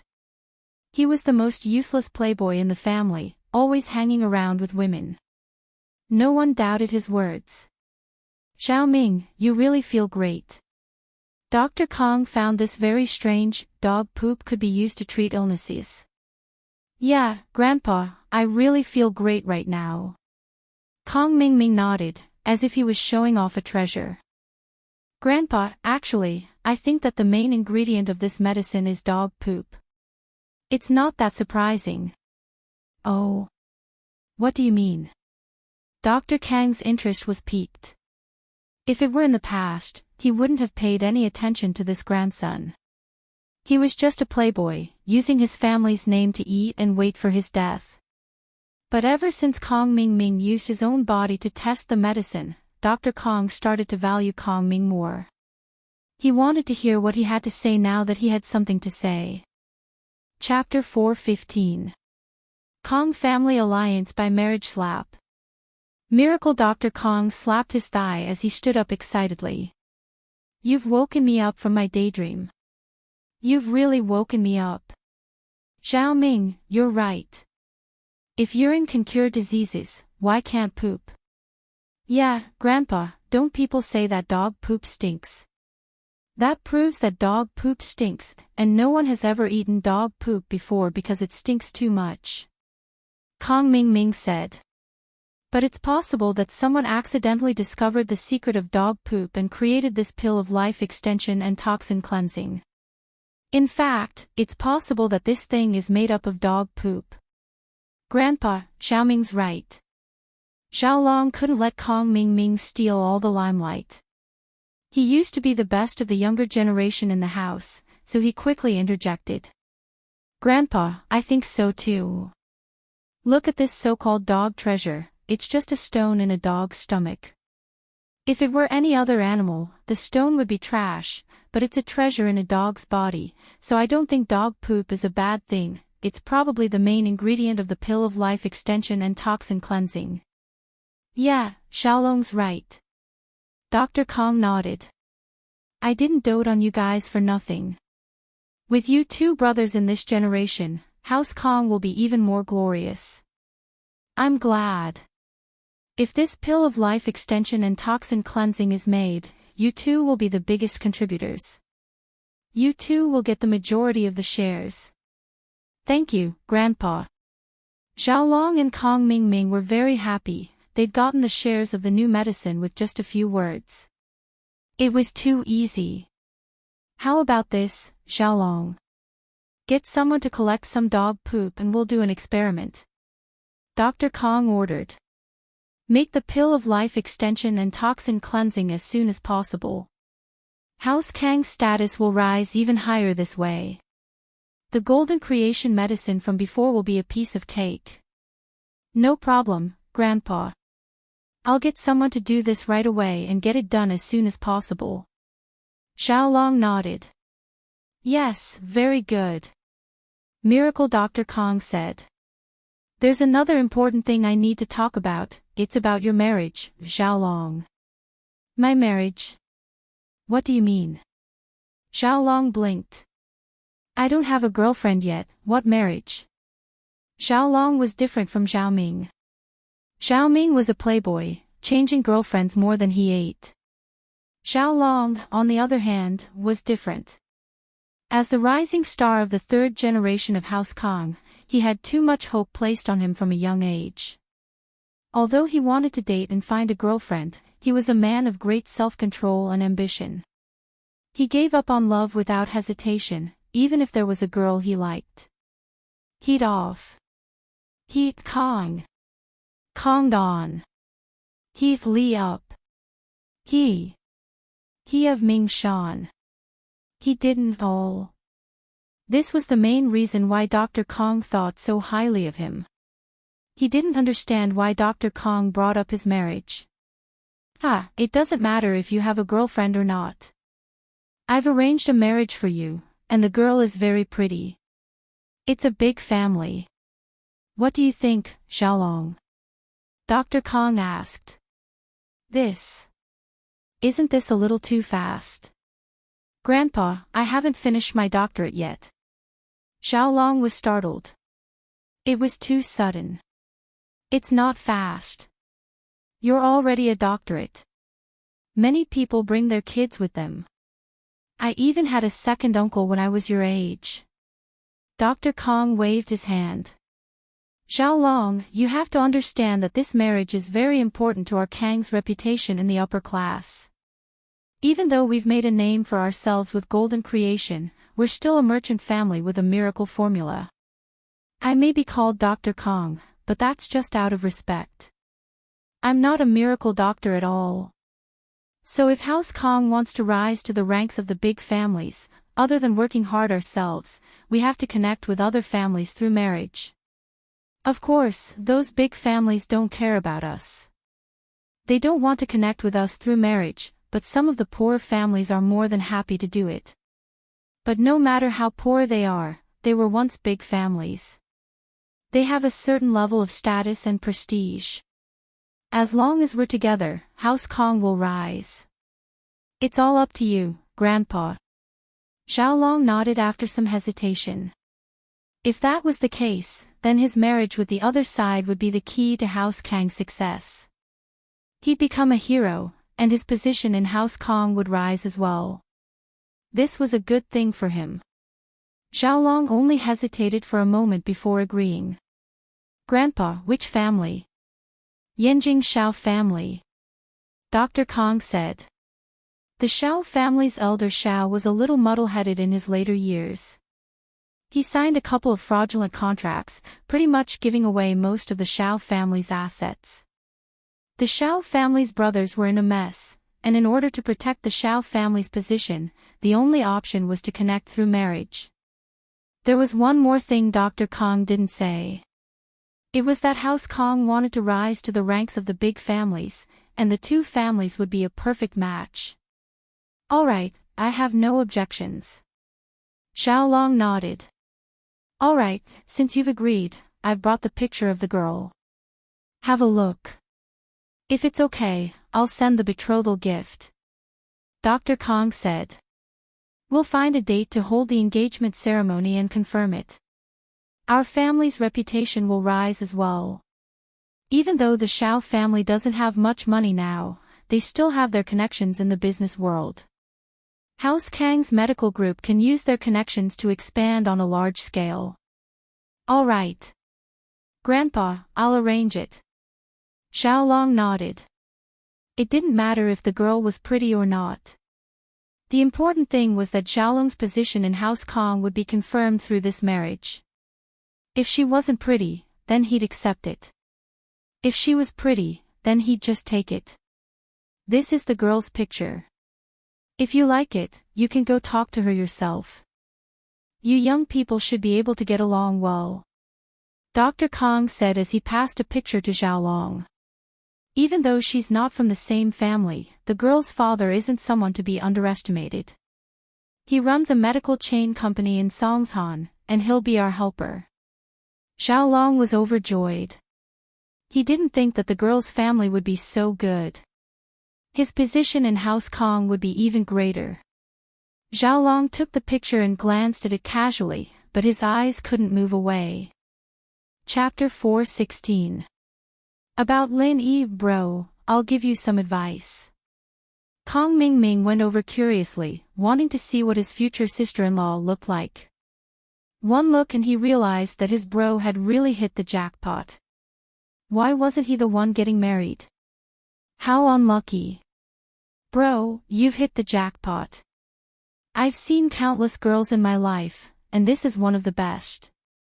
Out of all the girls I know, only that bitch Tang Yun can compare to her. The worst part is that Kong Xiaobo got her before I even got her. Everyone in the family knew what kind of person Kong Mingming was, so they just laughed it off.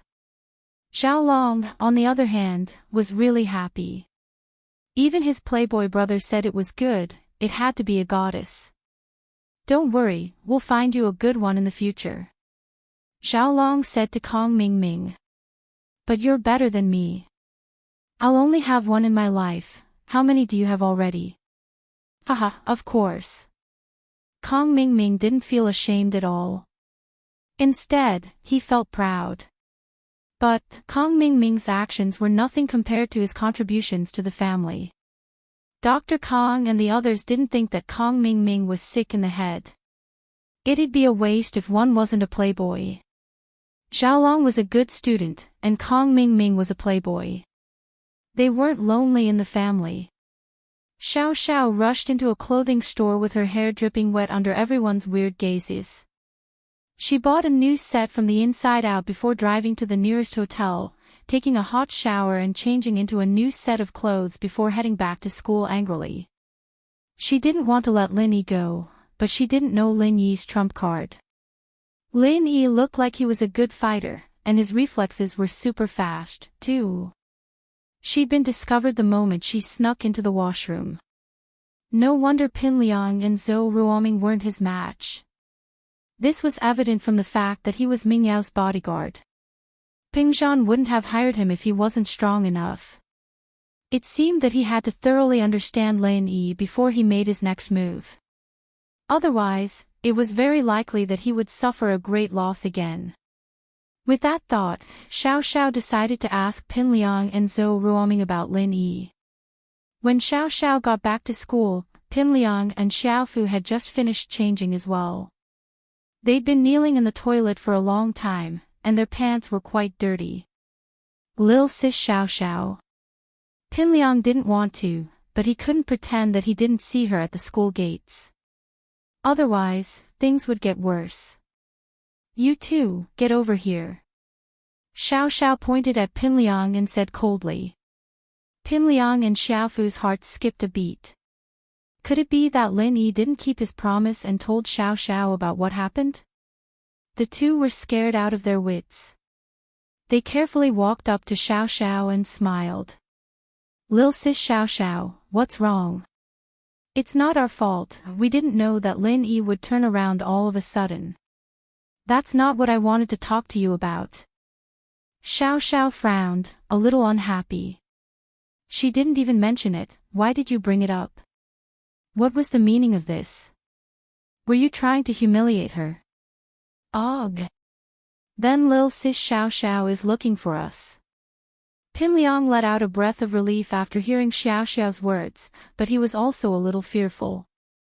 It seemed like he'd been an idiot. How could he just bring up something as embarrassing as Xiao Xiao's? Of course she wouldn't be happy about it. Get Zhou Ruoming here, too. I have something to talk to you guys about. Xiao Xiao ordered. Ugh. Okay, I'll go get him now. Xiao Fu volunteered. He was Pin Liang's henchman, how could he let Pin Liang run errands for him? Zhou Ruoming was actually quite easy to find. He played basketball almost every day, and Xiao Fu could spot him easily. Ming bro, over here. Xiao Fu called out to Zhou Ruoming. What's up? Zhou Ruoming was about to go in for a layup when Xiao Fu called out to him. He jumped up in fright and let go of the basketball, displeased. Can't you wait until I'm done? Lil sis Xiao Xiao's looking for you. Xiao Fu said. Fuck, why didn't you say so earlier? Zhou Ruoming jogged over, a shocked expression on his face. You two idiots. You pissed off Lil sis Xiao Xiao this morning, and now you're dragging me down with you. You're so mean. Zhou Ruoming knew a thing or two about what happened to Xiao Xiao this morning. Pin Liang didn't go into detail, but it was obvious that Xiao Xiao was taken advantage of, and so Zhou Ruoming was quite afraid to go see her. It's fine, Lil sis Xiao Xiao didn't mention that, so don't bring it up. I think she's just asking us about Lin Yi. You'll know when you get here, Xiao Fu said. Let's go, don't let Lil sis Xiao Xiao wait too long. Alright, I'll go now. Zhou Ruoming nodded and left the school gates with Xiao Fu. Xiao Xiao brought them to a coffee shop beside the school and got straight to the point. Why don't you guys tell me about Lin Yi? I'm sure you guys know about how I got taken advantage of by Lin Yi today. This Lin Yi guy doesn't look like a normal person. Zhou Ruoming looked at Pin Liang and Xiao Fu. Logically speaking, what happened to Lin Yi was a nightmare and a humiliation to them. Everyone had been dealt with by Lin Yi in different ways, and it was a little embarrassing to talk about it now. What, you don't want to talk about it? Xiao Xiao frowned. And no. Pin Liang and Xiao Xiao were in the same class, and they'd seen each other all the time. He didn't want to piss her off. I'll talk first. When Lin Yi first transferred here, he kicked me in the face. I wasn't happy, so I wanted to get back at him. And so, Pinliang started talking about his grudge with Lin Yi, all the way until Heibao Bro came to school and got his face stepped on by Lin Yi. So you're saying that even gangsters aren't his match? Xiao Xiao was a little surprised. She'd already guessed that Lin Yi wasn't weak, from how he pushed the cart with one arm, but she didn't expect Lin Yi to be this strong. Even the gangsters with guns were beaten to the point of looking for their teeth on the ground. Of course, Pinliang didn't tell her about Heibao Bro breaking through to Golden Class. She'd be even more shocked if Heibao Bro still wasn't a match for Lin Yi. Chapter 417. Chapter 417, Car Accident. Xiao Xiao was speechless. She'd wanted him to have some conflict with Lin Yi today, but now it seemed like he didn't dare do anything to Lin Yi at all. It's a little embarrassing, but it's the truth. In this school. No, even with the gangsters in society, I'm sure no one can do anything to that Lin Yi kid. He's not even scared of guns. Pinliang tried to explain himself. Since you're not afraid of embarrassing yourself, then I'll tell you. Zhou Ruoming sighed as he started complaining. I got slapped by Lin Yi in front of so many students and even the dean. What could I do? I couldn't beat him, he's so arrogant. Xiao Xiao was getting dizzy. It seemed like her investigation wasn't enough. Lin Yi was so strong, and she still had to fight him head-on. That was impossible. It seemed that fighting head-on wasn't going to work. She was a pretty fierce girl, but Lin Yi was even fiercer. Xiao Xiao didn't have the confidence to do anything to Lin Yi after hearing what Pinliang and Zhou Ruoming said. This Lin Yi doesn't have any weaknesses. Xiao Xiao frowned. Do you guys know if Lin Yi has a weakness? Weakness? Zhou Ruoming said, troubled. Probably Tang Yun. If you touch her. Heh heh, Lil Sis Xiao Xiao, why don't you do some research and get Tang Yun for me? I'll do it for you. Zhou Ruoming still didn't want to give up on Tang Yun. He didn't get to fulfill his wish last time, since Lin Yi ruined it, but he still hoped that he could have Tang Yun for himself. He didn't believe that Lin Yi would kill him. What was done, and Lin Yi wouldn't be able to do anything. Tang Yun would just follow him obediently.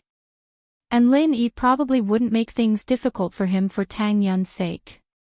No. Xiao Xiao rejected him flatly. She wanted to cause trouble for Lin Yi, but she wanted Lin Yi to give in and teach her how to fight and drive.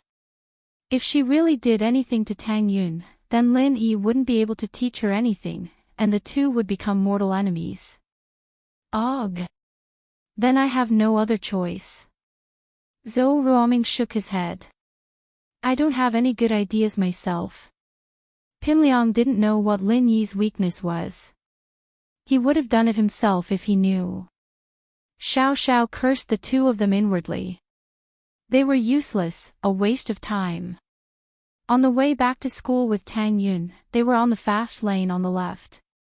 He didn't expect to bump into someone who was going against the traffic when they got on the viaduct. Lin Yi frowned. There were cars on the left and right, and changing lanes was impossible. Even if he didn't think about himself, he had to think about Tang Yun. Lin Yi turned on the high beam, wanting the car to go back to the right lane, but what Lin Yi didn't expect was that the car didn't slow down and go back. Instead, it copied Lin Yi and flashed the high beam, and it was a modified hernia lamp. If it weren't for Lin Yi's good eyesight, he would have been blinded. Lin Yi had no other choice. If this continued, the two cars would crash into each other. Tang Yun was already screaming in fear. Lin Yi suddenly turned the steering wheel to the right and pulled the handbrake. The van swerved in a beautiful arc, and the back of the van smashed into the front of the car. Although Lin Yi had carefully controlled the angle and force, there was still a loud sound. Tang Yun, on the other hand, was fine. Zhou Tiandi had just gotten a brand new BMW a few days ago, and his son had given him a custom license plate. It was a very cool license plate, SBSBSB. At first, Tiandi wanted a license plate that was all 8s. He thought that Zhou Ruoguang's license plate didn't have any 8s or a 6s in it, and it was all in Western languages. But Zhou Ruoguang said that 888 and 00544 weren't popular anymore. Those were outdated.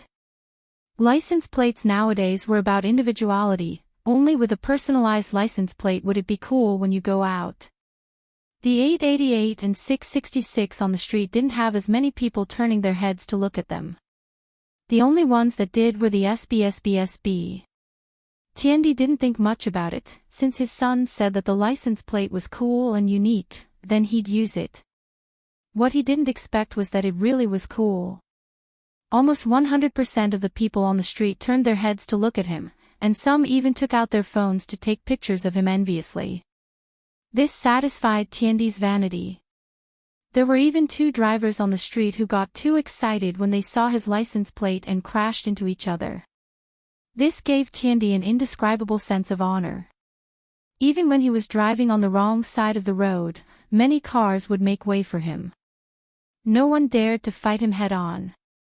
But today, some idiot had crashed his brand new car. Tiandi panicked, jumping out of the car to pull on Lin Yi's door. "Get the fuck out of the car. Are you blind or what? Do you even know how to drive? I have such a cool license plate, how dare you crash it?" Lin Yi paused. He didn't expect someone to be this cocky even when driving on the wrong side of the road. He couldn't help but look at the license plate and almost burst out laughing when he saw it. What a unique license plate. What are you laughing at? There's no use laughing, you little bastard. You ruined my new car. Pay me 100,000 kwai or you're not leaving. Tiandi was having a great time, planning on taking his car out for a walk whenever he had nothing better to do, but Lin Yi crashed his car into it. How many days would it be before he could show off his cool license plate? You crashed my car on the wrong side of the road. And you're asking me for money? Lin Yi was speechless as he looked at the familiar-looking man in front of him. Where had he seen him before? Lin Yi's memory wasn't bad, but it wasn't worth remembering small fries and small fries.